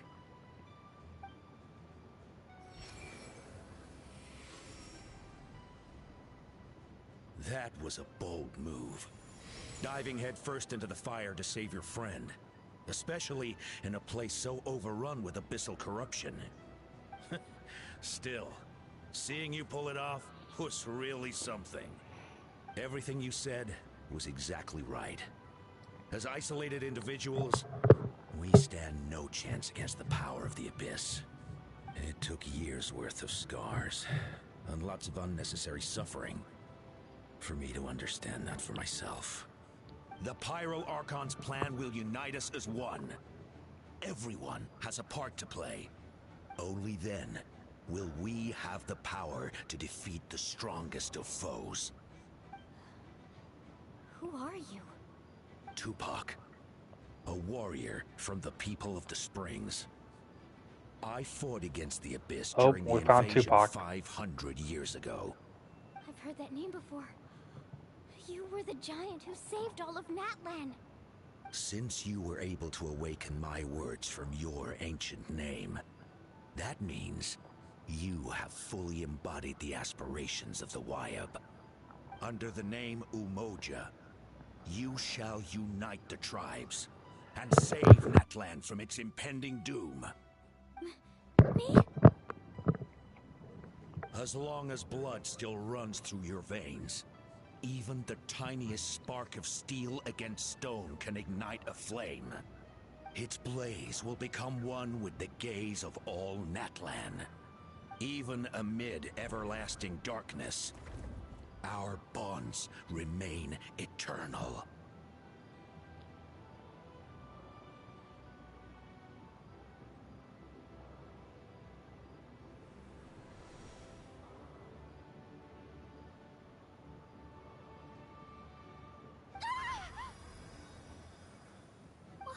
What's wrong, Mualani? Ah, so many memories. My brain was just flooded with everything he once knew. So that's what happened. What do you mean? Did you just figure something out? 500 years ago, they foresaw the very crisis we're facing now. Efforts to save Natlan started all the way back then. We can go over the details once we get back. We shouldn't linger here longer than we have to. I know bits and pieces, but I had no idea Mualani was also part of the plan. This sounds like something that's going to need a lot of explaining. Let's focus on saving the Wyatt first.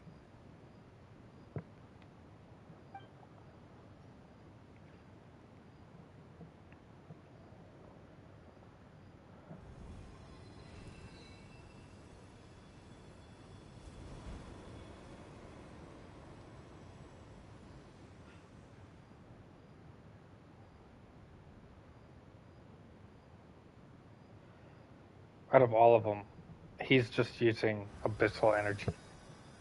Okay, that should be enough. Wyatt? Wyatt? Can you hear me? I hear your voice, Kachina. My dear child. Great. Well then, I'm afraid it's time to say goodbye. I just wanted to make sure you were okay before we leave, but we can't afford to stay here any longer. I was going to ask why you bestowed an ancient name upon someone like me, but it's okay. I'll keep searching within myself for the answer. I'll never stop trying to improve my strength. One day, I'll live up to the hero you saw in me. You are already an outstanding child in my eyes, Kachina. No matter what happens. Huh? You are all my most beloved children. It has always been my honor to protect and nurture you. Your ancient name is just that, a name. Much like your parents chose to name you Kachina, I also gave you a name. But it need not define you. Focus on who you want to be. You are already worthy of your name. Now, you need only devote yourself to becoming a better you.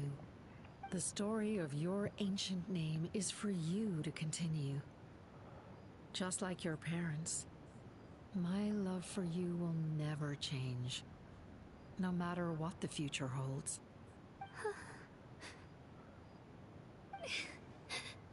Thank you, Wyatt. It gladdens me to see the Pyro Archon's plan move another step towards completion. But it's time for you to leave this place. The situation here is getting worse.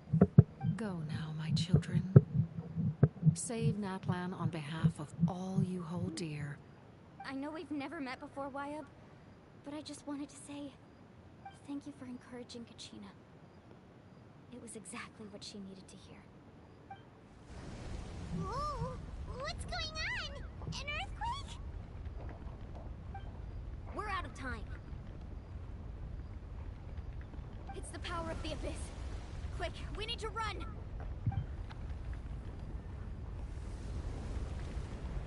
It's a Sealy! The Sealy opened the way for us!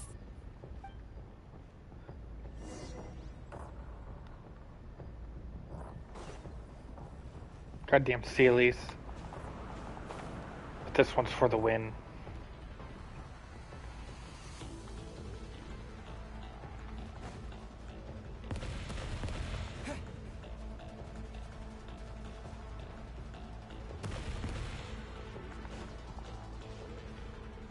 The opening in the sky! It's closing! We need to hurry, or we'll be stuck here.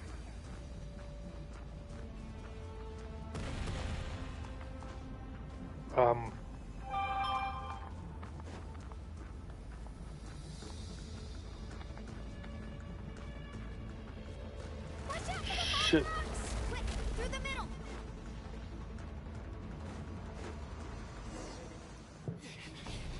Come on, faster! We'll never make it!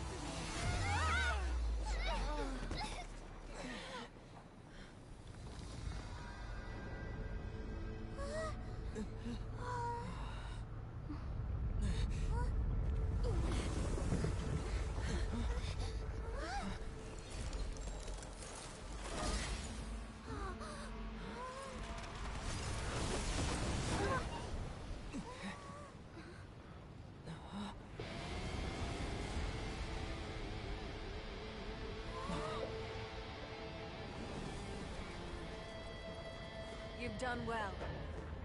Now come home.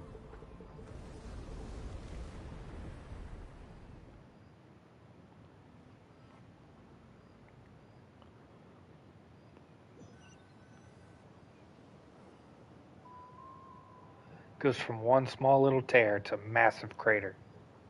We're back! The Pyro Archon saved us. But she's not here. Yeah, didn't she say she used it all up? She's still in the speaker's chamber. What we saw in the Night Kingdom was just her consciousness. So you're saying her consciousness did all that? Every great display of power comes at a price.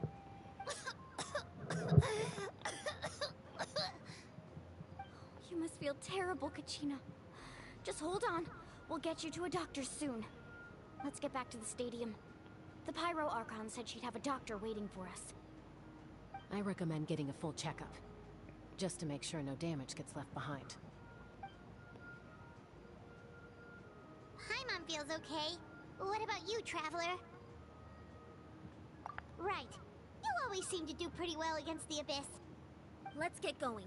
We need to share what we learned in the Night Kingdom as well. Right.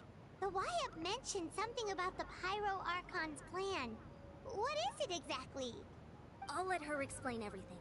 We're all a part of the plan now. Every move we make from here on out will decide Natlan's ultimate fate.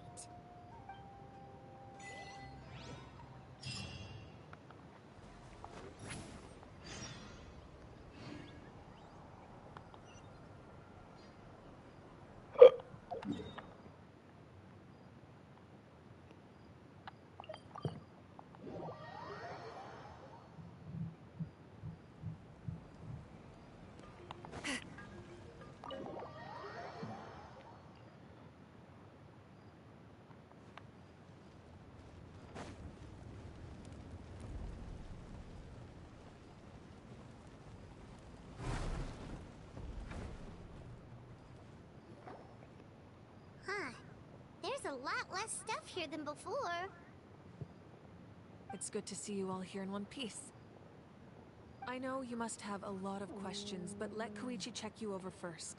It's best not to let any lingering effects of the Abyss go untreated. Thank goodness you made it back. I came here as soon as the Pyro Archon told me about your plan. Take a seat, everybody. I'll examine you one by one.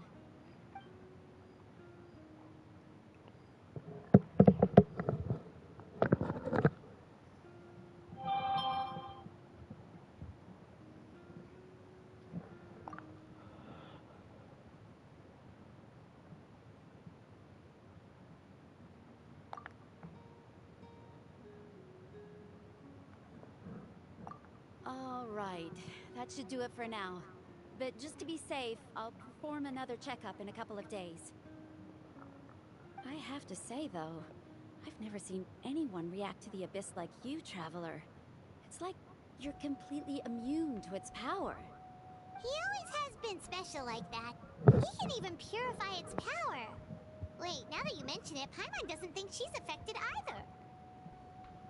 Given the current situation, that ability will likely play a great role in the events to come. Of course. I still have patients to see, so I'll head out. Thank you, Koichi. All right, all right. We might not see eye to eye, but we both had good intentions. Just give it time. I'm sure we'll figure things out between us one day. Yeah.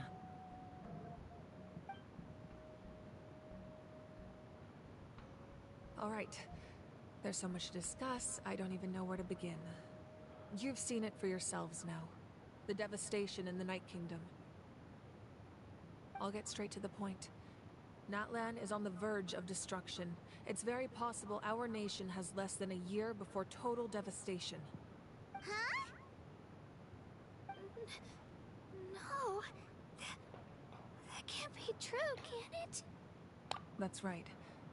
But I've only ever disclosed that fact to the handful of people working with me to save this nation.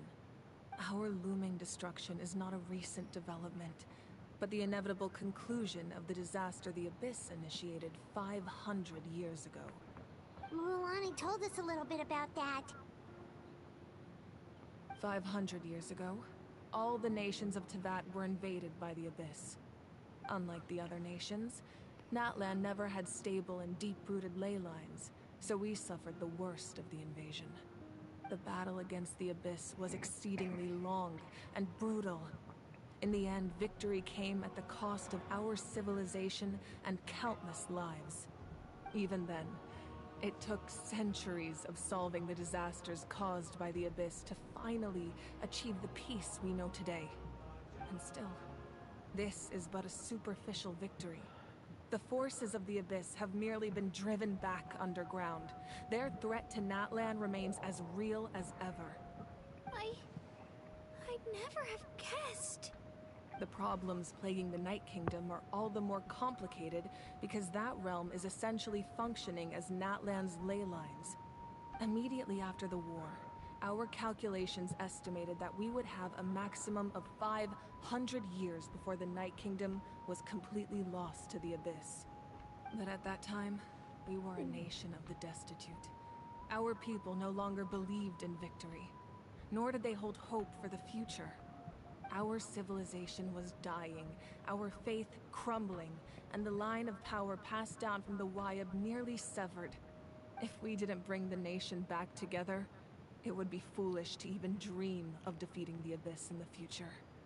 So, the Archon had a long and involved discussion with the heroes of each tribe, and finally came up with a 500-year-long plan to save Natlan. So that's what happened. After finding Kachina, I encountered a strange figure who gave me a series of new memories.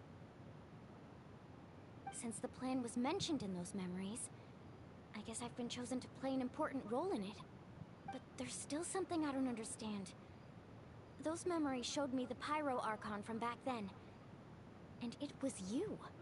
Huh? But that doesn't make any sense. The Pyro Archon is supposed to be human. It's impossible for a human to live that long. That's right. The hardest thing for humans to overcome has always been time. Or rather, the natural limitations of our lifespan. A god can extend a human's life by using a certain amount of divine power, or subjecting them to a curse. But, as we all know, Natlan doesn't have gods like that. We can only rely on our own methods.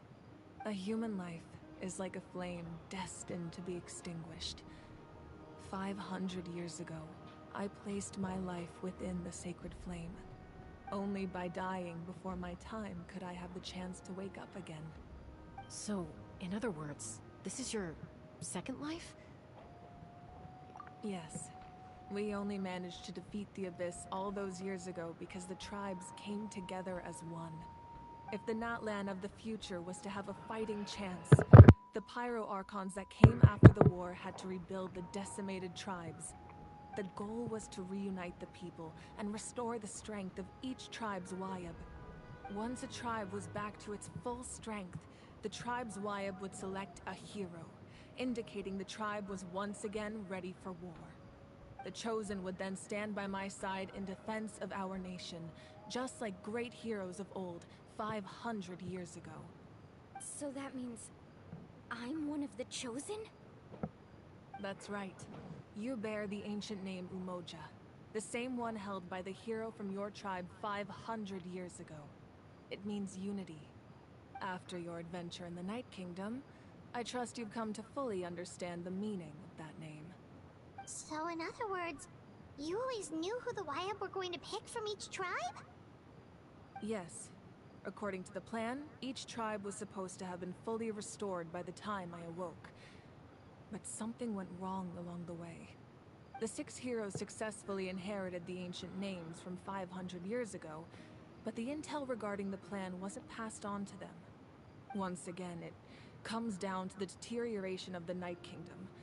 Communication between the Sacred Flame and the Wayab has been blocked. Just like how the Ode of Resurrection failed to bring Kachina back. Exactly. It's just another tactic the Abyss is using against us. The Abyss may not possess intelligence, but its methods certainly aren't easy to counter. If we want to unblock that information from being passed on, my presence alone isn't enough. The ancient name bearer must establish a greater connection to their name. So, I've tried my best to help them from the sidelines. Currently, Shilonen of the Children of Echoes, Kinich of the Scions of the Canopy, and Iansan of the Collective of Plenty have all been acknowledged by their names. During your adventure, you too earned the acknowledgement of your Wayab Mualani. In the process, you gained the memories stored within your name. But we have less than a year! Yes, but we have no choice. We cannot start the plan until all the heroes have been gathered. That's also why I haven't been able to take action despite the urgency of the situation. But if you knew this whole time, why didn't you just tell me about my role in all this? Wouldn't that make everything go a lot faster? Perhaps, but the opposite could also be true. Knowing your destiny too early could mean failing to realize your full potential. Just like your determination to save Kachina, I hope your commitment to this endeavor comes from your own strength of will, rather than a sense of obligation. So I suppose you're not going to tell us who the final two heroes are then? That's right. Their time is yet to come. Putting pressure on them beforehand will only hinder their development. I can only trust in the judgment of the Wayab.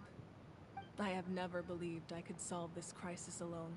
In fact, it was precisely because I chose to trust and rely on others that we managed to get this far. Natlan's salvation lies not in its Archon or any singular individual, but in us all. You're quite perceptive, aren't you? I thought I might get away with avoiding the topic.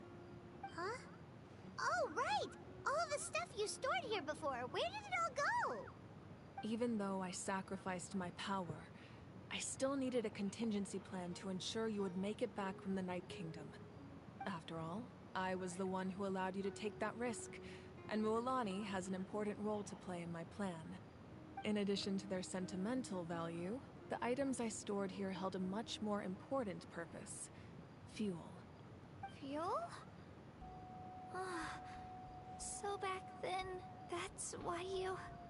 Yes. The stories embodied by those items are certainly important, but there's an even more significant trait they all share. Every item belonged to a hero of Natlan. Over time, they became imbued with a certain amount of contending fire from being carried in battle.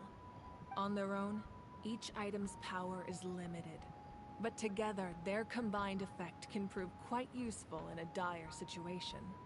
By burning those items, I was able to activate the contending fire stored within them to open the boundary between the two worlds. It was a rather crude approach, so all their power was depleted in an instant, as you can see. But weren't they all precious treasures? What about their stories? That's exactly why I dragged you all here. No matter what, I never wanted the Pyro Archon to have to use that power. Oh, I'm so sorry. You have nothing to be sorry for. You all deserve my thanks, actually. If you hadn't saved the totem pole, that area of the Night Kingdom would have been forever lost to the Abyss. And then, it would only be a matter of time before the Children of Echoes was met with disaster. Besides, when those heroes entrusted their belongings to me, or the Pyro Archon of their time, it was out of a desire to contribute to Natlan's survival. If they knew those items helped save the present-day heroes of Natlan, they would not mourn their loss. Even when you put it that way, I still feel bad. There's no need. Remember what I told you about time? The people and the events of the past are never truly lost to us. We simply carry them with us in a different form. In that sense, we didn't lose anything at all. If you still have regrets, let them fuel your resolve in the battles to come. Your deeds will become new legends and nurture new forms of power just like the items once stored here. Well, we'd still like to return the favor. Well, if that's the case, just treat me to a drink sometime. Now that Kachina has returned, we can finally hold the victory feast and celebrate your team's triumph in the Night Warden Wars. And we could all use the rest, that's for sure. Plus, you'll be able to silence everyone who doubted you once and for all, Kachina. Still, now that I know the danger we're facing, having a victory feast doesn't feel right. Try not to let it get to you. It's important to stay calm. Worrying about it will only affect your judgment. All right. You should head out. I'll join you in a bit.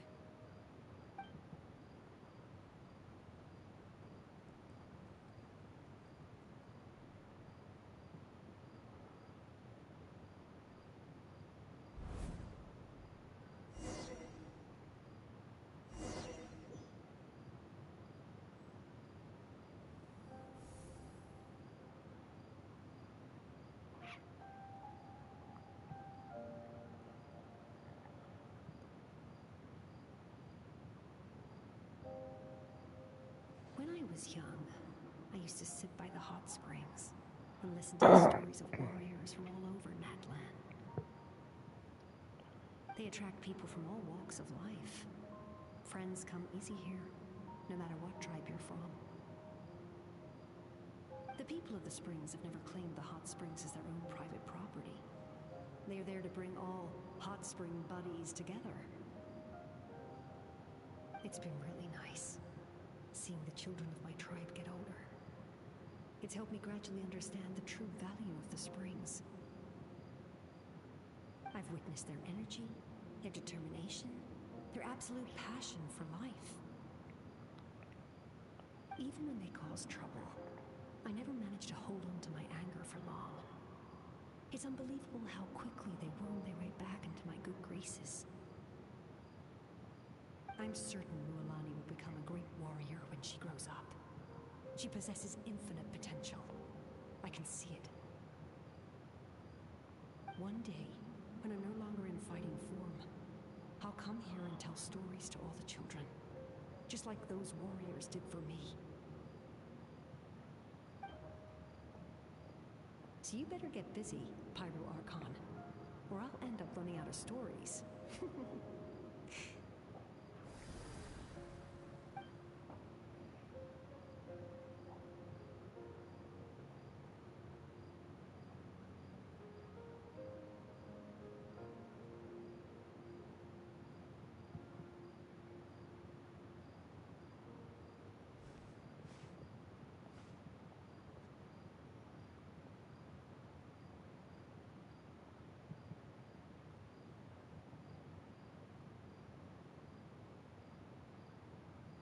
Our nation is engulfed in darkness. Our tribes stand divided, and yet you promise victory in the distant future. The Abyss is a cunning enemy, one that I faced in battle many times. Were that not the case, I would never understand exercising this degree of caution. My rage will never know absolution. Then my power will no longer aid you in victory. But you came to me because you knew you could convince me with just a single sentence. I understand your choice. The heroes of today will forge the path ahead with blood and fire. Just remember to earn us the victory we owed. Otherwise, rest assured, I'll find a way to collect the debt. For Natlan.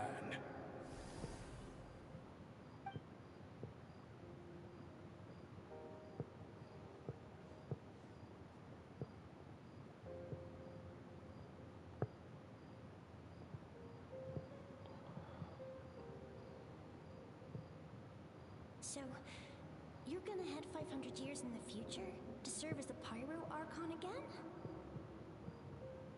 But what about the you from right now? You're just gonna die. You can't ask her those questions and expect her to answer, my dear. The decision is hers to make, and she deserves our support. We will do everything we can to rebuild the tribes. Don't you worry. Even across time, We will all do our part to fight for Natlan's future. Yeah, Mom's right. We'll always believe in you, sis. Seriously, though? Dad should be here. Where is he? I imagine he didn't know what to say, so he chose not to come at all. Don't take it to heart, my dear. That's just who he is. Just remember, no matter what happens in the future, we will always love you.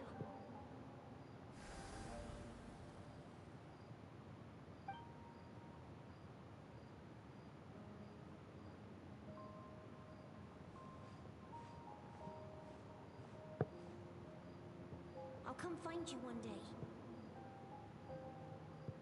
I know I can't live that long, but I'll think of something.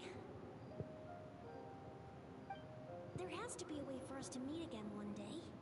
If there's an answer out there somewhere, I'm gonna find it.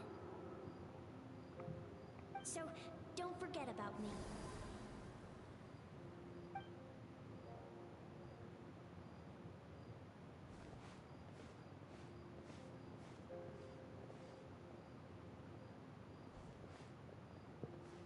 If that's your decision, then you have my full support, Archon. May our children live to see such a lovely son. For Natlan! No one fights alone.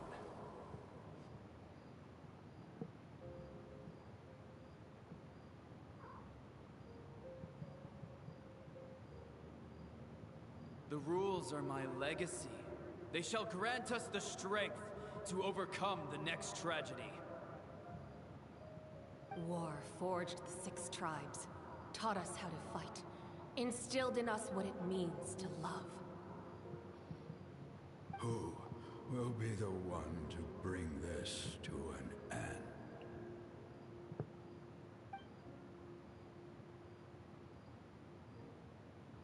We are the inheritors of memory and legend. Those who grew alongside sun and wind. Those who forged our own destiny and future. That is Natlan's fire. The lifeblood of our nation.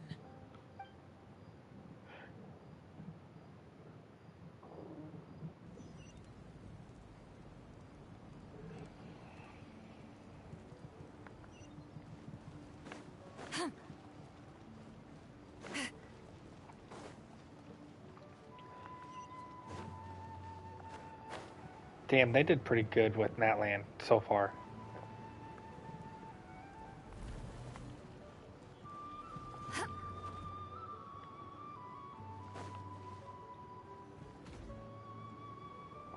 Hey, Koichi! You here for the victory feast too? Oh, no. I knew Chaska would be here, so I just came to deliver some medicine. I was about to leave, actually. But it's not that I don't want to celebrate Kachina and the others. I'm so glad she made it back. It's just...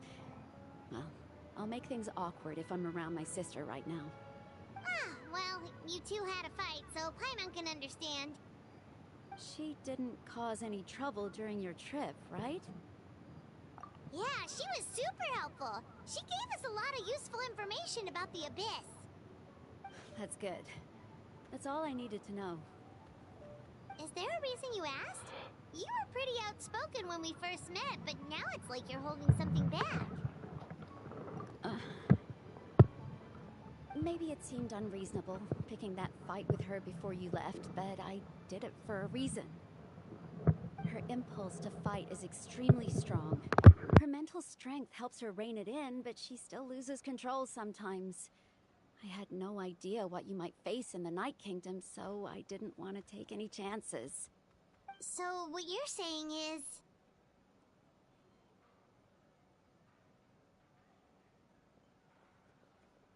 Okay, so maybe it sounds a little stupid, but it works pretty well. It helps her keep her cool for a little while, at least. Anyway, I'm just glad you were able to make it back safe and sound. That's all I wanted. But do you really have to go that far? Can't you just talk it out? No way. Chaska never opens up about her own pain, especially to her family. She can't learn about this, or it'll be even harder to help her. I appreciate the understanding, and don't worry. I'll find a way to help her ease this burden. Anyway, I need to get going. Enjoy the celebration. Oh, and if you ever need a doctor, you know who to find. Huh. Who would have thought there was a deeper reason behind their arguing? In the end, it's all the Abyss's fault. Paimon's had enough of them.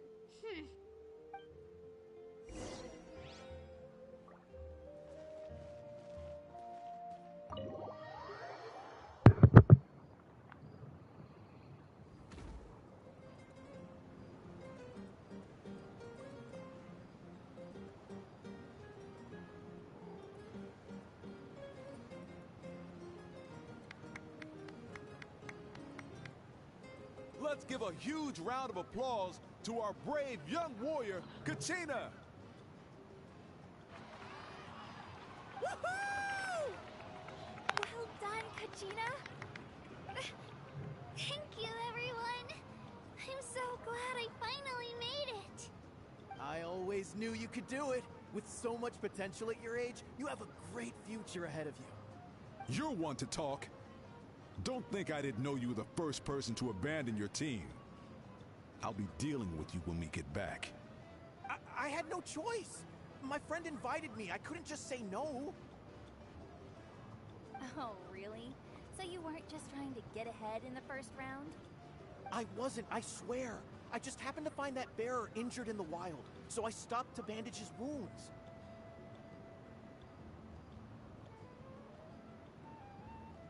When he insisted on repaying the favor, what was I supposed to do?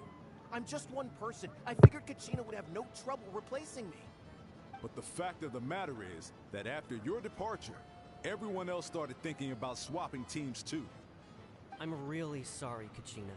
It was wrong of us to abandon you like that. It's amazing that you still made it all the way through to the Night Warden Wars. That's the highest honor. So, what about you guys? Did you make it far? Our team captain drank too much the night before the competition and turned up late to the stadium on the day. We got disqualified. Losers.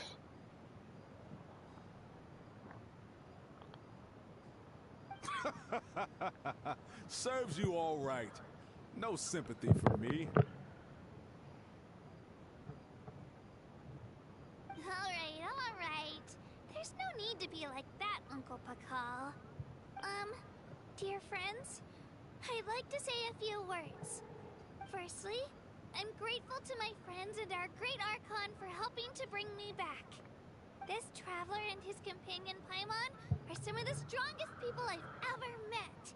If they were allowed to participate in the pilgrimage, I have no doubt that they'd win the whole thing. They've agreed to let me learn from them. With their help, I believe I can become even stronger still. And let's not forget my good friends, Moalani, Chaska, Kanich, and Ayan-san. They all helped the Traveler and Paimon figure out a way to bring me back from the Night Kingdom. They too deserve to be called our heroes. So, please give another round of applause for them. Thank you so much. Well said! I'll drink to that. How does it feel being a hero, Kachina? To be honest, it's a bit overwhelming. It all just feels so surreal. Well, you better get used to it. Next up, undefeated champion! Hey, please don't make fun of me.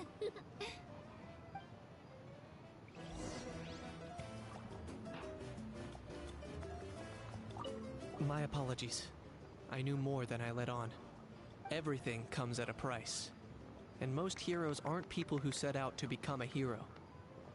If you cling too tightly to your goal, you end up losing things that are far more precious. But in any case, we're now on the same page. I wonder how long before the two final heroes appear. From the Flower Feather clan and the Masters of the Nightwind.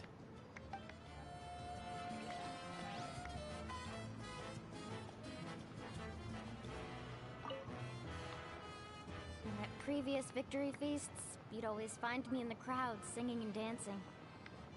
But after what I found out today, it's too much. I'm still trying to process it. It does feel weird seeing you so out of sorts.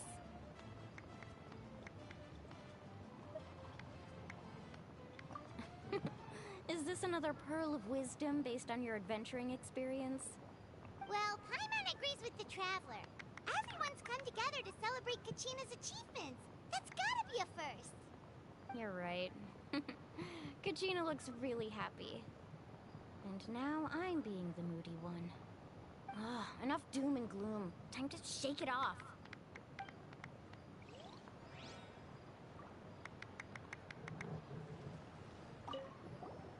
I've been through so much all at once. Everything still kind of feels like a dream. Are you still feeling unwell? Nope, all better now. I told you I bounced back pretty quick, so don't worry about me. I bet you guys must be tired, though. Make sure you get some good rest tonight. You gotta recharge so you'll be in the mood to have fun.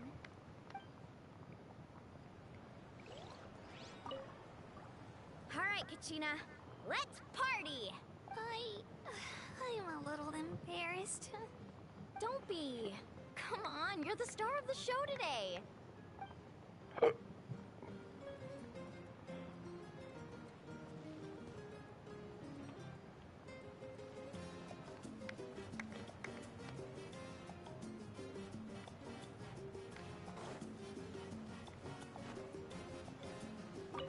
It cost us a lot, but we got Kachina back safely, and that's what matters.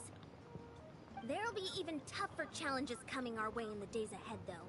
We'll have to train harder, make sure we're in peak condition. That includes you, Paimon. I can do a special one-off session to show you the ropes. Interested? No thanks.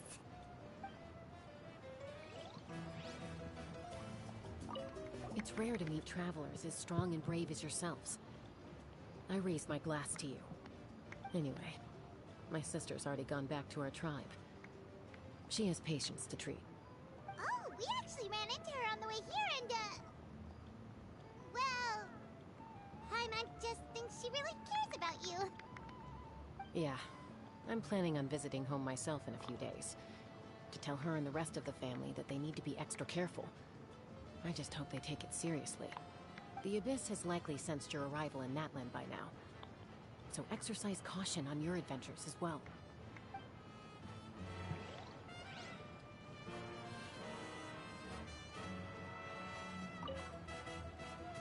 Ah, you're here. Have some fruit juice. I got it specially for you two. How did you know? That's Paimon's favorite! You look like you've still got questions. Ask away.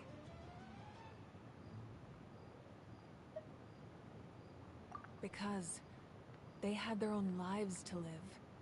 The thought of telling them, abandon your families and everyone you love, and come with me to the end of time, for in 500 years Natlan will be destroyed, it seemed too cruel. You could just as easily point out that everything in this world would come to an end eventually. But life is short. And beyond a point, it just doesn't seem real.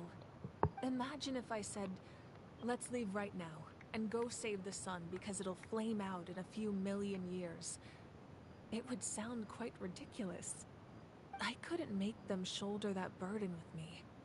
Besides, every generation will have its heroes, this one included. The plan could still work without them. Or, of course, without me. But since I was the one who came up with the plan, I felt duty-bound to see it through to the end. Paimon's suddenly remembering that portrait in your room. Was that your family from back then? Yes, it was. So when you ask me who my sister grew up to be, the truth is that very little information survives.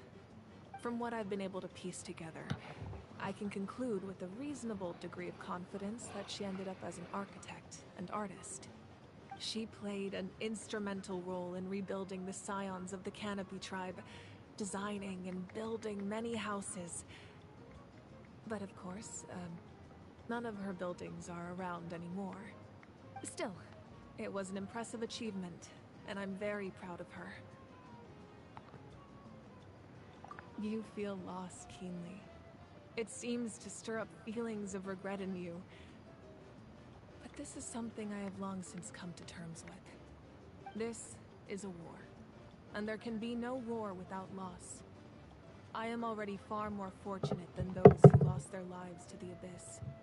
The people of Natlan look to me as their Archon, and the weight of their expectations is mine to bear. I must see our fate through to the very end. Yeah, doesn't that mean the way everything ends has already been written, including your plan? I suppose, but so what? Don't forget, time takes many forms. The past, present, and future coexist, and all are equally important. Even if the future ends in destruction, there's still no reason to give up on the here and now. And it's precisely because we humans cannot know our fate that we will never give up on our struggle. This is a pivotal moment. We are still 2 heroes short. Well, 3 to be precise. There's one further hero who I'm hoping to get on my side, whatever it takes.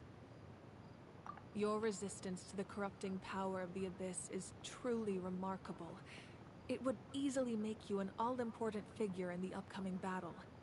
If you agree to join us, you will not only gain my full support in your journey, but I will also forge a brand new ancient name for you. Ancient names can be forged? They can. Several strict conditions must be met, but if they couldn't be forged at all, then the number of them in circulation would have long dwindled to 0. Possessing an ancient name would mean that your adventures in Natlan are recorded in full. Your stories would be remembered by our people for all the years to come. The Ode of Resurrection may have temporarily lost its power, but still, take this as my personal guarantee that I shall never let you fall.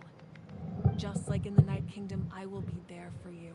That is a promise I will fulfill at all costs. This nation always honors its heroes. Yeah, we can't just ignore the situation here. Wonderful. Then I'll reach out to Shilonen right away. She's the one who will forge the name. We've never forged an ancient name for an Outlander before, but I trust she'll find a way. And the funny thing is like, anytime they need anything, they always ship it off to her. Has lost much of her power. Although your injury complicates things, this is most certainly the opportune time to seize the Gnosis. Victory and defeat are rules, not outcomes. I have never taken advantage of an opponent in a time of weakness, and I don't intend to start now. As for you, I must confess, I did not expect that little trick of yours to save the day. No matter how dense the fog, as long as the sun remains, we cannot turn day into night. She could have dispelled it. Aurora. She simply chose not to.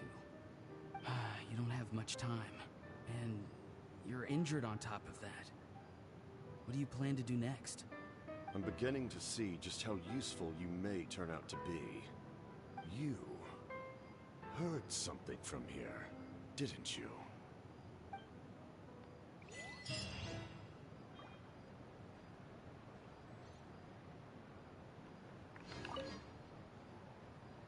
Oh, something else you'd like to ask?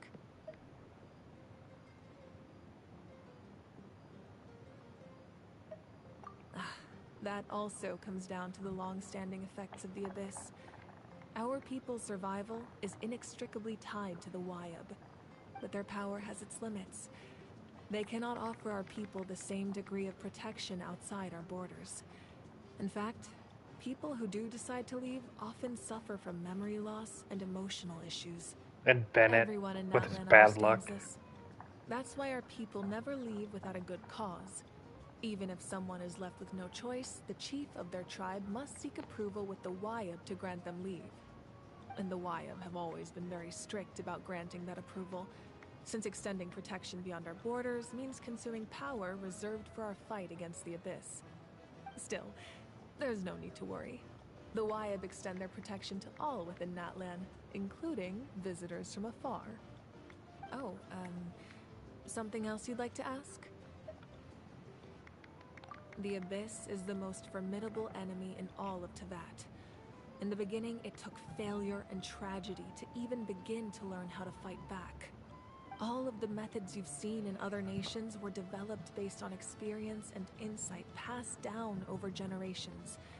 We know them to work, but few of us actually understand why. It's the same for the method we use here in Natlan. Ever since ancient times, elemental energy has been one of our most reliable weapons against the Abyss. As for the principles behind it, I'm afraid you might have to seek answers from someone older than the position of Pyro Archon itself. Oh, something else you'd like to ask? You talking about, like, the dragon? Well, our intel suggests he hasn't made any new movements yet. Although Kenich's investigation helped us confirm that he's being aided by someone from the Masters of the Nightwind. I'm getting closer to narrowing down who that may be, but it's still unclear whether this person aided the captain out of willingness or coercion. If you learn anything about this during your adventures, please, let me know. Oh, something else you'd like to ask?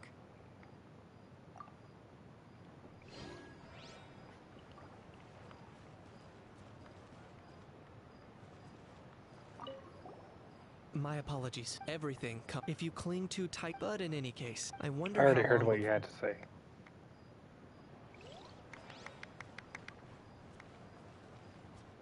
All right, Kachina. Don't be.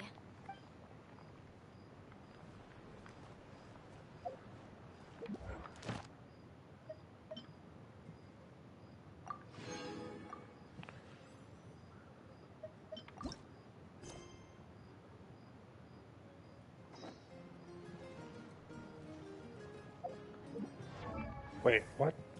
What am I missing?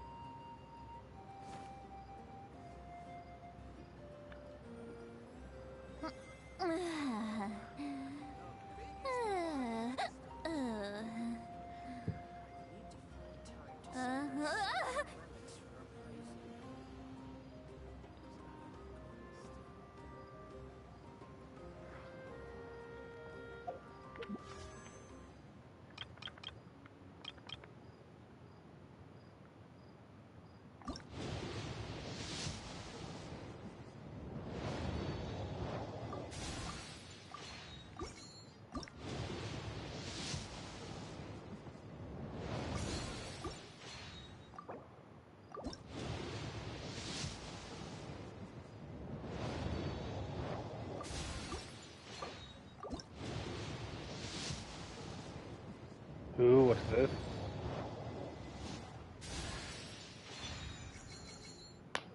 Damn, him again. Give me Aoife. Come on.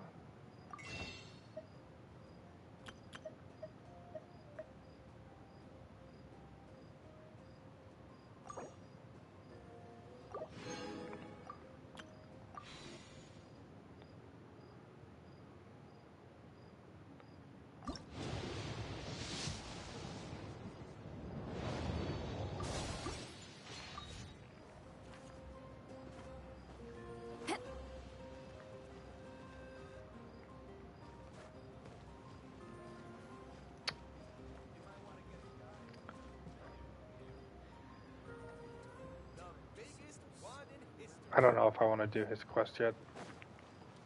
I'll come back for it later.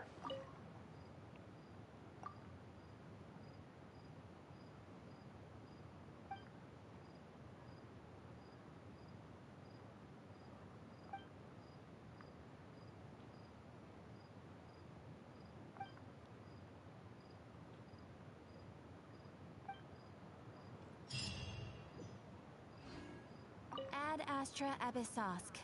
Welcome to the Adventurers Guild.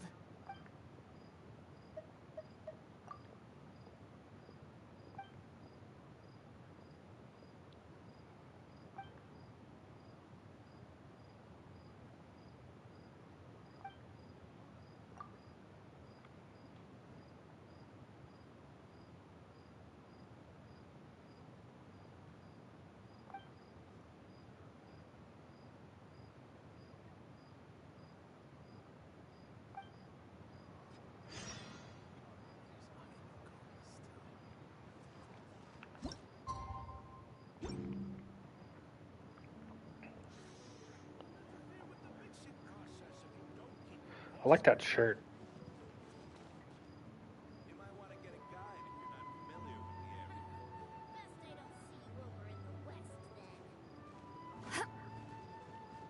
I'm heading east.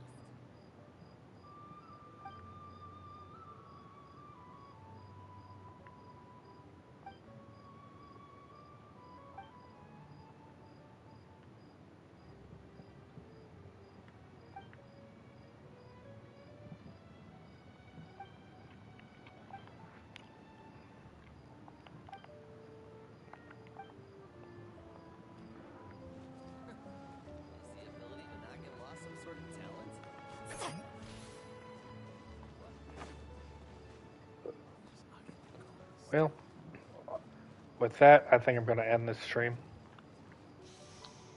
If you liked the video, like and subscribe. I've been doing a lot of videos here recently. I've been trying to do a lot of the story missions too. I like the story missions. Take me up. And see you guys next time.